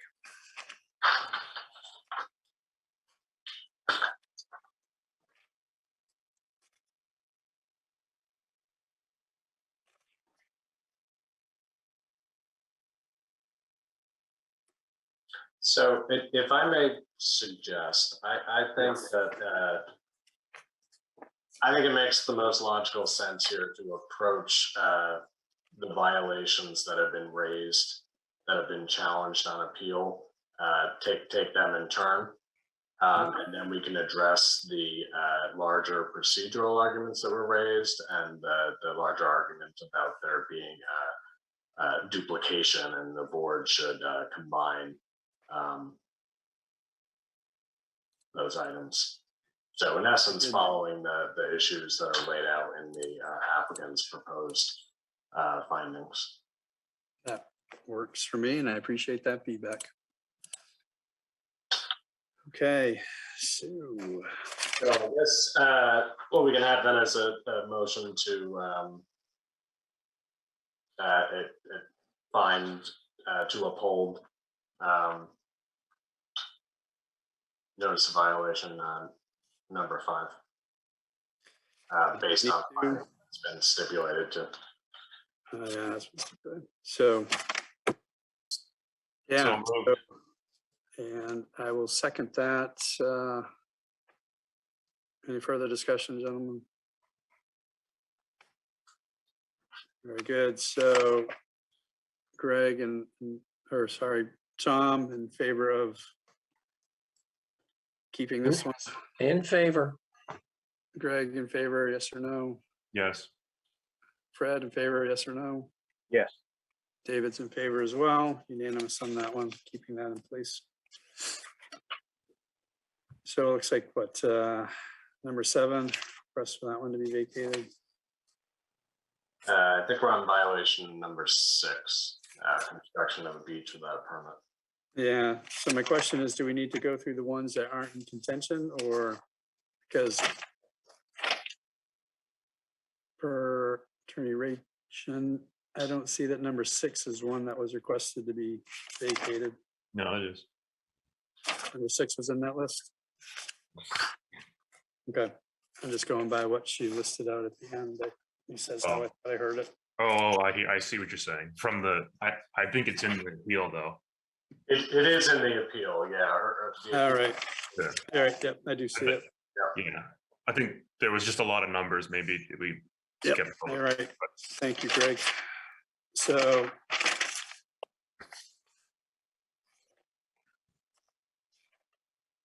David, I think Councilor Ration had something to.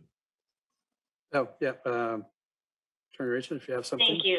I'm just trying to be helpful and not belabor anything. What I wanted to make sure is that when I was listing out those numbers that you had asked me about, Mr. Chairman, I was talking about those that should be consolidated, but there's separate ones like the beach and the jetty. I didn't ask to be consolidated because we disputed those particular violations. Okay. So the beach, I think violation 6 is the beach, and that's why I didn't ask for it to be consolidated. Understood. Thank you for that clarification. So, number 6, construction of a beach without a permit. A beach has been constructed without a permit. See Exhibit C. Under shoreline zoning provisions, Section 15 at land use standards. Item O, beach construction. Beach construction on any Great Pond shall require a permit from the Department of Environmental Protection. Beach construction on any river, stream, or brook capable of floating watercraft shall require approval from the Department of Environmental Protection.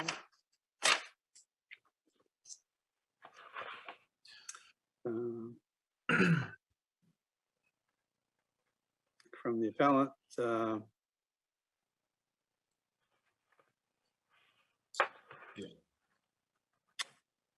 they are indicating that any support or contention to identify what is meant by beach, which term is not defined in the shoreline zoning ordinance. Review of Exhibit C and the notice of violation submitted to establish that a beach was constructed does not show a beach as the term is customarily defined. See dictionary.com, which defines this term as expanse of sand or pebbles along the shore. Rather, both the before and after photos show the access to the water is provided by stairs, and there is no expanse of sands or pebbles along the shore. Rather, they're just large pieces of riprap. There is no beach. So the findings that we are looking at here is a beach composed of stones and rocks was constructed without a permit from the Department of Environmental Protection. So I know in the original notice of violation, in Exhibit C, and I can see it in the second page of Exhibit C. I mean, if I recognize that Alex submitted another photo earlier, but just looking at Exhibit C on the second page, the bottom photo, I mean, there does look like there's a little bit of a beach area down there. And I would agree with what Attorney Wyckoff had indicated, that a beach to me, especially growing up on the ocean. That can be a stone rock beach as well. It doesn't have to be sand or pebbles. And then the further submission of a picture by Alex made it clear that there was definitely some removal of rock there to provide for certainly a beach-like atmosphere. Slide 6, I think, David, if you're Was it? in his presentation might be the slide that you're referring to, just in terms of. Yeah, it just showed sort of the riprap on both sides with that flattened out. Yep. So, I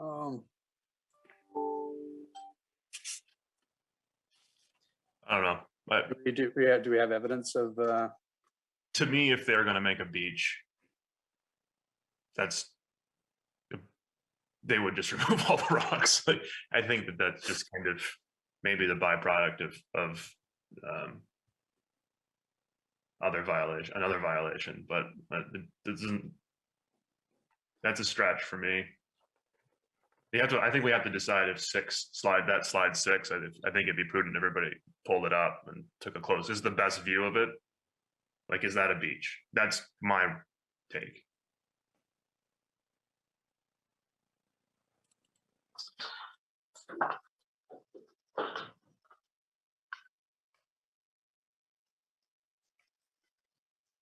So I think part of this, I think this discussion is a little bit twofold. First, you need to make a determination that, do you have a definition of beach? What is the meaning of beach? And then that's a legal determination for you to make. You've given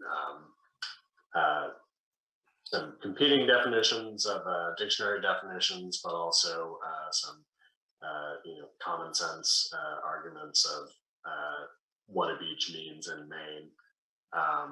And so I think you need to make a determination, does a kind of beach include pebbles and rock fragments and still meet the definition of beach? And if it does, then you need to make a factual determination of, does the evidence presented here show that a beach was constructed? I guess we can address the definition of a beach. Again, growing up on the ocean, a beach for me consisted of large rocks. So I think we're discussing what a manufactured beach would look like. That might be might be a distinction we want to make, because the violation is that there was a beach created. So we're not just talking about beaches. I think we're talking about manufactured beaches. Yep. Manufactured beaches, I think, would be a little bit of a higher bar. I totally understand there's a broad spectrum, but that's probably the problem with the ordinances more than it is the problem with anything else. Like, if you want to find people for building beaches, define what a beach is. It's my take, but otherwise we're sitting here debating what a beach is. I guess that's the thing, is we don't have a definition of a beach. We just have dictionary definitions. Yeah. So Hey, I think look- the beach is applicable to, according to the ordinances, is beach construction on any river, stream, or brook as well. So, well, I guess, yeah. So, I mean, I guess there's a distinction of a beach on any great pond. So, I don't know. To me, I look at that picture, that's a beach in terms of what I'll take out the fact that we're talking about a beach in terms of this appeal at the moment, but looking at that, I would view that as a beach. I believe a beach can include sand, larger rock. So, Hey, David, this is Tom. If we're looking at the same slide that Alex showed in his presentation, that large flattened area that's full yeah, of sand and gravel and whatever, yep, obviously wasn't there in any of the other previous photos. So, I mean, before photos. So whether you call it gravel or dirt or sand or whatever, it's different, and it's somewhere people can walk in ankle deep water probably at, you know, when the Sebago is filled up.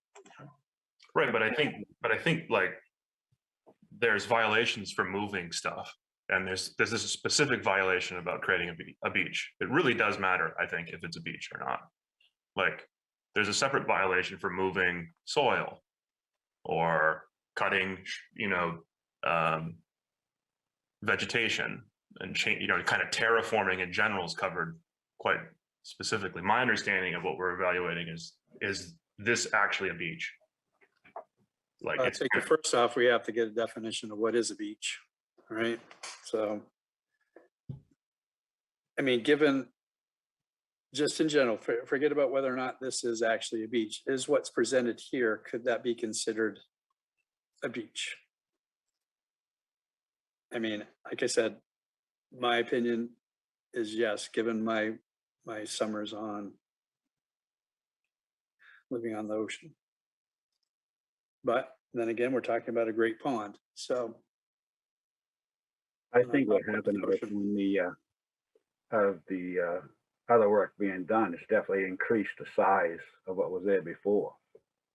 I mean, there's obviously there's no sand and stuff brought in to create a lake beach there, but there's definitely been rock moved and, you know, giving it a bigger area so you can put, you know, lawn chairs or access the water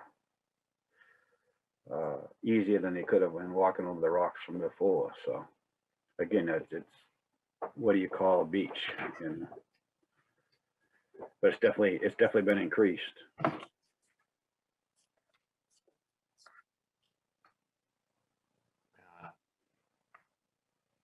I hear what you guys are saying. I just think it's not quite right. I think I sound probably pedantic at this point, but it's constructing a beach. And if a beach was being constructed, I don't know why the rest of the stones would be left there. So let's focus on first just the definition of a beach. For the applicant, they're saying, they're quoting dictionary.com, expanse of sand or pebbles along a shore. I'm trying to see what was defined by the town, and I'm not finding it here. I thought there was a definition that they provided, but I'm not seeing it immediately. Mr. Wyckoff, he presented, I think it was like Merriam-Webster's, and it had pebbles involved in it to some extent. Yeah, I cannot. Or Alex did, I don't remember, but there's clearly a broad spectrum of definitions of what a beach is. So what do we agree on as a board? I believe a beach can consist of pebbles, sands, and rocks, consistent with what we're seeing in this slide 24 here of Alex's presentation. Tom, I agree with you, David. Fred, I mean, just from a visual perspective. I mean, it's definitely been increasing. It looks like a beach to me. I mean, it just don't have the definition of sand onto it. You know, it's definitely been increased. So Greg, just in terms of strictly a definition. How would I define a beach? Yeah. Sand that continues out into the water. Okay.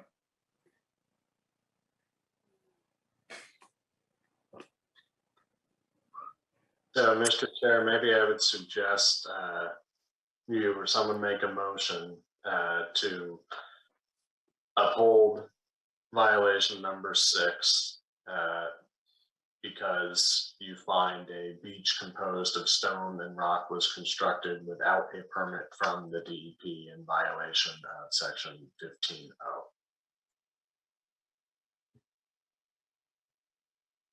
Do I have anybody who wants to make that motion? I'd like to just second that. Oh, somebody's gonna make it.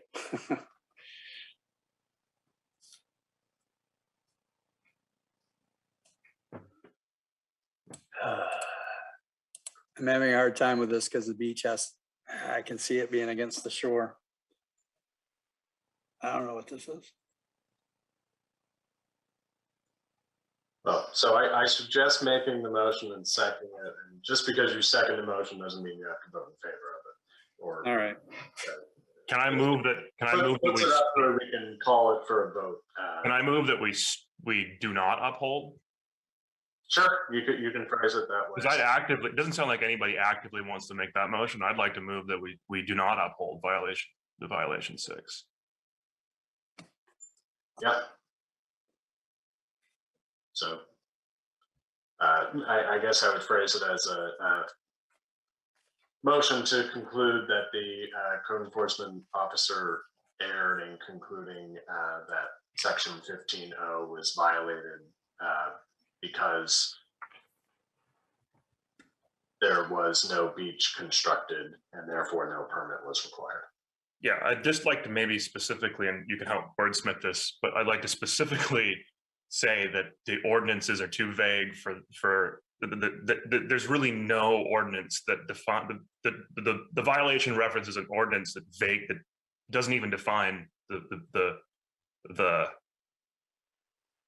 what a beach is, and that's really the not a code enforcement. I think the way you had phrased it was a little bit more ascribing an error to somebody. I think it's more of the ordinance isn't applicable.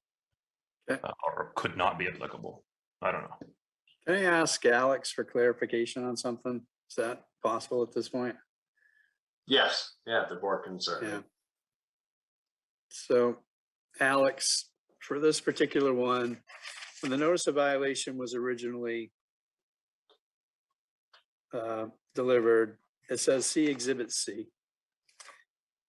And so I'm looking at Exhibit C, and that consists of 2 pages with a before and after, and then another before and after. Can you point out to me from the notice of violation where specifically in Exhibit C we're identifying the beach?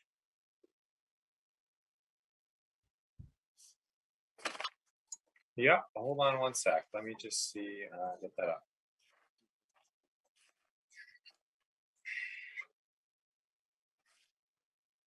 All right, so the beach area that you guys were talking about on slide 24 is the area shown on Exhibit C page, there's no page number, but it's the second page of Exhibit C on the NOV, the right-hand side to the right of the stairs. Could you share your screen, Alex? Sorry to interrupt you. Yeah, sure. Hold on one sec.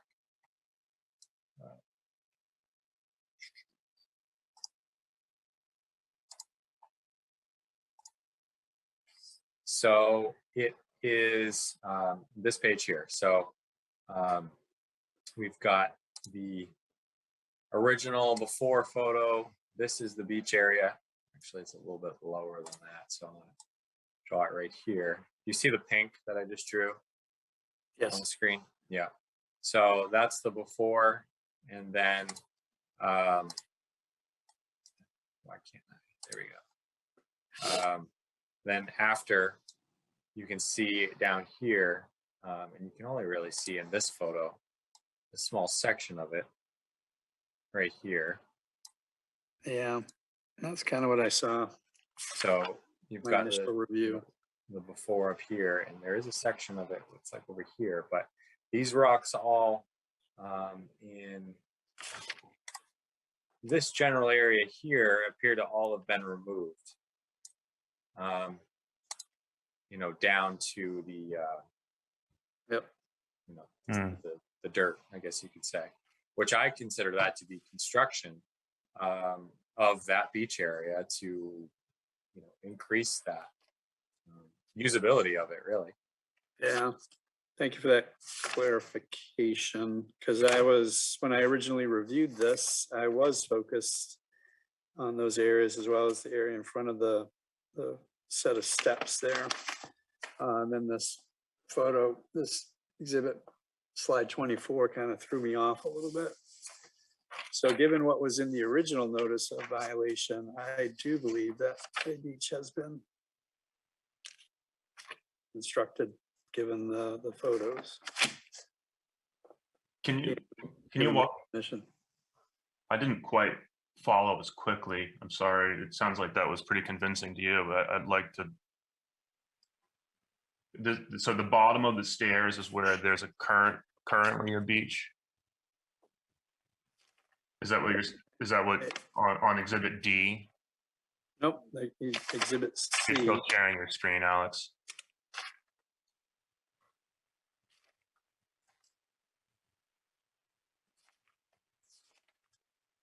Exhibit C. Yeah, so this is exhibit C here. You can see, if you come down here, you can see all the rocks at the bottom of the stairs. Actually, we're seeing your. Get your email out. Oh, okay. Hold on, shared the wrong one. That better? Yes. Okay, so the bottom of the stairs here, you can see this general area is all large boulders. Yeah. And if we then look at the after photo, and really is a better photo if you look at that other slide, but you can see now at the bottom of the stairs, this general area over here, the large boulders are gone. So, and I know, the thought is a beach area would be, sand all the way to the water. But if you think about this, the goal here probably is to come down these steps, because the water may come up to the bottom of the riprap or higher. But now when you come down the steps, you can walk into the water and not have large boulders in this swimming area. Before, you'd walk down into the water and you'd have to navigate and swim over large boulders. So part of the year, it is a sand beach. Part of the year, it's probably shallow water. In my opinion, they've created a beach swimming area. Yeah. I think sadly it's just going to come down to what's a beach and what's not a beach. And that's. Yeah, and if I can just weigh in, the reality is that that's a mixed question of law and fact. So I think in some ways I may have perhaps overcomplicated by trying to split those out. So I think that the board can make a call as to whether or not it's a beach. And you can certainly give your reasons for or against, but at the end of the day, the question is it a beach? So, yeah, I made my opinion known to me, given the original exhibits. I do believe that would be considered a beach. You can even see it a little bit on the other set of steps. The same photo, but just off to the left. This is in C, David. Yeah, exhibit C, the second page of exhibit C. Yeah. What Alex pointed out, as well as what's in front of the other set of steps. Okay. So, in my opinion, and again, I had seen this originally, got sidetracked by this slide 24, but I do believe the beach has been constructed, given the photo evidence. Well, something was constructed. I agree with you. I don't think that's debatable.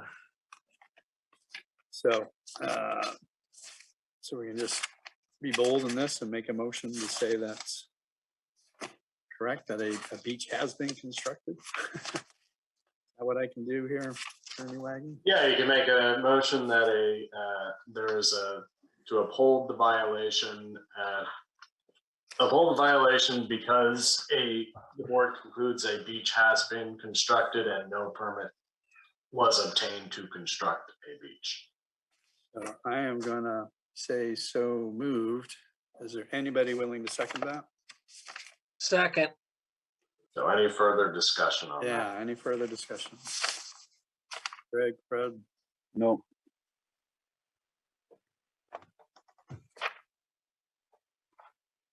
Okay, so roll call votes in favor of keeping this.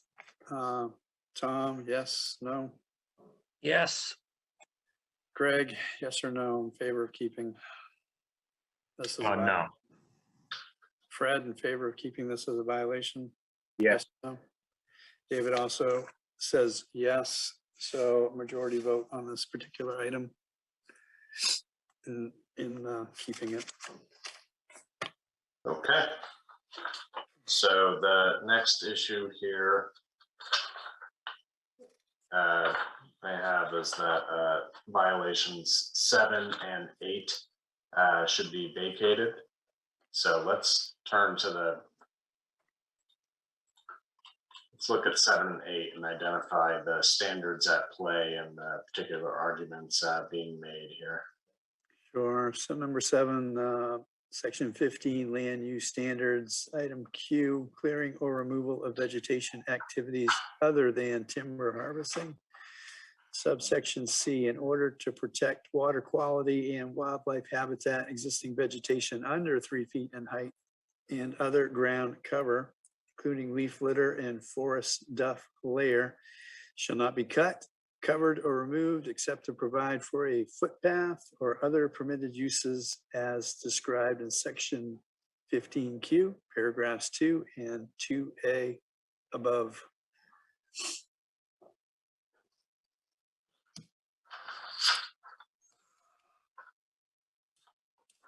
Figure out what section 15Q is. This one seems much more clear in the photo evidence. So I'll just start off with that. I don't, we can discuss it obviously, but I think if what we're talking about, exhibit C,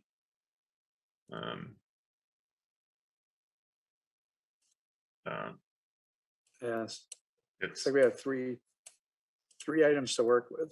Vegetation less than 3 feet in height was cleared or removed within 100 feet of the natural high water line of Sebago. This was not done to establish a footpath or purposes allowed by shoreline zoning ordinance 15Q2, 2A. This was done without a permit.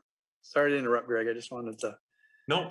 focus in on some of the things that we can be considering. Sure. Yeah, I'm actually not sure what the right format for deliberation is. So I don't know either. just trying to get people on exhibit C because I think it'll be useful for everybody's kind of as we think through this. That's what I found useful. So that's what yeah, and that's what Alex refers to as well, exhibit C.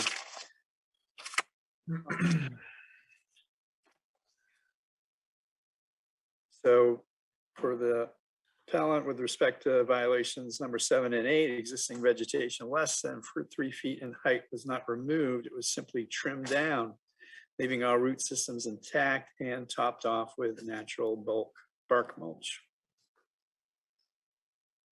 So I don't know, I've always considered removal.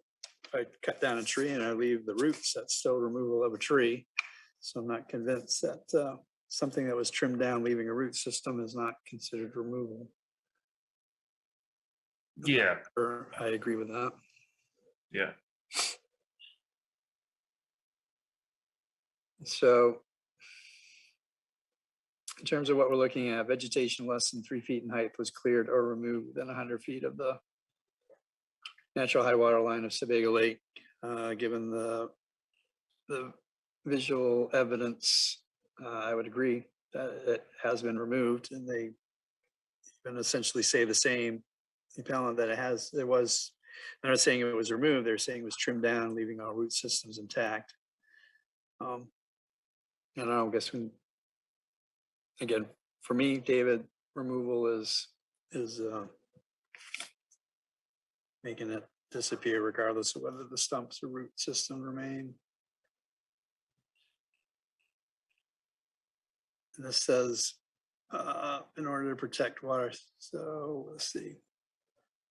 It says shall not be cut, covered, or removed. So this, I mean, according to the ordinances, things were clearly cut. And they were covered, as stated in the appellant's information here. They're trimmed down, topped off with natural bulk mulch, top off, I'm assuming means covered. David, I think it also got covered by riprap and that Yeah, erosion cloth. So, you're right. Yep. I mean, That too. there was a wide swath there of vegetation that was removed. I'd like to just make a motion that we uphold the violation 7 and 8. Second. Well, Or can I add as the motion to uphold violations 7 and 8 for the findings presented on page 7 of the proposed findings of fact, which I think summarize what the board has discussed here, that vegetation less than 3 feet in height was cleared or removed within 100 feet. This was not done to establish a footpath or other purposes allowed by the shoreline zoning ordinance, and this was done without a permit. So moved, or Tom, Right. you I think the motion is to uphold 7 and 8 for the reasons provided in the factual findings on page 7. And I heard it first, so I need a second. I'll second. Okay, any further discussion? I suggest that. I do have one discussion because it seems two separate issues here with 7 and 8. One is the removal, and then the other is removal without a permit. I don't know if we should be combining these two or not. No, sorry, as I interpreted the motion, it was, we could certainly vote on them separately. I think that's prudent. So why don't we, could the gentleman who made the motion, could you withdraw it? Did I make it? I don't sure if you counted Tom or me, but I'll withdraw it if I made it. Okay, let's go with that. I think it's withdrawn. So how about a motion to uphold notice of violation number 7 for the reasons provided in for the proposed factual findings, not including the failure to get a permit. So moved. That one was definitely me. Yeah, I'll go ahead and second. Okay. So Tom, yes to keep this included. Uphold the violation. Very good. Craig, yes or no to uphold? Yes, uphold. Fred, yes or no to uphold? Yes. David also says yes, so unanimous on that one. Okay. So how about a motion to uphold violation 8 based on all of the findings presented on page 7 of the proposed statement of findings of fact and conclusions of law. Yeah, so moved. Seconded. Roll call vote. Well, actually, any further discussion, gentlemen? Guessing not. So roll call vote. Tom, uphold, yes or no? Uphold. Greg, uphold, yes or no? Yes, uphold. Fred, uphold, yes or no? Yes. David also votes uphold, so unanimous on that. Okay. So I believe the next issue recognizes the 7th issue in the proposed findings. Violation of 12 should be vacated because the determination that stabilization work could have been completed from a barge must be made by the planning board and cannot be made by the code enforcement officer.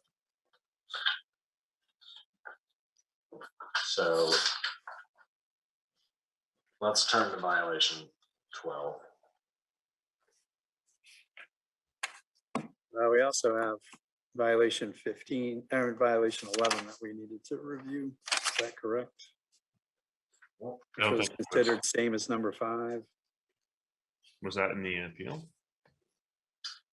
Number 11, yeah. Okay.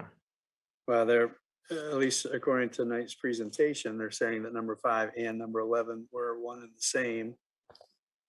We upheld number 5, and we have to make a decision, I believe, on number 11 as to whether or not that's should have been combined with number 5. Is that a correct interpretation of what was? Yeah, I think that's right. Yeah. So I think we can address that issue down the line. I think, like I said, I think it makes sense to go in the order of the issues presented in the proposed. Okay, very good. So, That puts a violation 12. So if we look at, all right, very good. I think the board should identify the applicable standard at issue here, discuss the arguments, and discuss what factual findings it wishes to make. All right, so unpermitted shoreline stabilization, no barge, so shoreline zoning provisions, section 15, land use standards, section C, piers, docks, wharves, bridges, and other structures or uses extending over or below the normal high water line of a water body or within a wetland. Further, item 12, vegetation may be removed in excess of standards in section 15Q of this ordinance in order to conduct shoreline stabilization of an eroding shoreline, provided that the permit is obtained from the planning board. Construction equipment must access the shoreline by barge when feasible as determined by the planning board. Item A, when necessary, the removal of trees and other vegetation to allow for construction equipment access to the stabilization site via land must be limited to no more than 12 feet in width. When the stabilization project is complete, the construction equipment access way must be restored. Item B, revegetation must occur in accordance with section 15T.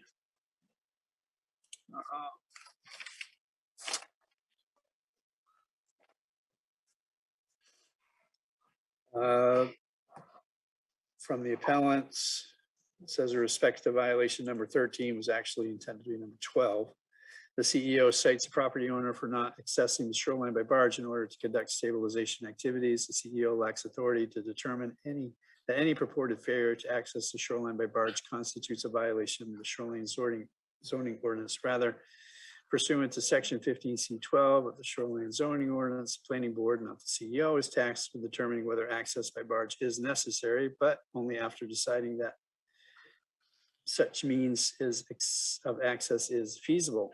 Because the planning board has not yet reviewed any stabilization application from the property owner, the code enforcement officer's determination that it should have been conducted by a barge is premature and exceeds its authority. And it's also a note here is noteworthy that the contract between the property owner and BLMC specifically contemplates the use of a barge to complete the work.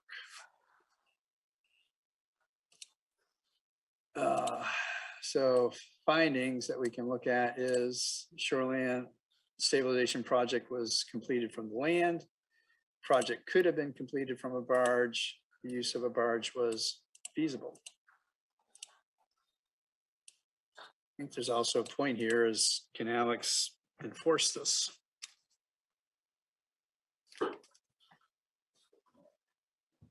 So why wouldn't, I'm not, can maybe just rephrase it, why wouldn't Alex enforce this, or the code enforcement enforce this? Is it because the planning board issues the permit, and so you didn't get the permit, so now the code enforcement officer can't enforce it? That appears to be the argument from the appellant, yeah. Because there was no permit issued, Alex can't enforce this. Because Alex isn't in a position of determining what access is feasible. I see. Apparently, based on the appellant, only the planning board is able to determine what is feasible.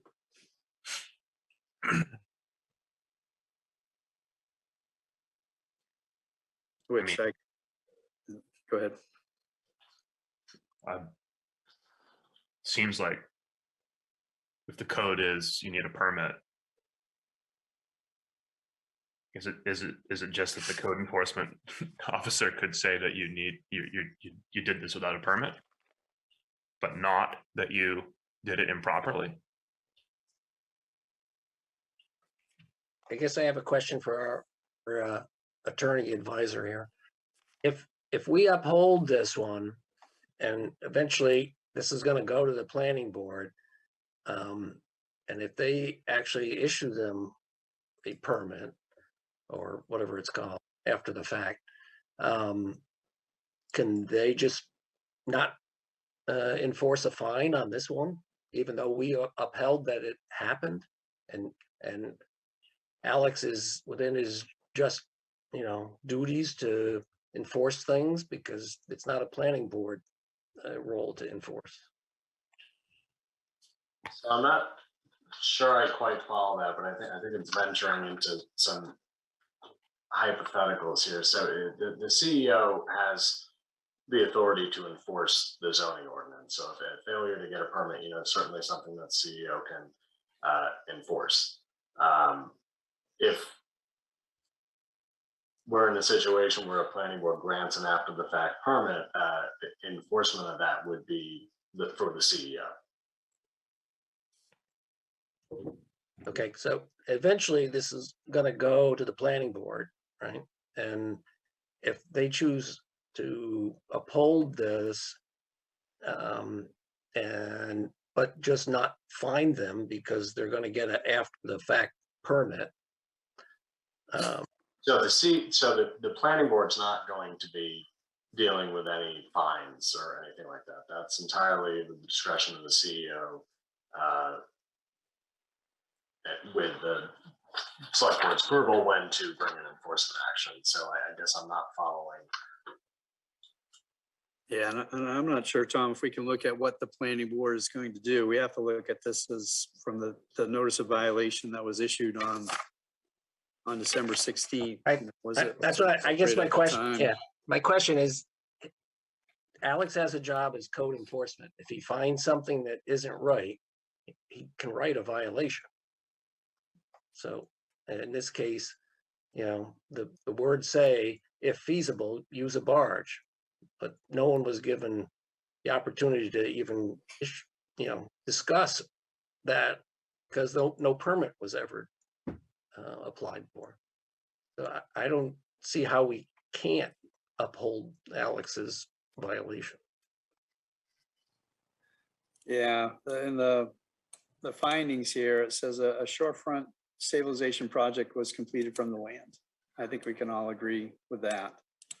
And it says the project could have been completed from a barge. The use of a barge was feasible.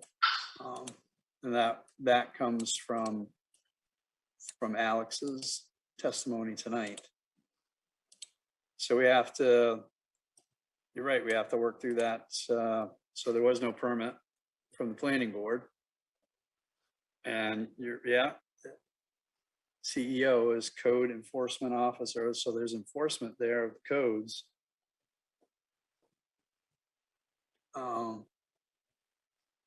So does that mean if then it subsequently falls back to Alex as to making that decision of feasible, since the planning board was not given that opportunity? Does that seem a reasonable approach? I mean, I know the ordinances don't specifically lay that out, but is it reasonable to assume that, given that the planning board couldn't, that the code enforcement officer is in a reasonable position to make that determination? Or maybe I'm just off base here. Any feedback, gentlemen? Yeah, I'm thinking and reading, but I'm wondering if maybe we could get Alex to clarify what is the ordinance that we're dealing, or what's this particular ordinance that we're enforcing, or the code that we're enforcing? Because there seems to be that the town's position hinges pretty heavily on the code enforcement shall find any provision of these ordinances. What is the actual provision that is being violated, in particular to violation 12?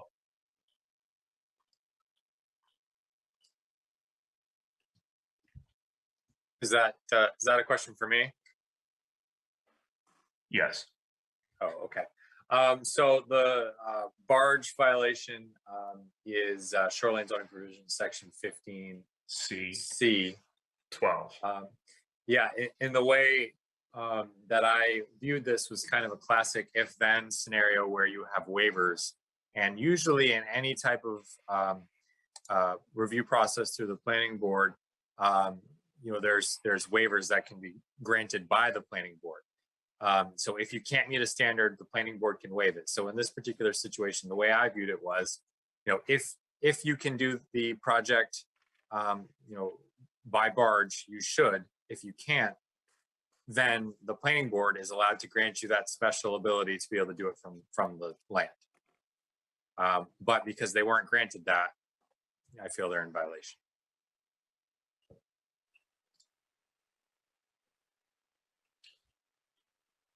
I see.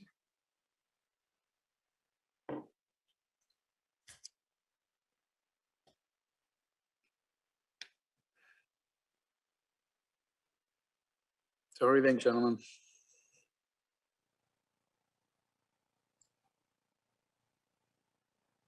So we can agree, are we in agreement that a shorefront stabilization project was completed from the land? I think we're all in agreement to that. Project could have been completed from a barge and the use of a barge was feasible. At least that's what's in our findings. And I think also is, for me, is does Alex have authority to make that determination? I would almost say the project could have been completed from a barge as determined by the CEO. The use of a barge was feasible as determined by the CEO.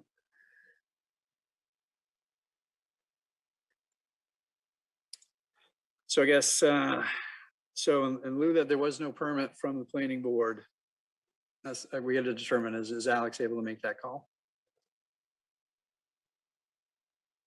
I mean, there's nothing defining it in the ordinances, at least not that we've been made aware of or that I have found. But I would say that given Alex's role as a code enforcement officer, that who does work with the planning board at times, would be in a position to make that call, given the planning board was not given the opportunity to do so. To me, that seems a logical extension of his authority, given that he is a code enforcement officer. But then again, that's, again, looking at, is that a logical extension of his authority?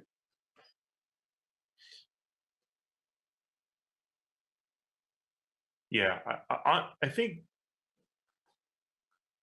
unlike and I know we're not going into the procedural aspects of it, but I think 11 applies here a little bit because there really isn't a specific ordinance that says, or maybe there is. Let me just go back.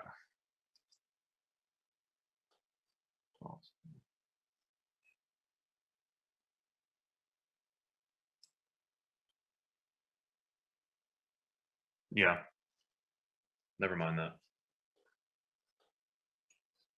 Well, it does say under our ordinances, code enforcement officer, shall be the duty of the code enforcement officer to enforce the provisions of these ordinance provisions. If the code enforcement officer shall find that any provision of these ordinance provisions is being violated, he or she shall notify in writing the person responsible of such violation. That's 16H2, right? Thank you very much. Yep.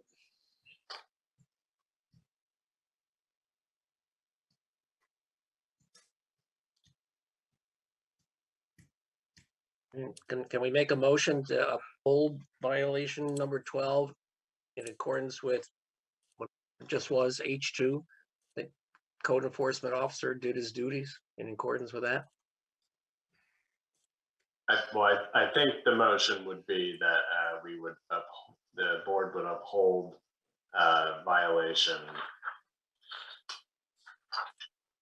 11, right? Number 12. Number 12. Yeah, number 12, yep. Violation to 12. Right, so I guess I just take issue with citing the 16H2 because really the standard we're talking about here is 15C12. Right. Yeah, I was just trying to see, I'm trying to see for myself, does Alex have authority to do this? Right, and so I think the argument that you're citing 16H2, just to, how I see it is that 16H2 provides the CEO authority to find that any provision of the ordinance is being violated. So the argument is that gives the CEO authority to say that section C12 states that the requirements for a permit here would be that vegetation may be removed in excess of the standards. And construction equipment must be accessed the shoreline by barge when feasible, as determined by the planning board.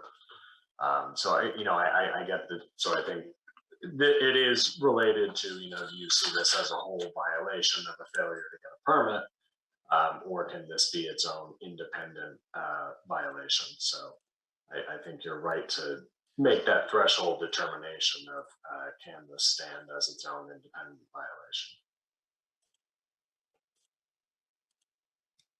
So I see these findings. The only thing like I said, I don't know if it makes sense to say, the findings say a shorefront stabilization project was completed from the land. I think we all agree that this is correct. The project could have been completed from a barge. The use of a barge was feasible. I wonder if those other two need to say the project could have been completed from a barge as determined by the CEO in lieu of the planning board being unable to permit this. Same thing, the use of a barge was feasible as determined by the CEO. I just think it could, sorry, David. No, that's fine. I just think it goes back to that whole idea that there's an omnibus way to like hide behind not getting a permit and then not being held accountable for violation because, well, you didn't have a permit. Or sorry, you didn't talk to the planning board to get a permit. I think that's kind of where I'm going with this. And it's just like, you've deprived us the opportunity to evaluate this, just like the opportunity to evaluate hazard trees, just like the opportunity to evaluate a lot of these things. And that doesn't kind of abdicate you from your obligation to, use a barge or not use a barge. So it's kind of like, sorry, like maybe the planning board would have said, you can not use a barge, but so I don't know, that's just kind of my angle in my head, but I'd like to hear feedback on that. Yep, no, I totally agree with that. So, I mean, I'm willing to take a motion on however somebody wants to phrase this. I guess accepting. So how about a motion to uphold notice violation number 12 because shoreline stabilization project was completed from the land. It could have been completed from a barge, and the use of the barge was feasible. Therefore, there's a violation of 15C12. So moved. I'll second. So roll call vote. Tom, yes to keep this as a violation. Uphold the violation. Uphold, thank you. Greg, yes or no to uphold the violation? Yes. Fred, yes or no to uphold the violation? Yes. David also votes yes to uphold, so unanimous on that one. All right. 13, unpermitted tree removal within 100 feet of Sebago Lake. Shoreline zoning provisions. Was 13 raised on appeal?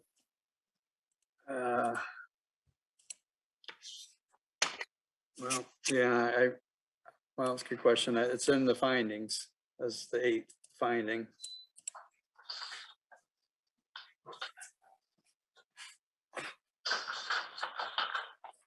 Let me look. No.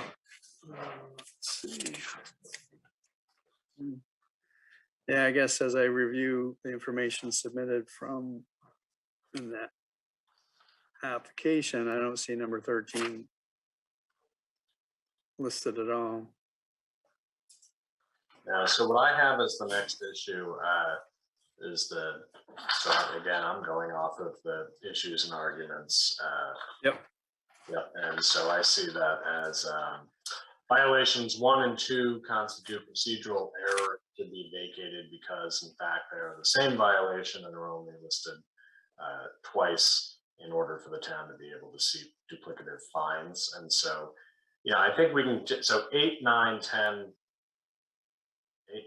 and 11 all sort of raise a similar argument about these all relate to the failure to obtain a permit, so they're duplicative. And it's an error for the code enforcement officer to break them out into individual fines. So I think we can just, let's discuss that argument directly now. Did anybody see the message that the attorney Ration sent that about duplications? She sent a chat out a little while ago.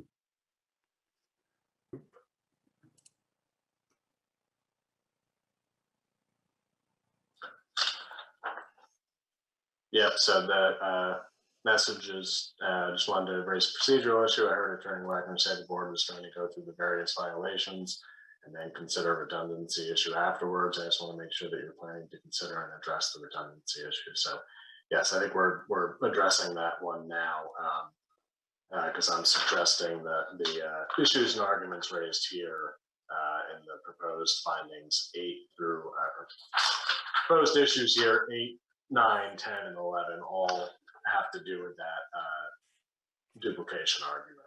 And that's why I brought it up, because I thought that's what you were doing. Yeah.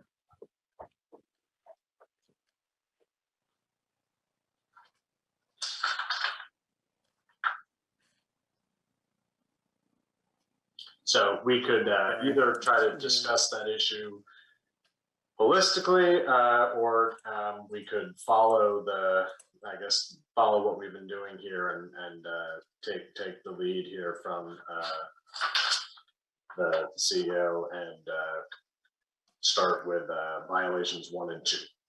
Should they be considered separate violations?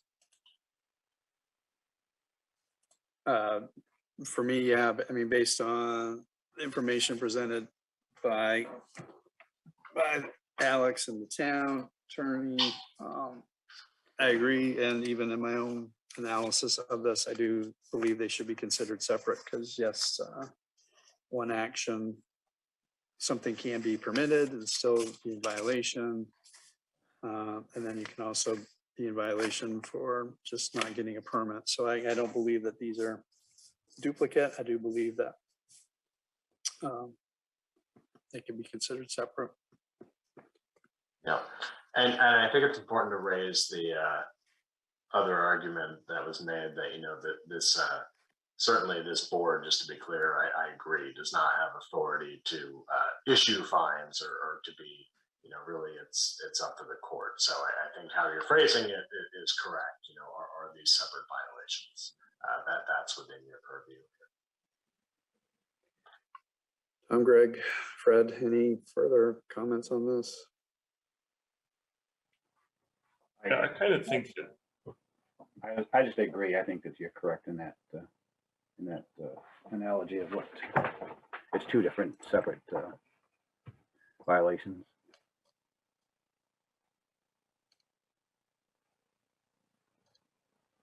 are we just discussing all of them being combined now, or just? No, I think we decided to address to follow the issues, and so we're dealing now with violations 1 and 2. Was it an error to treat them separately? Another way of phrasing it is it right that there are 2 separate violations here? Yeah, I think that they're separate.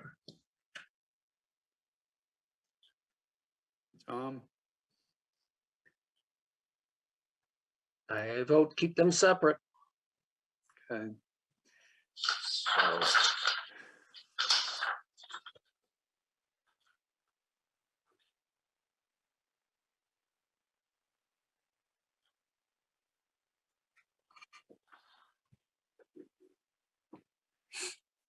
So how about a motion to deny applicants' arguments that notice of violations 1 and 2 should be struck down as procedurally invalid because they are two separate violations. So moved. Seconded.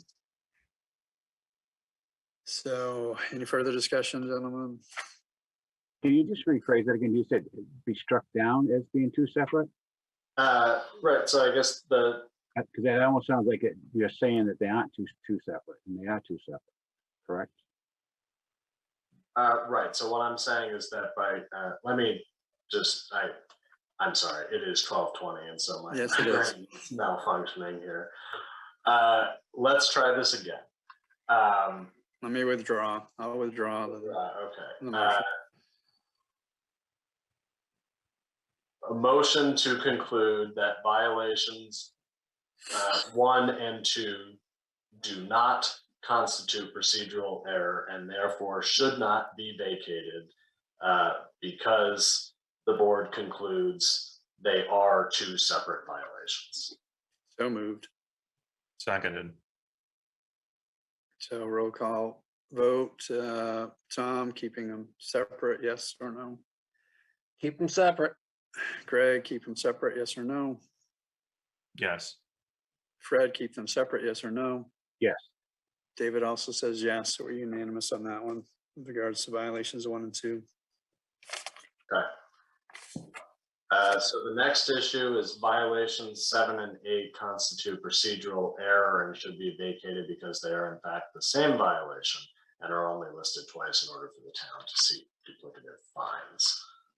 So I think we should turn to 7 and 8. So we discussed this a bit before, and this pertains to removing vegetation less than 3 feet in height and then removing vegetation less than 3 feet in height without a permit. So I think much of the discussion the board already has applies here, but I don't want to put words in your mouth, but I'll defer the chair to guide the discussion.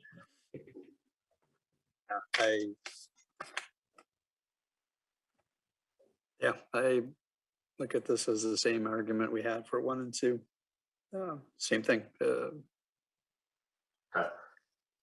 So what about could I get a motion to conclude that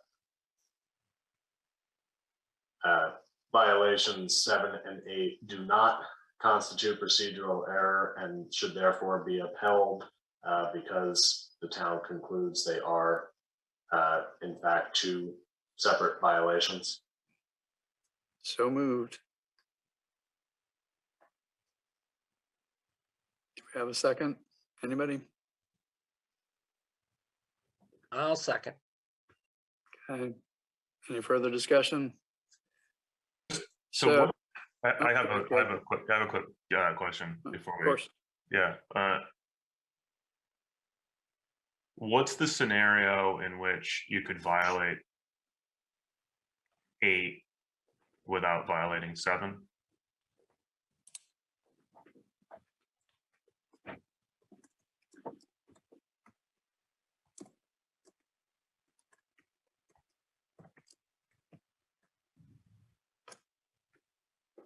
Can you say that again, Greg? What's the scenario in which you could violate 8 without violating 7? Because it was a little bit more clear with me on 1 and 2. We've kind of been. Well, I guess for number 8, you have to get the permit. Yeah. Right. So if you can be in violation of the permit. And then for number 7, you could, well.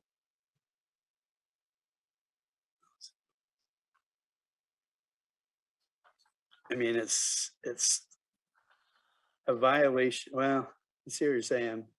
I mean, it's a violation of 2 separate ordinance items. One is 15. Number 7 is section 15 QC. Number 8 is section 14, item 5.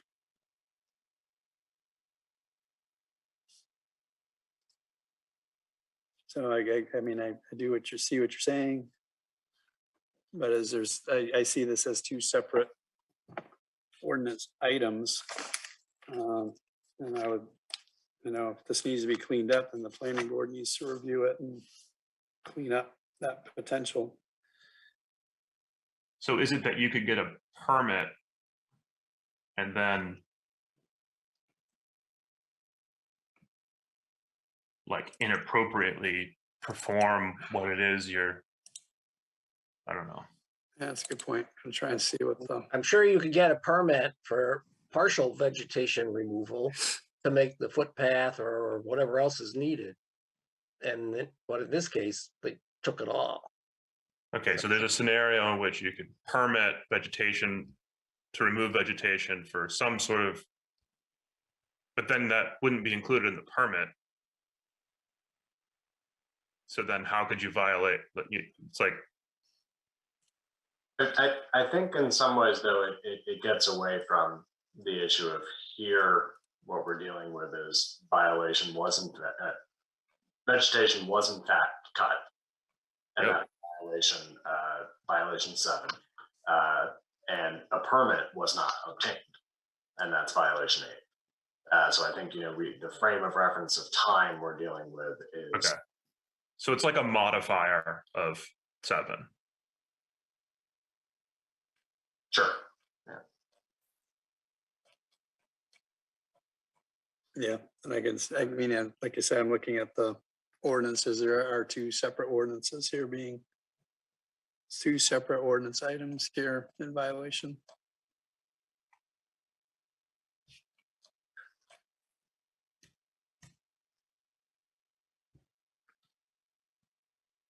Okay. Yeah, so, yeah, I'm just reviewing what was in the findings, so. All right, so we have a motion.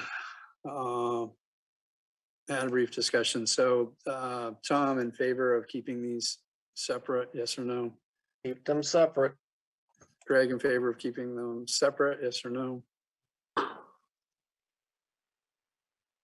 No, I'm not seeing it, to be honest with you. I'm kind of, Fred? Oh, no. Fred, in favor of keeping them separate, yes or no? Yes. David, also in favor of keeping them separate, so majority vote on that one. The next issue, violations 11 and 12 constitute procedural error and should be vacated because in fact they are the same violation.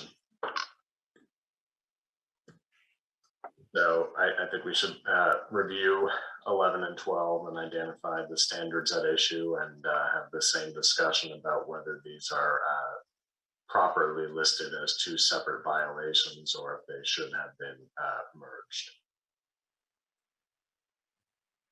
So number 11 is unpermitted shoreline stabilization with no permits. Shoreline zoning provision, section 15, land use standards, item C, piers, docks, wharves, bridges, and other structures or uses extending over or below the normal high water line of a water body or within a wetland. Vegetation may be removed in excess of the standards of this ordinance in order to conduct shoreline stabilization of an eroding shoreline, provided there is a permit obtained from the planning board. Construction equipment must access the shoreline by barge when feasible as determined by the planning board. When necessary, the removal of trees and other vegetation to allow for construction equipment access to the stabilization site via land must be limited to no more than 12 feet in width. When the stabilization project is complete, the construction equipment access way must be restored. Revegetation must occur in accordance with section 15T. Number 11, unpermitted shore stabilization, no barge, and it refers again to the exact same ordinance item. So further items here, number 11 says stabilization of the shore. This is Alex's write-up, says the stabilization of the shore front was completed from the land without a permit from the planning board or code enforcement officer. So 11 is requiring a permit. Number 12 is no barge. It says the stabilization of the shorefront was completed from the land when it could have been completed from the barge, which the contractor Rob Durant owns. So again, it's sort of the same thing. So number 11 is keying in on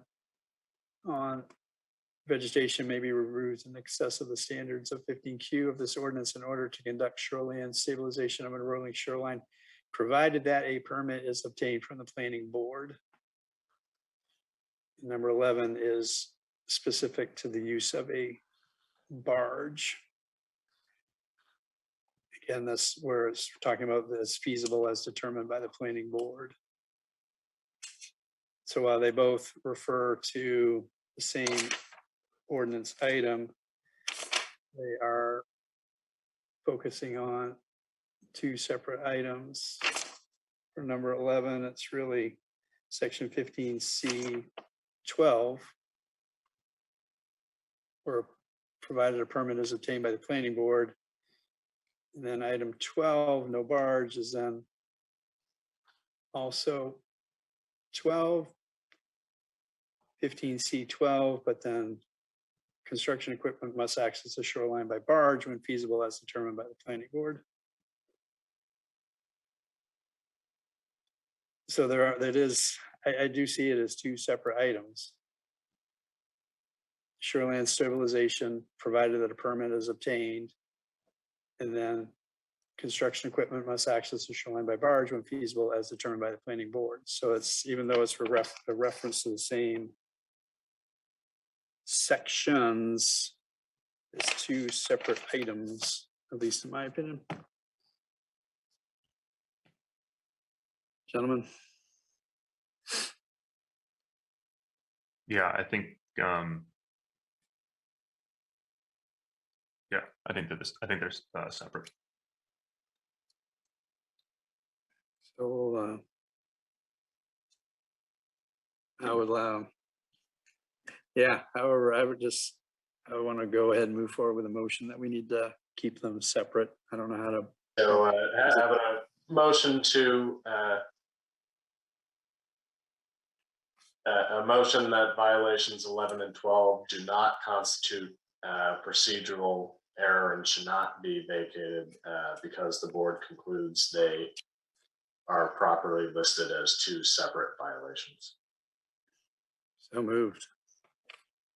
Do we have a second? Seconded.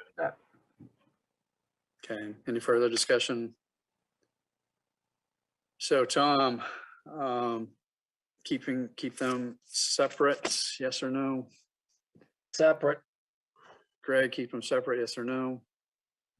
Yes, separate. Fred, keep them separate, yes or no? Yes. David also says yes to keeping them separate, so unanimous on that one.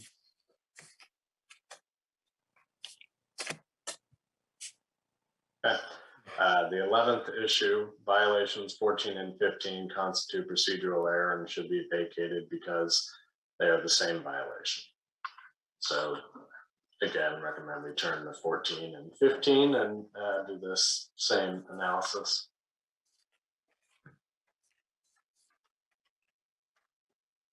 So 14, vegetation removal in excess of what is allowed by the point system. Shoreline zoning provisions, section 15, land use standards. Item Q, clearing and removal of vegetation for activities other than timber harvesting. Further, section 2B, selective cutting of trees within the buffer strip is allowed, provided that a well-established stand of trees and other natural vegetation is maintained. For purposes of this section, a well-distributed stand of trees adjacent to a great pond or a river or stream flowing to a great pond shall be defined as maintaining a rating score of 24 or more in each 25-foot by 50-foot rectangular 1250 square feet as determined by the following rating system. And then number 15 is removal of vegetation without a permit. Shoreline zoning provisions, section 14, table of land uses, number 5, clearing or removal of vegetation for activities other than timber harvesting. So again, I see these as two separate items. Yeah, I agree. So And with actual finding to support that they in fact cite to two separate standards. yeah. Okay, so how about a motion to a motion that violations 14 and 15 should be upheld because they do not constitute procedural error because the board concludes they are different, separate violations. So moved. Do we have a second? Seconded. Any further discussion? So Tom, keep them separate, yes or no? Yes. Greg, keep them separate, yes or no? Yes. Fred, keep them separate, yes or no? Yes. David also says yes, so unanimous on that one. Okay, so unanimous on that.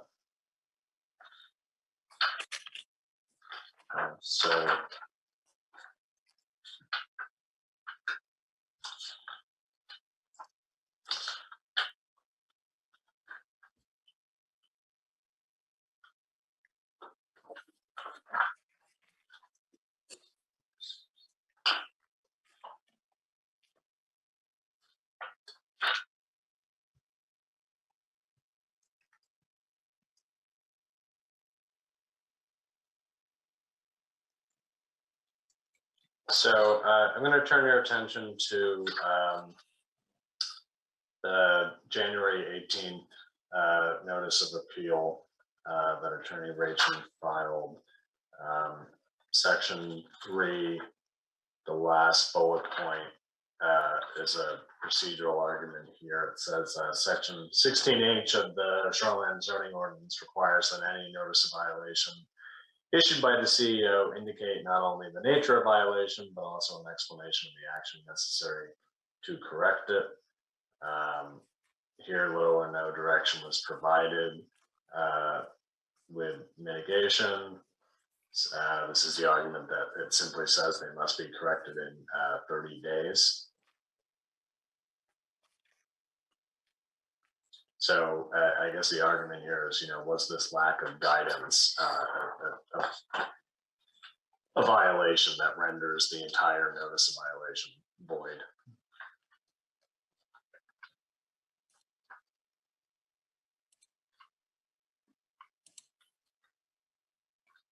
So just to summarize, the town's position was that 16H2A states that if the CEO finds any provisions of these ordinance provisions being violated, shall notify the person, indicate the nature of the violations, and order the action necessary. And I'm paraphrasing here. Including discontinuance of the illegal use. The notice of violation states that all violations must be corrected within 30 days. The corrections must include, but not be limited to, the submission of a plan compliance with the requirements of 30A MRS 4452. The town argues this is sufficient. The notice violation provides the same level of detail contemplated by the ordinance. Additionally, the February 22 supplemental notification provides a greater violation, and that the owner made the decision not to appeal that supplemental notice violation.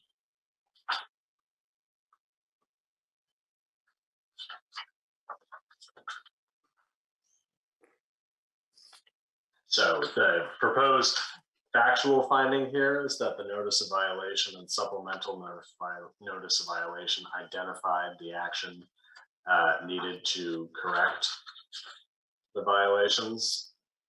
And the proposed conclusion is that is sufficient, consistent with section 16H2A.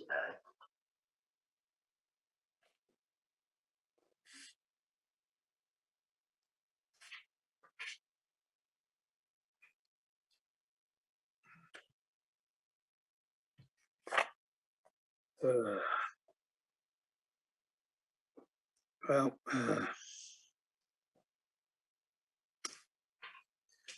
so I'm reading what Alex has written here. Corrections must include, but not be limited to, the submission of a plan compliant with requirements of 30A MRS 44523 C-2.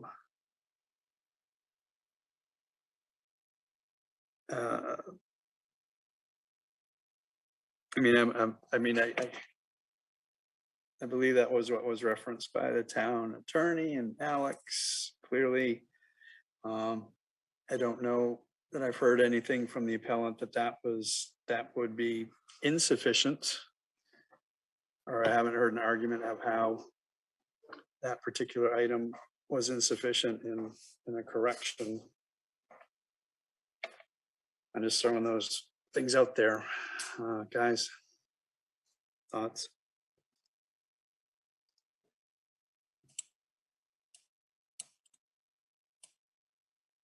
I mean, it doesn't seem like they want to correct, but the 30 days seems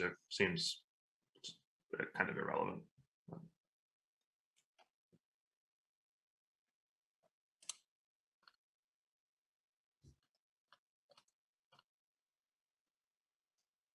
Or the explanation rather inside that window, like I don't think more information of the ordinances that were cited would have mattered. I guess that's kind of the argument, that what was provided was sufficient.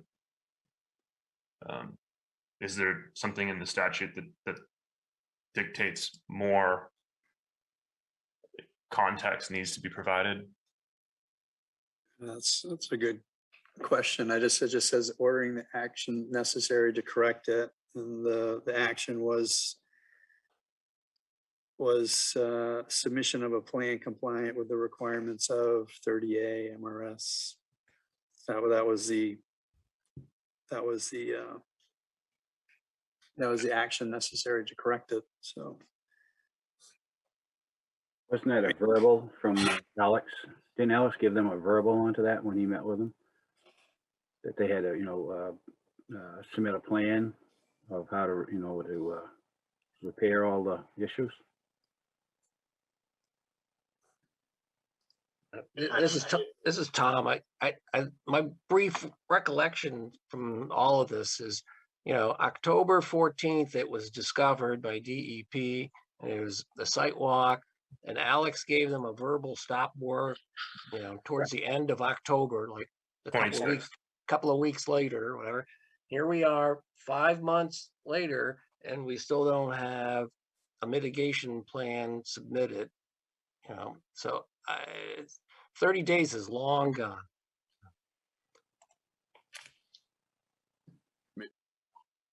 Mr. Chair, yeah, and I recognize that, my client's appeal is not before us, but I just would want to correct that statement, or at least point out on the record that I think that's inaccurate.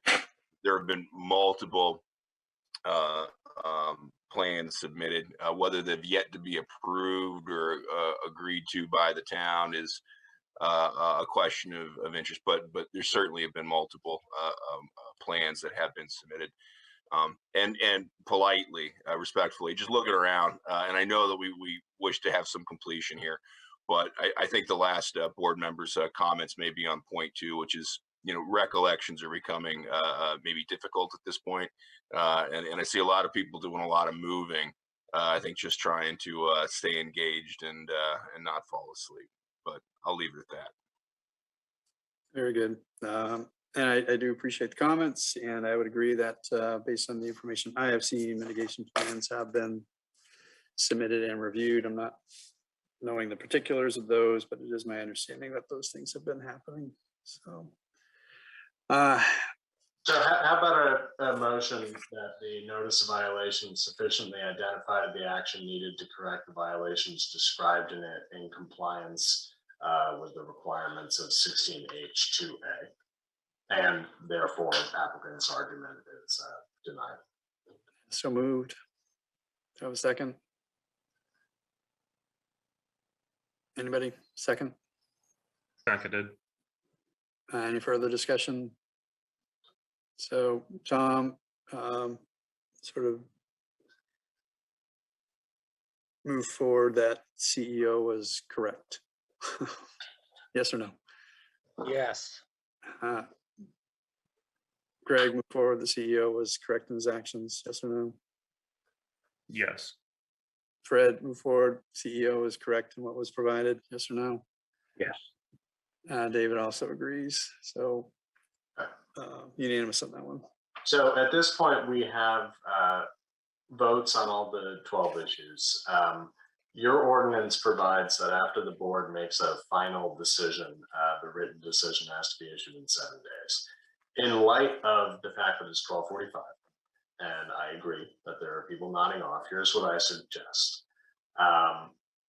I think what we have here is a tentative decision, and I think that I can write up a written decision based on this, and at the board's next meeting, it can review that decision and it can issue a final vote and final decision on that, and then I can make any final tweaks within 7 days and issue that written decision.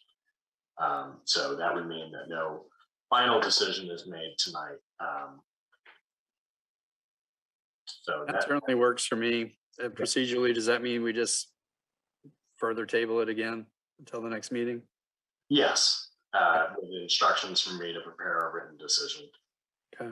The other thing is, I don't know if you saw, there's another message out there from the attorney, Ration again about, just wanted to make sure that there will be consideration of the last argument discussed at length relating to the duplication, that by getting a planning board permit for stabilization under 1417(8) and 2, this would alleviate the need to get individual permits for grading, filling, vegetation removal, and tree removal, vegetation removal and tree removal.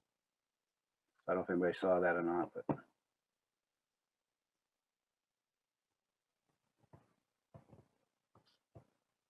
Well, I mean, I see this, but I mean, this is sort of forward-looking, you know, the notice of violation was issued on 12/16 and there was no planning board permit at that time. Therefore, you know, at that time, at least in my opinion, the notice of violation was issued appropriately. I mean, yes, it's great that planning board permit will be after the fact obtained, but I don't think in terms of this 12/16/2021 notice of violation that personally has bearing, but. I know it was addressed. I just want to make sure we at least talked about it, you know, Yep. where it was, put into the message. Sorry, Attorney Rachin, do you mind just speaking to the issue that you're raising? Well, I thank you very much for the opportunity. I appreciate the person raising it for me. Yeah, that was one of the things that I addressed at length. And I'm not saying that I want to be clear. I'm not saying we had a planning board permit. I'm saying that the process is, you know, if you get a shoreland stabilization permit from the planning board, then those other things all are subsumed in that. So that was the issue that I've been addressing and raising. And I just wanted to make sure that was addressed in the findings, because that was a big issue. Attorney Wyckoff, do you have a reply on that? Hi, Roll. I'll be very brief. One, this is not an issue that was raised in the appeal. When you look at the application for appeal, it's not raised there at all. It's new. It's from whole cloth here today. And second, beyond that, what Attorney Rachin is really saying is that pretend that permit was awarded, and then none of this other stuff are violations. That's what she's asking the board to decide and to find, and that just didn't happen. So I'm going to offer my opinion, and I'm inclined to agree. And I don't think this was strictly raised. I also think that by addressing the issues the way that the board has, I think it has addressed this. You know, it's agreed that these the separate numbers we discussed should be treated as separate notices of separate violations. So I think that addresses the issue. I also think that since we're essentially going to table deliberations so they compare a written decision, if the board thinks otherwise, having a chance to review this review of the written decision, we can certainly see if we need to make an additional motion to address that issue. So again, my recommendation, I think at this point remains the same, that I take my direction here from the votes that have been taken to prepare a written decision, and we resume deliberations to finalize that written decision and take a final vote. I would agree with that. Okay. So, I don't believe I need a motion for that. I do suggest that we try to identify the next date if everybody's game for that. yeah, well, the next regular meeting, Sandy can confirm, but I think it's April 26th. Is that right, Sandy?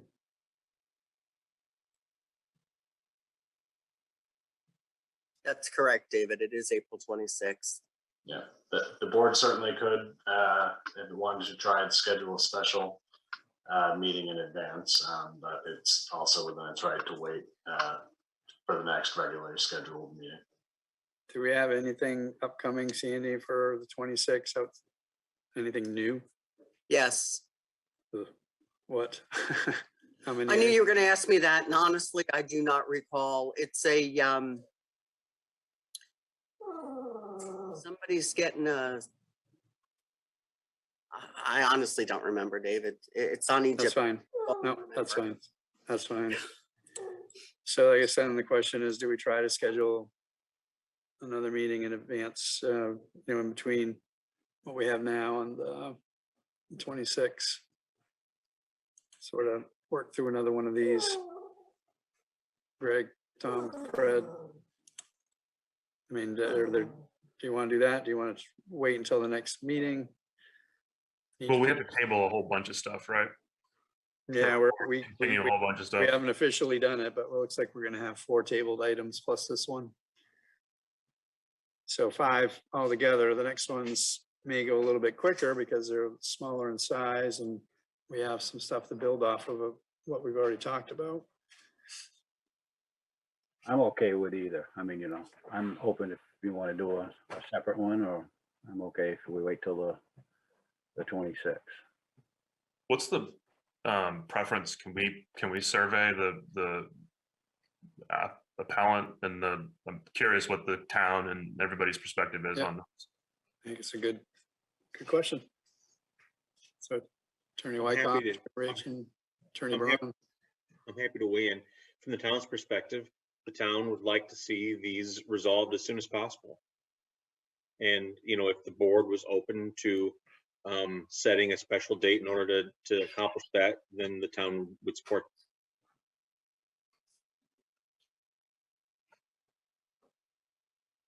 Attorney Braun, Attorney Rachel, any comment to that?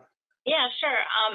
I'm happy to do whatever is in the board's desire. I'm just looking at my calendar and it's crazy booked. So if people want to, I reserved the 26th because I thought that might be the day that we would be doing this anyway. But it just depends on what the date is that's floated. And of course, I just want to accommodate whatever the board is looking to do. And availability would be my only concern, but apologies, I don't really have access to the calendar right now to confirm or not. I would expect the 26th is far enough in advance that were you to put something on there, most likely we'd be available for it. Sounds like the 26th can be still a good date. Greg, Tom, and Fred. Well, Fred, you weighed in. You said either or. Greg or Tom? I'm fine with the 26th. Yeah, it's fine with me. Do we want to consider an earlier start time?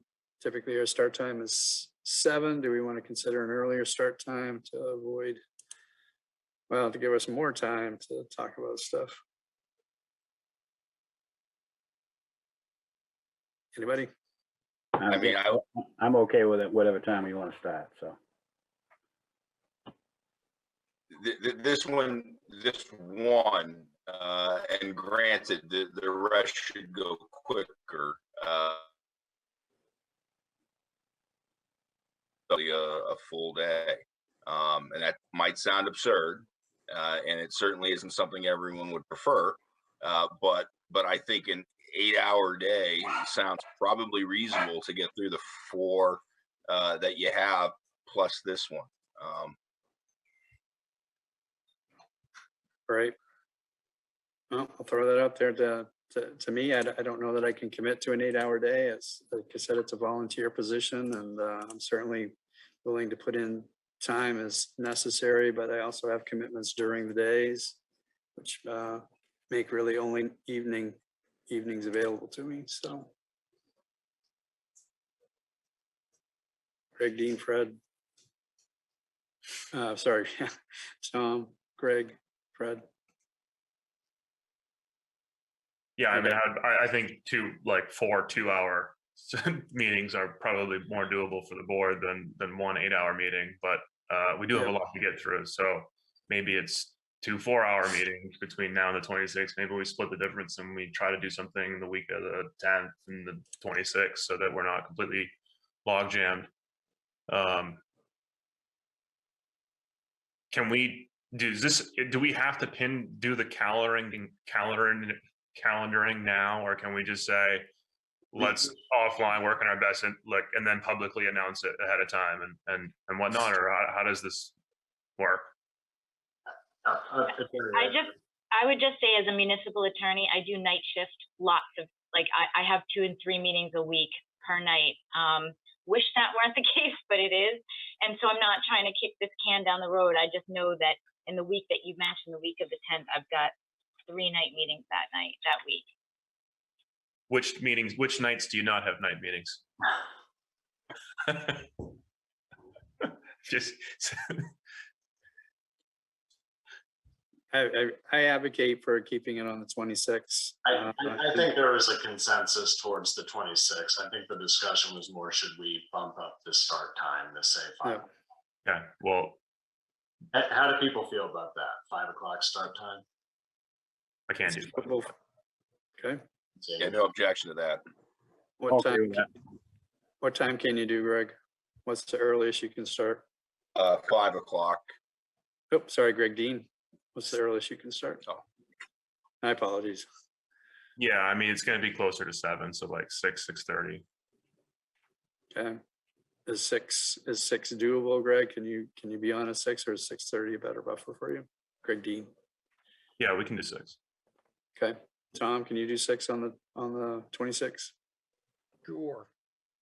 Fred, sound like you're good to go. Yeah, I'm okay. Yeah, Mike. How about a motion to table discussion of this to April 26th, starting at 6 o'clock? Yeah. So moved. Second. In favor of 6 o'clock, 26. In favor. Or Greg in favor, yes or no? Yes. Yes. Fred in favor, David's in favor as well, unanimous. Okay, then how about a motion to table the remaining items to on the agenda to April 26th? Yeah, so moved. Second. Tom in favor of tabling all remaining items. In favor. Greg in favor, yes or no? Yes. Fred, yes or no? In favor. David's in favor as well.